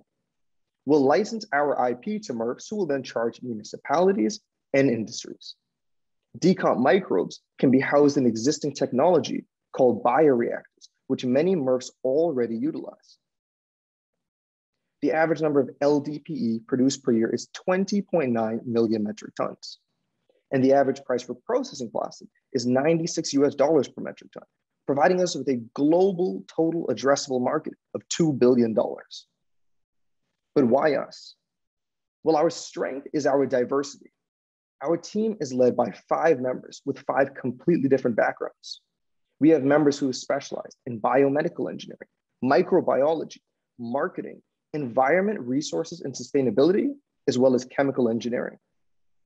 And we're supplemented by experts in clean tech, microbiology, and biosystems engineering.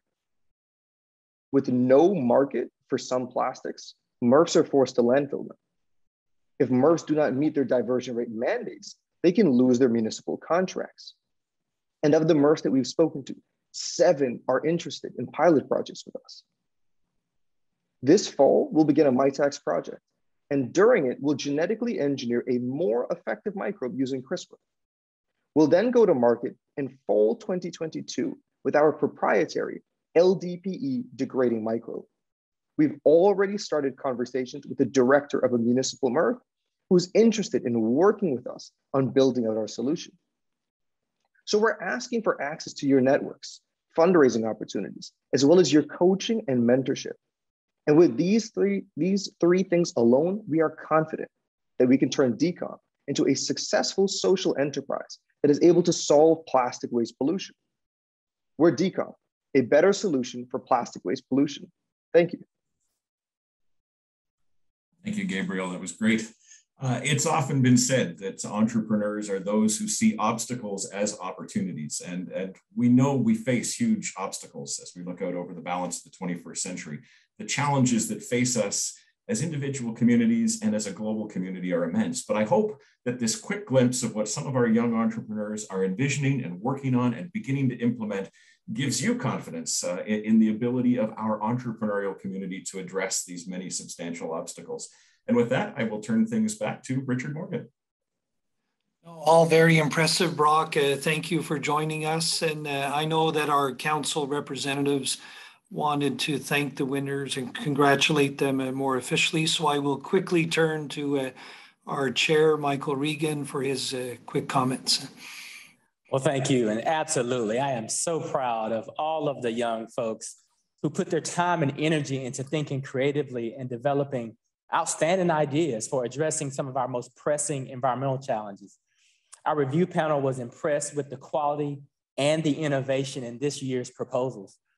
Today's youth have a significant role to play in researching, developing solutions, and communicating best practices for climate resiliency, especially when it comes to vulnerable, underserved, and marginalized communities. The 4 winning submissions stood out to us because of their creative solutions in support of climate resilience and adaptation, and in helping foster more equitable access to a healthier environment. Ranging in topics from plastic waste management to promoting community empowerment through mobile forestry schools, to providing a sustainable habitat for honey-producing bees, and turning CO2 emissions into sustainable solar commodities. This year's winners have shown that it's possible for one committed person or a group to make a significant difference for the benefit of all of our communities and the environment. So I would like to express my pride and my gratitude to our US winner, Elvis Kao, for his C2X submission, which creatively addresses the main issues surrounding this council session: climate change and environmental justice. I would also like to extend an invitation for Elvis to come visit us at the EPA headquarters in Washington, D.C. in the near future to see how your initiative progresses and to share your exemplary work with all of our EPA experts. Thank you again. Inspired. Thank you, Mr. Chair. We'll turn to Ivan Rico from Mexico. Muchas gracias, Richard. Thank you very much, Richard. I'd like to echo what Administrator Regan just said and to congratulate these young people. I agree that these are all very interesting projects, outstanding, because of different reasons that I will try to summarize very briefly. Elvis, with your initiative, I think that you're turning a problem into an opportunity and diagnosing a local issue that offers a global solution. That's also very interesting.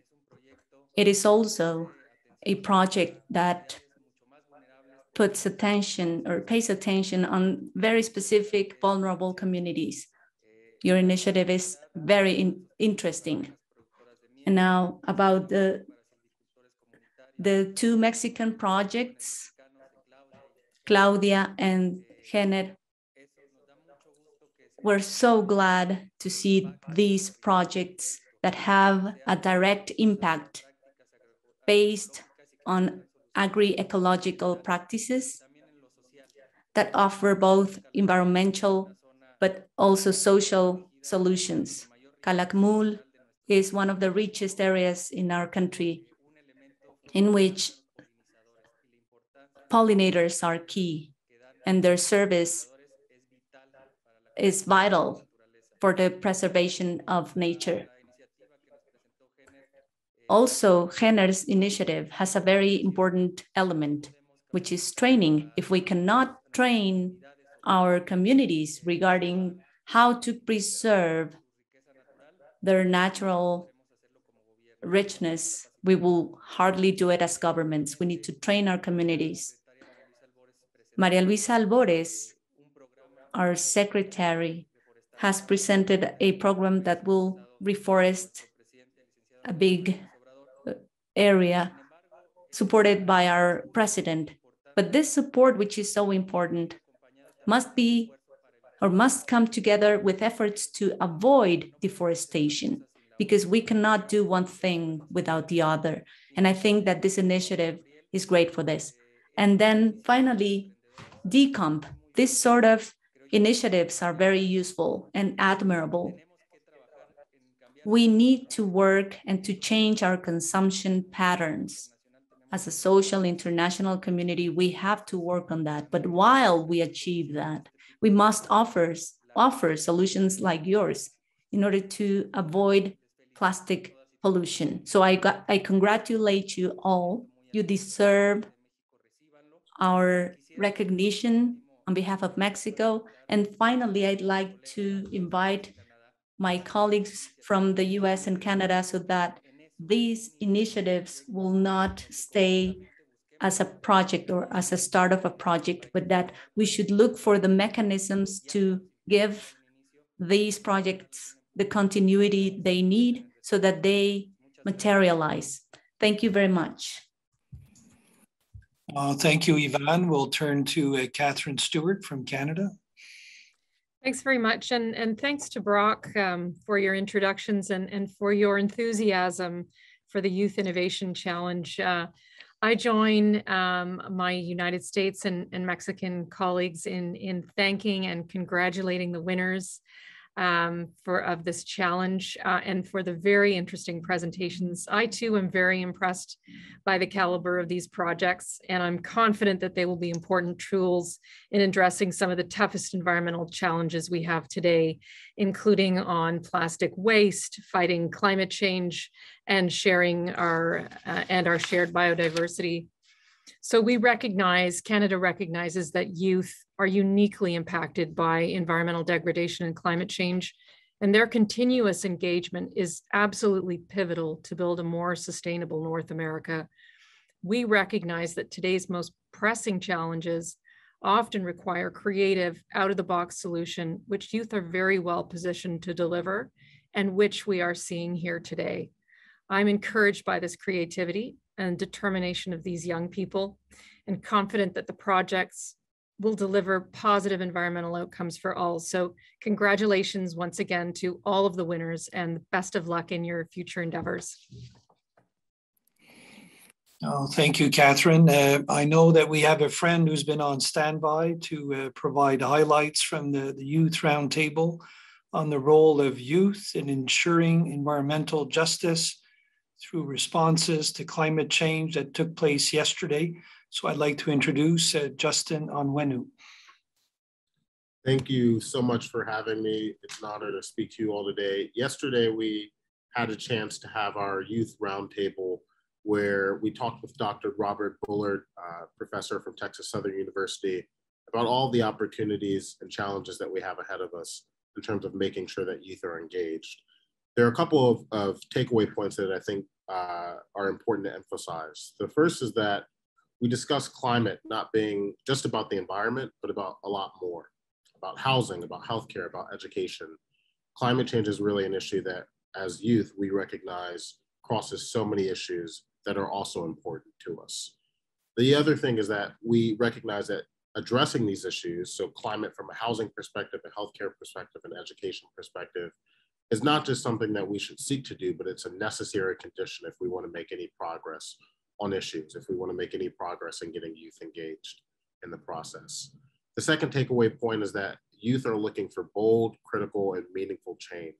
We're a generation that's been shaped by crisis, whether it's war, economic crisis, pandemic, and we know that climate change is an issue that crosses so many of these crises.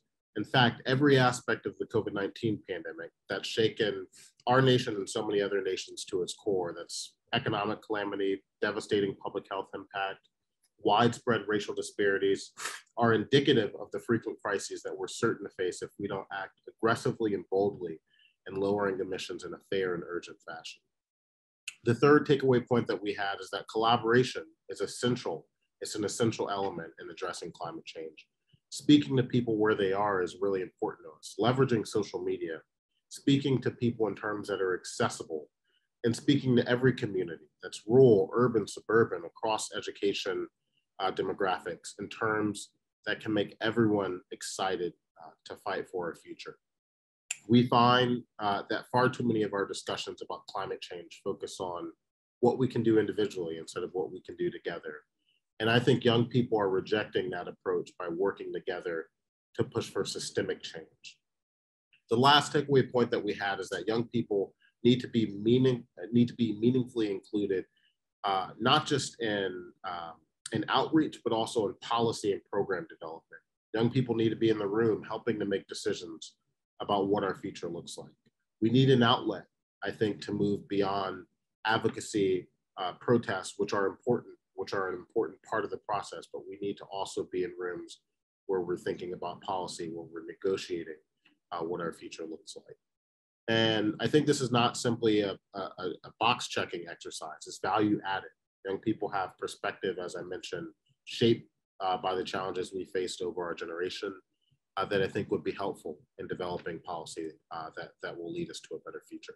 So again, climate change is not just about the environment, it's about a lot of other issues, my apologies. I think youth are looking for bold, critical, and meaningful change. Collaboration is an important part of reaching that change. I think young people need to be involved in the policy development process as well. Thank you so much again for having me and for allowing me to summarize what so many of my colleagues yesterday talked about. No, thank you, Justin. There's one word that came up over and over again in reviews. It was described as inspiring. So thank you for your leadership. That was a terrific session. Yesterday, it was hosted by our joint public advisory committee. So it's my pleasure now to turn over my co-hosting duties to our chairman, Dr. Pedro Moctezuma, who will now moderate the next stage, our panel of experts. Muchas gracias, Justin Owen. Thank you very much, Justin Owen, por esa capacidad for your capacity of integrating climática, la justicia ambiental y cómo lo viven los jóvenes. How young people go through this and look for solutions. Ahora vamos a empezar a presentar a los nuevos panelistas. We will now introduce the new panelists. Sound is not very good, I'm sorry. It goes back and forth. Quisiera explicarles I'd like to explain what the procedure to follow will be so that you can send your questions. Les pedimos por favor entrar en la página web. Please go to the log on the web page. Sound is being cutting off. Código del evento. Con gato CEC. No es necesario registrarse. It's not necessary to register.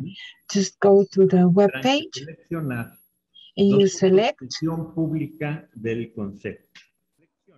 Once you have selected it, write your question and send your question. These can be anonymous questions. Hashtag CEC28 by accepting the terms and conditions. So now we'll ask our three guest speakers to talk about the climate change and environmental justice. The first one will be Tony Sadik from Canada. It's a real pleasure to be able to join you today. I want to start by acknowledging that I'm joining you from unceded Algonquin territory in Ottawa, Canada. And I also want to acknowledge my Canadian colleague in Ottawa, Catherine Stewart. It's great to be here with you. My role is the Senior Director of Environment, Lands and Water at the Assembly of First Nations. The Assembly of First Nations, or AFN as it's called, is a national advocacy organization representing more than 630 First Nations in Canada. The Environment, Lands and Water branch at the AFN helps to provide advocacy and support to First Nations, one of three groups of Indigenous peoples in Canada, with support to First Nations self-determination regarding the natural environment, focusing on climate change, conservation, biodiversity, and environmental health, issues that have come up over the last little while that I've been listening. The First Nations in Canada have been experiencing the effects of multiple crises: heat waves, forest fires, and floods due to climate change. I think issues that many of us are familiar with over this past summer. A dramatic loss of biodiversity affecting a wide range of circumstances and issues, including things such as food security or food insecurity. And of course, the global COVID pandemic, something that we've been dealing with now for over 18 months. In 2017, in collaboration with Canada, and after years of advocacy, we formed with Canada the Joint Committee on Climate Action, or JCCA.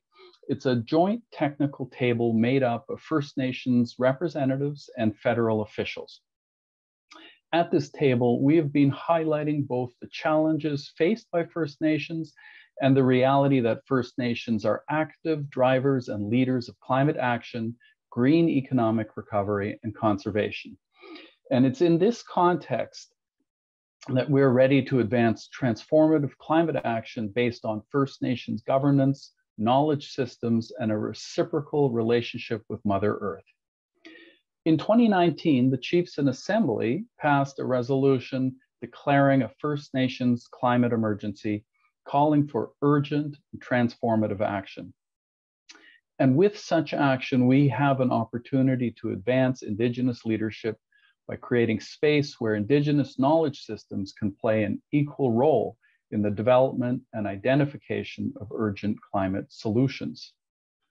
The declaration of a First Nations climate emergency shifts the climate and recovery conversation, away from the status quo towards a revitalization of value systems that connect us to the land and natural laws that govern our interactions with all of creation, values such as balance or reciprocity. This revitalization of value systems is central to the development of an AFN national climate strategy to be finalized later this year, informed by the development of a First Nations climate lens that focuses on elaborating the context, impacts, and actions of First Nations dealing with the climate crisis. The First Nations climate lens also enables us to consider how these intersecting crises both disproportionately impact First Nations due to colonization and structural inequities, but also highlight the significant contributions that First Nations can and are making. These perspectives must lead the development of climate and recovery solutions that are holistic, multidimensional, interconnected, focused on simultaneously addressing decarbonization and decolonization. There is an opportunity for a renewal of the relationship between states and Indigenous peoples, which can be the catalyst for a renewed approach to climate solutions. And it is from within this context that we at the AFN and within Canada are focused on addressing climate change with a view also to environmental justice solutions. A time in Canada when reconciliation is a central priority, much like Black Lives Matter and similar movements in the United States and Mexico. The time is now, and we must seize the opportunity to work together to build back better. I look forward to hearing from my other panelists and to the discussion that will follow. Thank you very much. Muchas gracias, Toño. Thank you. Now we will listen to Chinia Carranza Lopez. Listen to her. Hello. Good afternoon, and for everybody, it's a pleasure to be with all of you, sharing this. Social justice, climate justice is world challenges. We're seeking that everybody that lives and suffers the impact of climate change can improve their conditions of vulnerability. Along those terms, we have to make effective the right to a safe environment, which is a human right, just like the right to water and sanitation, health, and safe food. But in the case of Mexico, especially where I live, this is one of the poorest states in Mexico, Oaxaca. Those inequalities have not been reflected here. Vulnerability has to do with the exposure and the capabilities to face the situation. I believe that the work that we have to do to find equality and to get rid of the vulnerability, this is a very large work in all the world. It's a responsibility of countries, but also the responsibility of every person that lives on this planet. So we need to work to defend these human rights, which are essential to make climate change effective, and the rights of indigenous peoples. Mexico has a great diversity of these people. We have 64 cultures, and their territories and means of life are being affected as well. Indigenous peoples in the rural areas live from their territory. And as long as this territory is being affected, we're removing the possibility of being able to live and harvest and have water and have energy from what Mother Earth offers. It's indispensable to work in this work adaptation. We need to have a strong focus on adaptation, especially for the most vulnerable countries. And then it's fundamental to have the rights of women included. There is a women's movement to defend land, and especially women, those that have to face every day to be able to meet these food needs and cleanliness and family reproduction. They have a very complicated situation. Among vulnerable people, women are more vulnerable because they don't have enough skills, capacities. They are vulnerability, not because they're women and they're weaker, but because of the conditions under which they live. So there is a struggle by women for having access to the resources and having a right to land, and so that their culture is respected, honored. It's important to work from the deep knowledge of the peoples to seek adaptation and recover people's knowledge and to build new innovation technologies for adaptation. Fortunately, in Latin America and the Caribbean, there is a new, because it opens participation and it links in this case, and it talks about defending life of defenders of land. These are important steps, and it's a responsibility by all of us that the climate justice reaches everywhere in the world so that we're able to prevent the climate change effects, impact different populations and biodiversity and our resources and life on this planet. Thank you. Since it looks like we've lost Pedro, I'll go ahead and introduce Gladys Lemon and have you go ahead and give your presentation. Thank you, Administrator Regan. Buenas tardes, good afternoon. My name is Gladys Limon. I'm joining you from the central coast of California in unceded Chumash land. And first, I'd like to thank Administrator and Chair Regan for the invitation and opportunity to participate in your meeting today. I have the honor of serving as the Executive Director of the California Environmental Justice Alliance, known as CEJA. CEJA is a statewide community-based alliance composed of 10 leading environmental justice organizations in California. We work to achieve environmental justice in disproportionately impacted communities and to advance equitable climate and energy state policies to meet the climate and pollution crises, to protect the human right to clean air, safe and affordable drinking water, and a healthy climate. We've worked on legislation resulting in unprecedented investments in rooftop solar in disadvantaged communities to reach 100% renewable energy by 2045, and legislation and executive actions to ramp down oil production in the state. CEJA's work is grounded in the daily struggles of people who live and work in communities with disproportionate polluting sources, including carbon emitters from refineries, drilling sites, and gas plants. The communities at the front lines of the fossil fuel infrastructure are ground zero of the climate crisis. It's where the global crisis begins and therefore where solutions must begin. The fossil fuel economy has worked only by sacrificing the health and quality of life of poor people, of Black, Indigenous, and other people of color. And it now, of course, seriously places in question our ability for human survival and threatens all life on Earth. We know that these communities are the first and worst hit by the climate change impacts and have the fewest resources to adapt. That's why CEJA's work is centered on developing, passing, and implementing policies that are 1, community-led, and 2, center protecting and benefiting the health and well-being of the most vulnerable communities. And it is only through that approach that we can collectively ensure that policies and necessary changes have the transformative potential required to meet the growing impacts of climate change. Up until now, however, our governments have largely failed to approach climate policy in this manner. This is a public health and safety crisis. States must act with urgency and with transformative measures. They must shift from addressing carbon emission reduction efforts through commodifying pollution and protecting fossil fuel industry economic interests to quickly centering and protecting human health, security, and economic prosperity.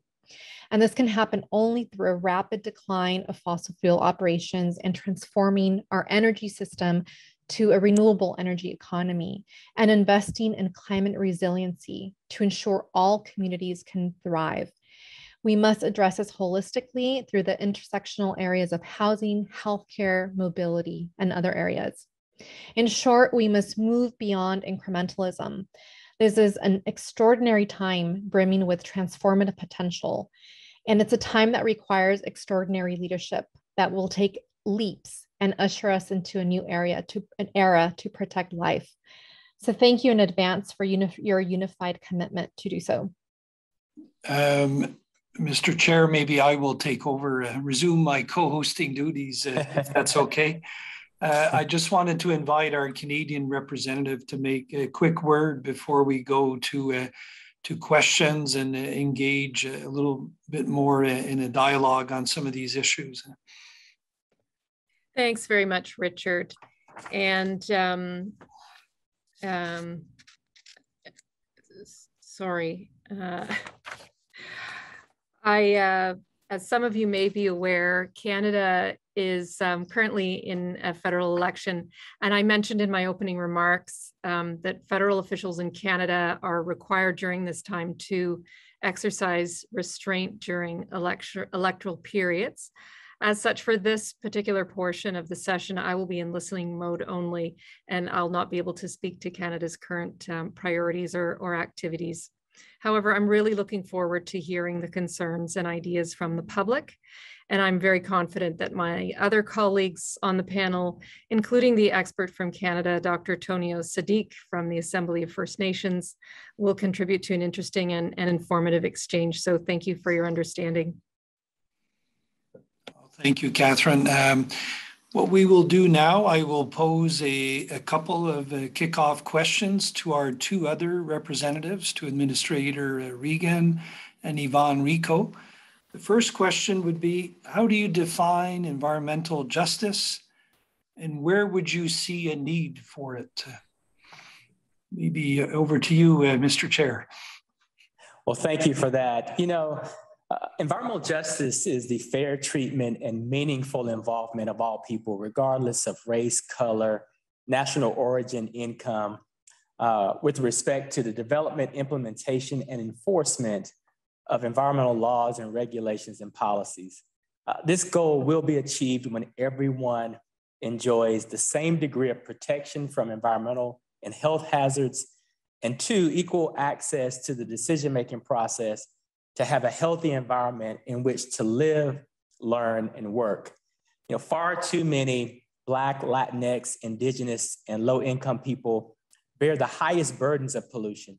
And at the same time, they tend to suffer first and suffer the worst from rising seas, raging wildfires, storms, and floods. So the consequences of decades of disinvestment in Americans' physical and care infrastructure have also fallen most heavily on communities of color. We see that with COVID-19, which has magnified the daily injustices facing our communities of color, the same communities who suffer disproportionately from the impacts of climate change, who face higher rates of heart and lung disease, and whose children are more likely to develop asthma. When President Biden took office, he pledged to prioritize environmental justice and to put the whole of government behind advancing racial equity. And at EPA, we're living and breathing that mission.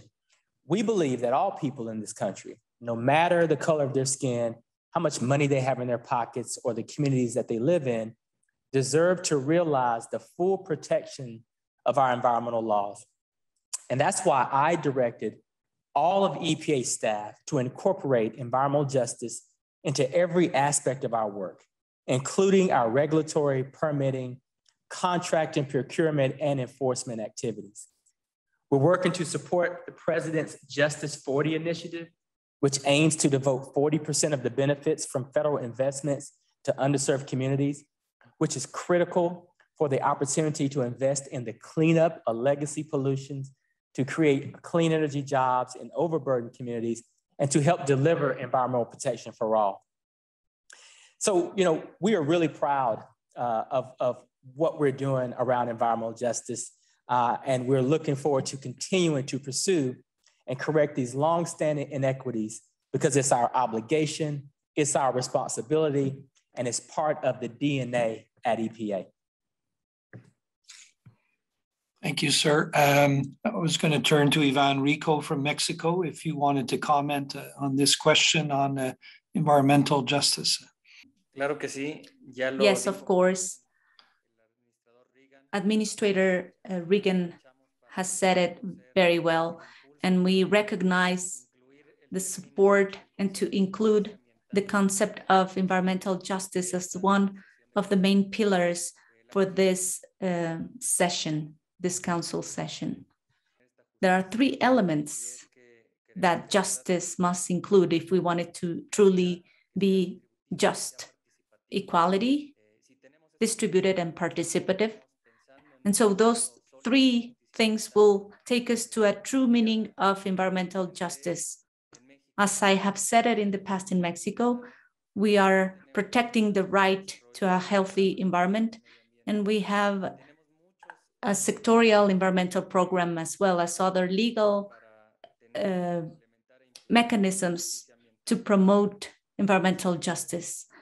However, I think we have a historical debt with the most vulnerable communities, the poorest communities. So Mexico's administration, headed by Mr. López Obrador, has emphasized this since the beginning. For the good of Mexico, we should focus on the poor first. So addressing the most vulnerable communities will take us to reaching a true environmental justice. What Cinia Carranza said regarding the Escazú agreement is very important. In Mexico, we have started its implementation.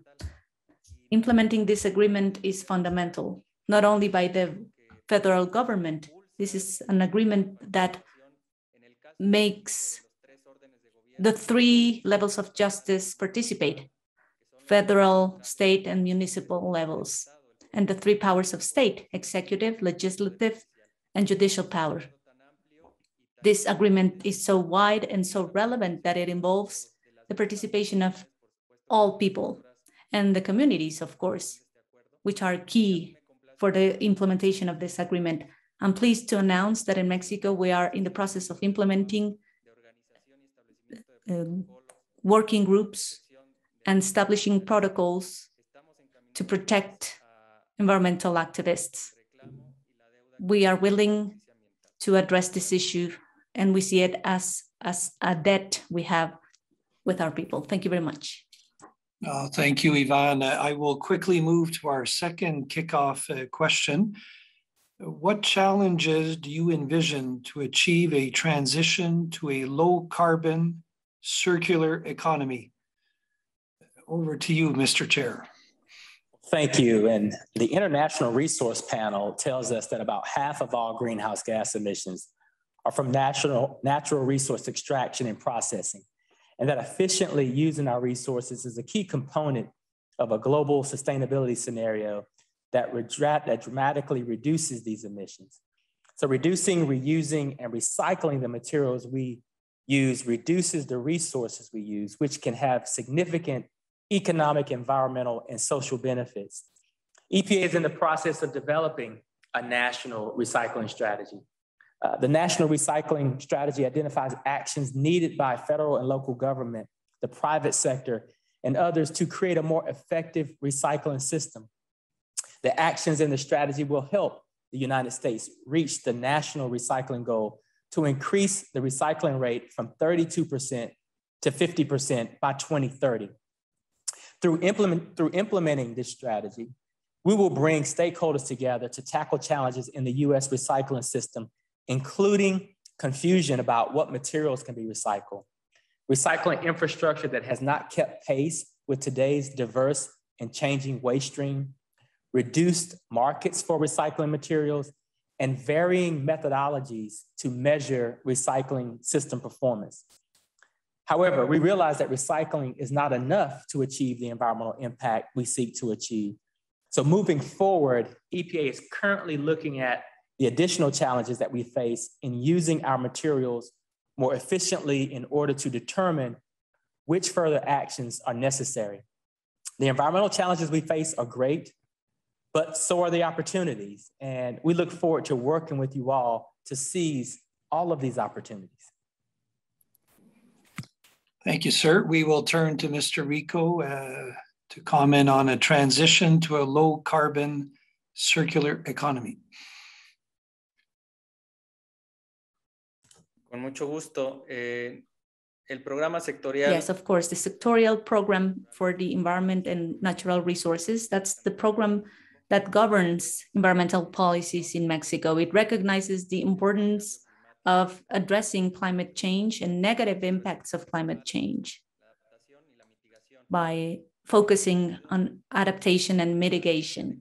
So the strategy of circular economy that we're considering in Mexico is key to advance in that regard. I will read some of the actions we are envisioning as a country to address public policy about circular economy. In the midterm, we are working with NDCs, the NDCs to reduce emissions through very concrete actions. In the medium term, this will have economic, legal, environmental, social, and governance impacts. Another important action is working with different sectors of our society, which will allow us to raise awareness about the issue and identify challenges as we build strategies to face the co-responsibility of different stakeholders. We have met in several occasions, but we need to focus on having clear diagnosis. We have identified the following challenges. First of all, center cooperation on implementing specific activities in key sectors that will support the circular economy initiative. Secondly, we need to have industrial symbiosis mechanisms and to have analysis that are cost benefit and financing mechanisms with preferential rates. We also need to hold meetings, workshops, and to have trinational mechanisms with companies, communities, and all members of the society. We believe we have several challenges. However, in spaces like this provided by the CEC, we believe we can work together in order to overcome all of these challenges and to address and implement a circular economy strategy that will help us fight climate change. Thank you very much. Thank you, Ivan. I understand our JPAC chair, Pedro, might be back online, so we'll just wait a second to see if he wants to resume his duties.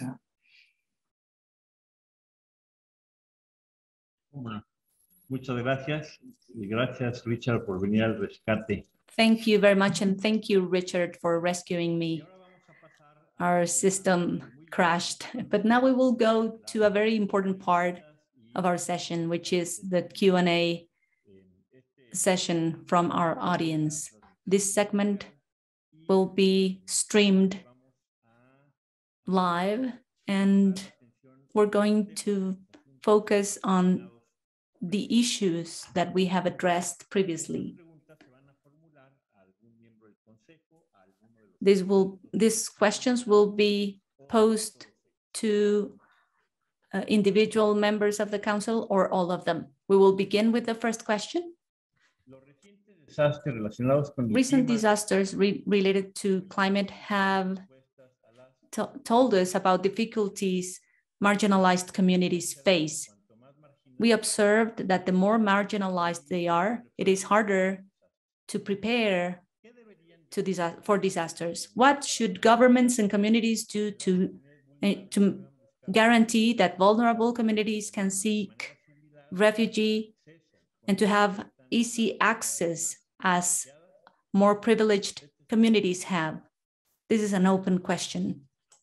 Well, I'll jump in and say that, we really didn't need the recent disasters to shine a light on something that's been crystal clear time and time again for decades, that the residents in the same communities hit first and hit worst are the ones that can least afford it. The light has been shining on them for some generations. It's just that now we're finally doing what it takes to fix the underlying problems and prioritizing resources to make these communities more resilient to future disasters and other impacts of climate change. And it's important to note that we're not just focused on helping these communities in a disaster scenario. The same communities that are already overburdened by pollution, that have missed out on benefits of protected public health and access to a cleaner environment, are the same exact communities bearing the brunt of the impacts from climate change. So we're focused on all of these needs because at the community level, they aren't any different. They aren't distinct. They are all intertwined with one another. And part of the basic problem that certain communities in the United States are left behind. So under President Biden's leadership, we're focused on correcting these historic injustices. And on day one, the president mandated that all federal agencies embed equity and justice into all of our decision-making. So at EPA, we're laser focused on engaging directly with communities as a government to understand their needs and ensure that our thinking is responsive to their realities. Every decision we make is now being looked at through a lens, through an environmental justice lens, including regulations, permitting, enforcement, and all resource allocation decisions. Supporting communities with environmental justice concerns, the same communities that are on the front line of climate change, is not something that we do after we've protected everyone else. It must be where we start, because making sure that our underserved communities are protected is the best way of making us as a country more healthier, safer, and resilient. Muchas gracias. Thank you very much, Administrator Reagan, for your answer. Next question is, what are some tangible ways for marginalized communities to participate in a more straightforward way in order to look for solutions for climate change? This is also an open question. ¿Qué tal? Creo que es Hello, I think it is fundamental that attention to climate change is done from a local point of view. People living in their cities, neighborhoods, indigenous communities, they have knowledge, but what's important is organization, social organization before a disaster, for example. It is impossible for all government institutions to give service to a big amount of communities. So that's why we need organization at that level in order to come up with a plan, a risk management plan, so that they know what to do when something like this happens and they can seek refuge. In terms of adaptation and droughts, there's a series of actions that we can do, like rainwater collection, and it's so important to have awareness and social organization. I'm talking about from my experience in Oaxaca. We are recovering traditional knowledge to achieve adaptation, and it has to be coordinated at the 3 levels. Thank you.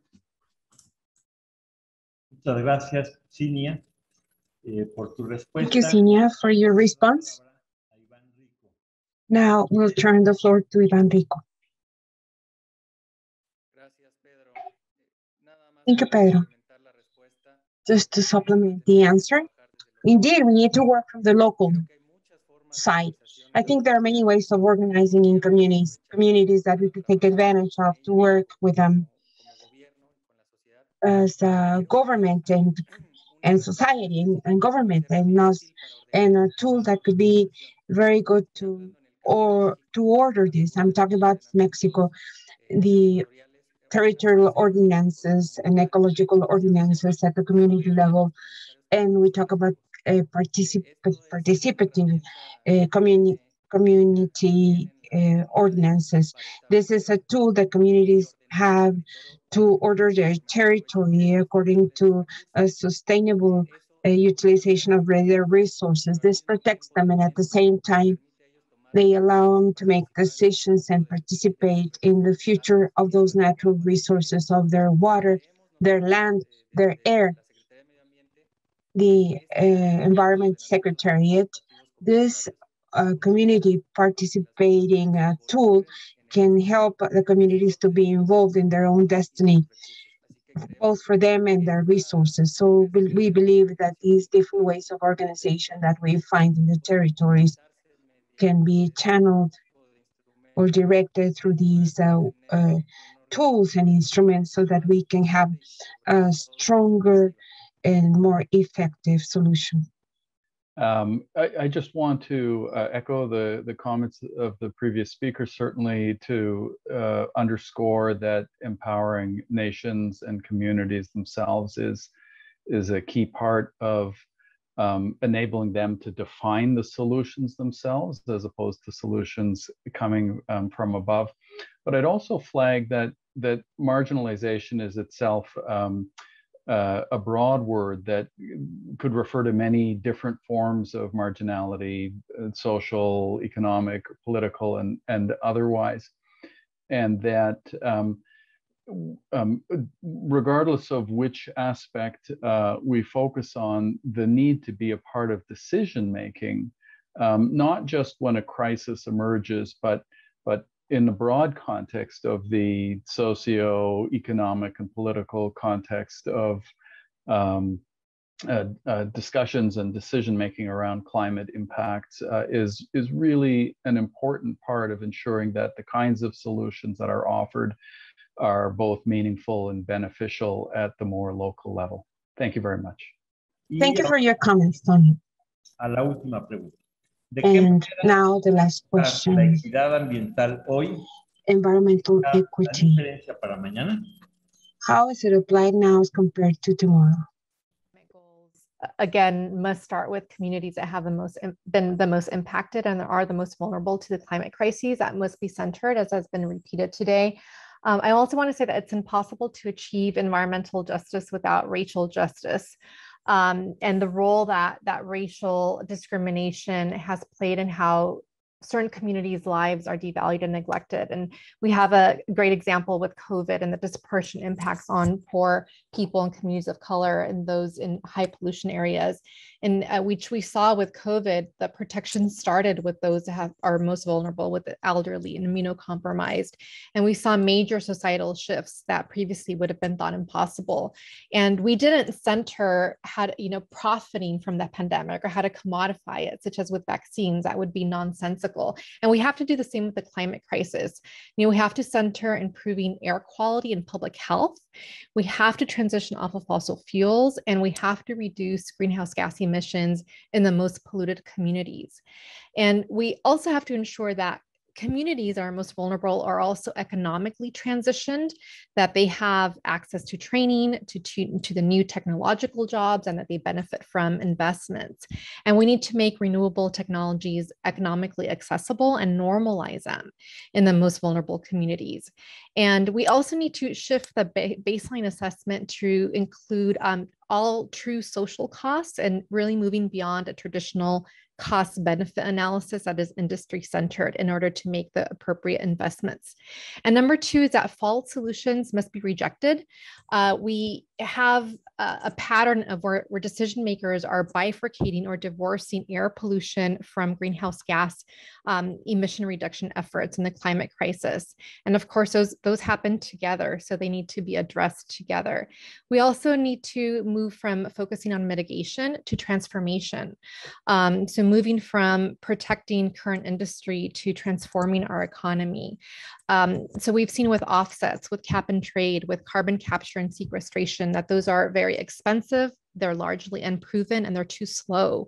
And they actually have consequences like increasing local emissions and actually allowing the fossil fuel infrastructure to expand. So we also, again, as has been stated, need to really center the experience and the evidence that are lived from certain communities in order to ensure that we're not just listening, but that we're partnering and moving with community-centered solutions in order to overcome the climate crises. Muchas gracias, Gladys. Y tenemos tiempo para... Thank you, Gladys. And we have time for another question. How can the different sectors collaborate to find solutions to environmental justice? Tony. Thank you. If I could, I would just focus on one example that I touched on in my opening comments, and that being what we've done with the Joint Committee on Climate Action in Canada.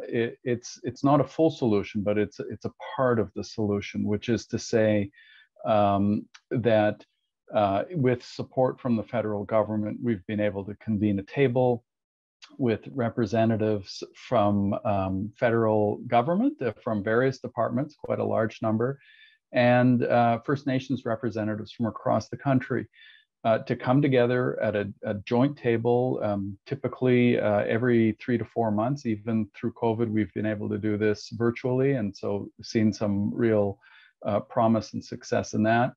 And to share information as a starting point, to build relationships, and from that basis, really a foundation to begin to discuss issues that matter to First Nations, that are informed by dialogue with federal officials and amongst one another. And at the national level, at the very least, that has proven to be a very important tool that we continue to work on, and we continue to look for further innovations. But marks some degree of a successful model that has been unfolding over the past 4 years.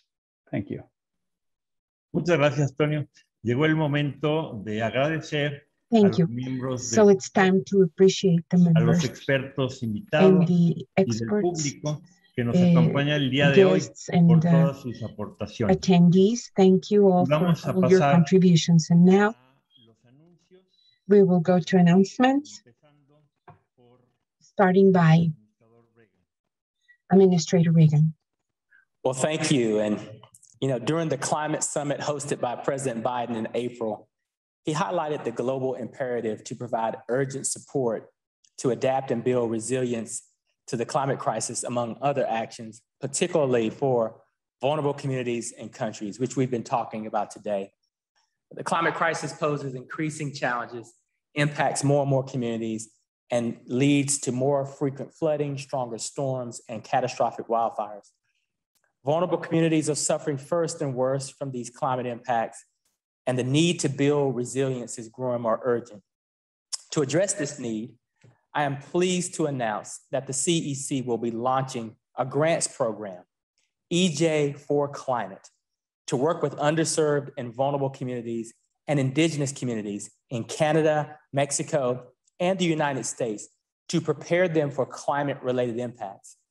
This is a first of its kind North American grant program that will provide funding directly to community-based organizations to help them develop community-driven solutions to adapt to the impacts of climate change. The call for proposals will open on Tuesday, September 14th, and applications are due on November 14th.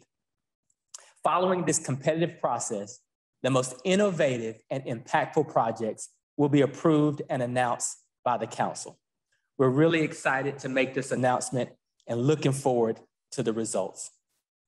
Muchas gracias, Administrador Regan, por sus palabras. Thank you, Administrator Regan, for your words.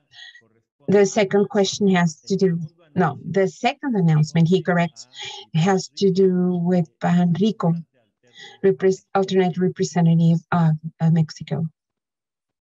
Gracias. También es un placer. Thank you. It's a pleasure for me to make an important announcement this time. I'd like to tell you that in November this year, the 6th installment of NAPECA will be launched for environmental, and it will be 1.5 million Canadian dollars. Why is NAPECA important? It represents an opportunity so that indigenous communities and local communities of the 3 countries, just as NGOs and universities and civil organizations, can collaborate with governments of the 3 countries to seek common purposes and goals. So it is an answer to the previous question, and that's the importance of NAPECA. So the summons is for supporting for the impacts of COVID, especially most vulnerable groups, including the indigenous peoples, with the purpose of a recovery under a climate perspective, environmental perspective. So we would like to have your support whenever the summons is completed. Thank you. Now we will listen to different initiatives from Volca Richard Morgan, Executive Director. Thank you, Pedro. I will speak to the third initiative, the TEK initiative. I'm very pleased to announce today that the CEC will be launching a first initiative to document indigenous approaches to freshwater management in North America.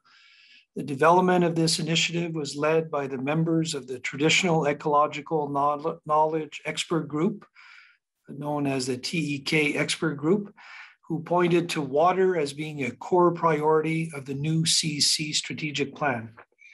Water for indigenous communities is seen as central to the spiritual, cultural, and personal aspects of their way of life. And these holistic relationships can contribute to innovative approaches to water management within the CEC and to institutionalizing the inclusion of traditional ecological knowledge in the activities of the organization. Indigenous approaches to freshwater management in North America will be detailed in a series of case studies. The initiative will also include a public engagement component and a workshop with water experts in the 3 countries on potential opportunities to apply TEK to the CEC's operations and policy recommendations. All this information, including lessons learned, will be made available to the public through an online portal on the CEC's website. I also want to recognize today the presence of the members of the TEK Expert Group and take this opportunity to thank them as well for their valuable contributions over the last year. You are impressive volunteers who devote a great deal of your personal time to our mission at the CEC, and we are truly grateful. Thank you. The next initiative is called the Black Carbon Mitigation Large Scale Initiative. So addressing matters with respect to air quality and building resilient communities are pillars of the CEC Council as they have defined in the new strategic plan for the CEC. In fulfilling this commitment, we are also pleased to announce this initiative. So black carbon, or soot, is an important air contaminant that not only affects public health, but also our climate. Added to this is the fact that our nation's systems for monitoring air pollution have limited coverage, and millions of people across North America live in communities that have no measurements of local air quality conditions. This initiative aims to deploy low-cost air pollution sensors to better document exposure in environmental justice communities, to identify black carbon source contributions, and work with local stakeholders to formulate and assess the benefits of emission mitigation strategies. Low-cost sensors offer a way to increase public access to and awareness of air pollution information and supplement regulatory networks. This information generated through the process can provide a better understanding of environmental and health conditions, enable the public to play an active role in environmental governance. The third initiative is called the Ghost Gear Large Scale Initiative. In a new cooperative effort to protect our oceans and the life and livelihoods they sustain, we will be implementing an initiative focused on abandoned, lost, or discarded fishing gear, also known as ALDFG, but better known as ghost gear. Ghost gear is one of the biggest threats to our oceans. It does damage by continuing to catch fish for the gear's lifetime, which can be many, many years, thereby reducing harvestable fish stocks. It can also affect all other marine animals, including endangered marine mammals, destroy their habitat, and emit persistent toxic chemical pollution in the ocean, thereby threatening human health. The 3 countries have joined the Global Ghost Gear Initiative, the GGGI, confirming their commitment to contributing to cleaner and safer oceans.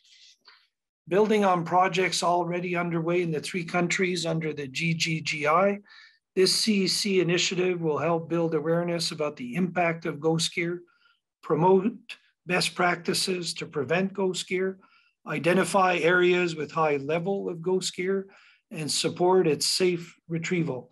It will also look at end-of-life gear recovery and recycling solutions. By providing information for decision makers and implementing solutions across North America through multi-sectoral collaborative efforts, this innovative work will reduce ghost gear and its impacts on our oceans, economies, and communities. Thank you. Muchas gracias, Richard. Vamos a darle la palabra a Iván Rico para que nos haga Thank you, Richard. Now we'll have Iman Rico anuncio final. for final announcements. I'm very pleased to announce the initiative of environmental education that we will be pushing forward starting next year, 2022, from the CEC. The logic behind this is to go to the sources, to the origin. And as I said before, if we don't have the communication of information resources, conceptual resources in communities and populations, it's very difficult to be successful to have the preservation effort of the environment. We just signed in December an agreement with the Public Education Secretary so that in all schools of Mexico, the environmental education component is fostered. And we want to reach within the CCA. It's important to work with kids in schools and also with the general population. Many of the initiatives that Richard just said will be benefited tremendously with this environmental education initiative. Just as an example, recovery of ghost fishing gear and the sustainability in oceans. In the fishing communities in Mexico, we find that most of the fishermen don't have the information items, environmental items, so that they can understand the richness of their resources and take advantage in a sustainable manner and make sure about their income and for their children and their grandchildren. They don't have that information, so it's very difficult for them to implement sustainable implementation of their systems or their ecosystems. So the logic behind this is to go to the very source, which is environmental education. We believe that the population of the three countries can get the benefit, a tremendous benefit, from an initiative that communicates and informs and tells about the importance of keeping their environment. Thank you very much. So we would like to thank our council and our executive director for such announcements. They reflect our commitment towards the protection of the environment and environmental justice. We're now reaching the end of this very fruitful session. I would like to listen to our representatives. We will begin with Catherine Stewart from Canada. Please address the floor with final remarks. Thank you very much. I was very pleased to have participated today. And thank you again to Administrator Michael Regan for chairing this meeting. Thank you to Ivan Rico, Richard Morgan, Pedro Moctezuma, and our invited experts for your participation in today's discussion and your important contributions to climate action. The discussions we've had, the announcements that we just heard today, and the work that the CEC will be launching points to a very ambitious year ahead. And Canada looks forward to continuing to support and contribute to our successful and long history of trilateral cooperation in North America. I'd also like to take the opportunity to thank everyone for your participation, for your insightful questions and remarks, which will help shape our agenda as we continue forward with our trilateral cooperation. So thank you very much, and I wish everyone a great weekend. I think I may have to step in again. I think we will go to our chair for his closing remarks. I will invite EPA Administrator Michael Regan. Well, thank you. And, while it's been a challenging year, it's been one of many opportunities and accomplishments. I'm extremely proud of the CEC team for continuing to achieve exemplary results for the benefit of our shared North American environment. I want to again thank the General Standing Committee, CEC Secretariat, JPAC, and TEKEG Expert Group for all of your outstanding work.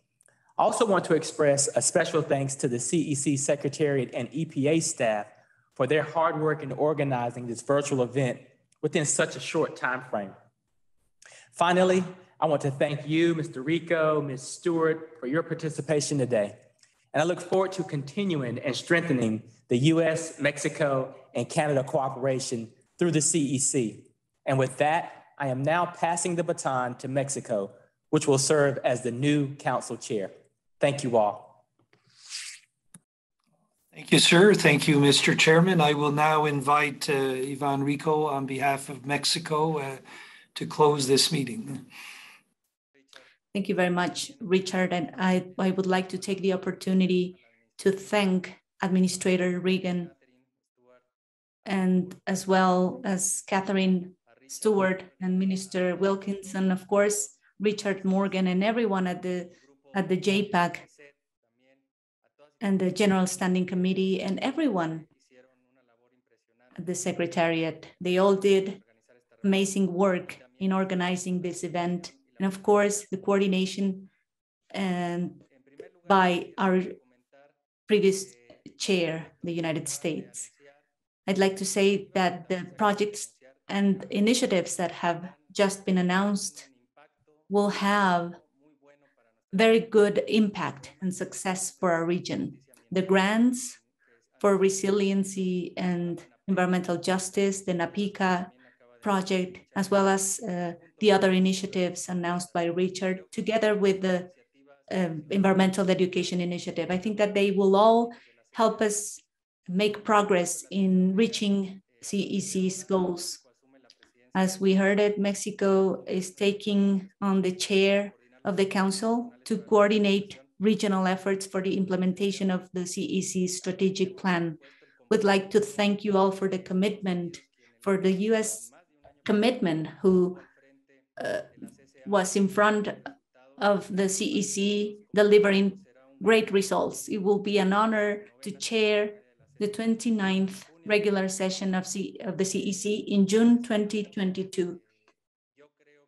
I think, and let's be optimistic, we will be able to meet at Mérida, Yucatan, and hopefully we will have a successful meeting, and we know that we will continue working together, cooperating, and to be able to meet in person, hopefully. Thank you all for attending this session, everyone who joined, and I have the honor to close this session. First, I'd like to thank all the CEC family for this such a successful 28th meeting. We'd like to thank the council, the winners of the Youth Innovation Challenge, our panel members, and our audience. Thank you and see you in 2022.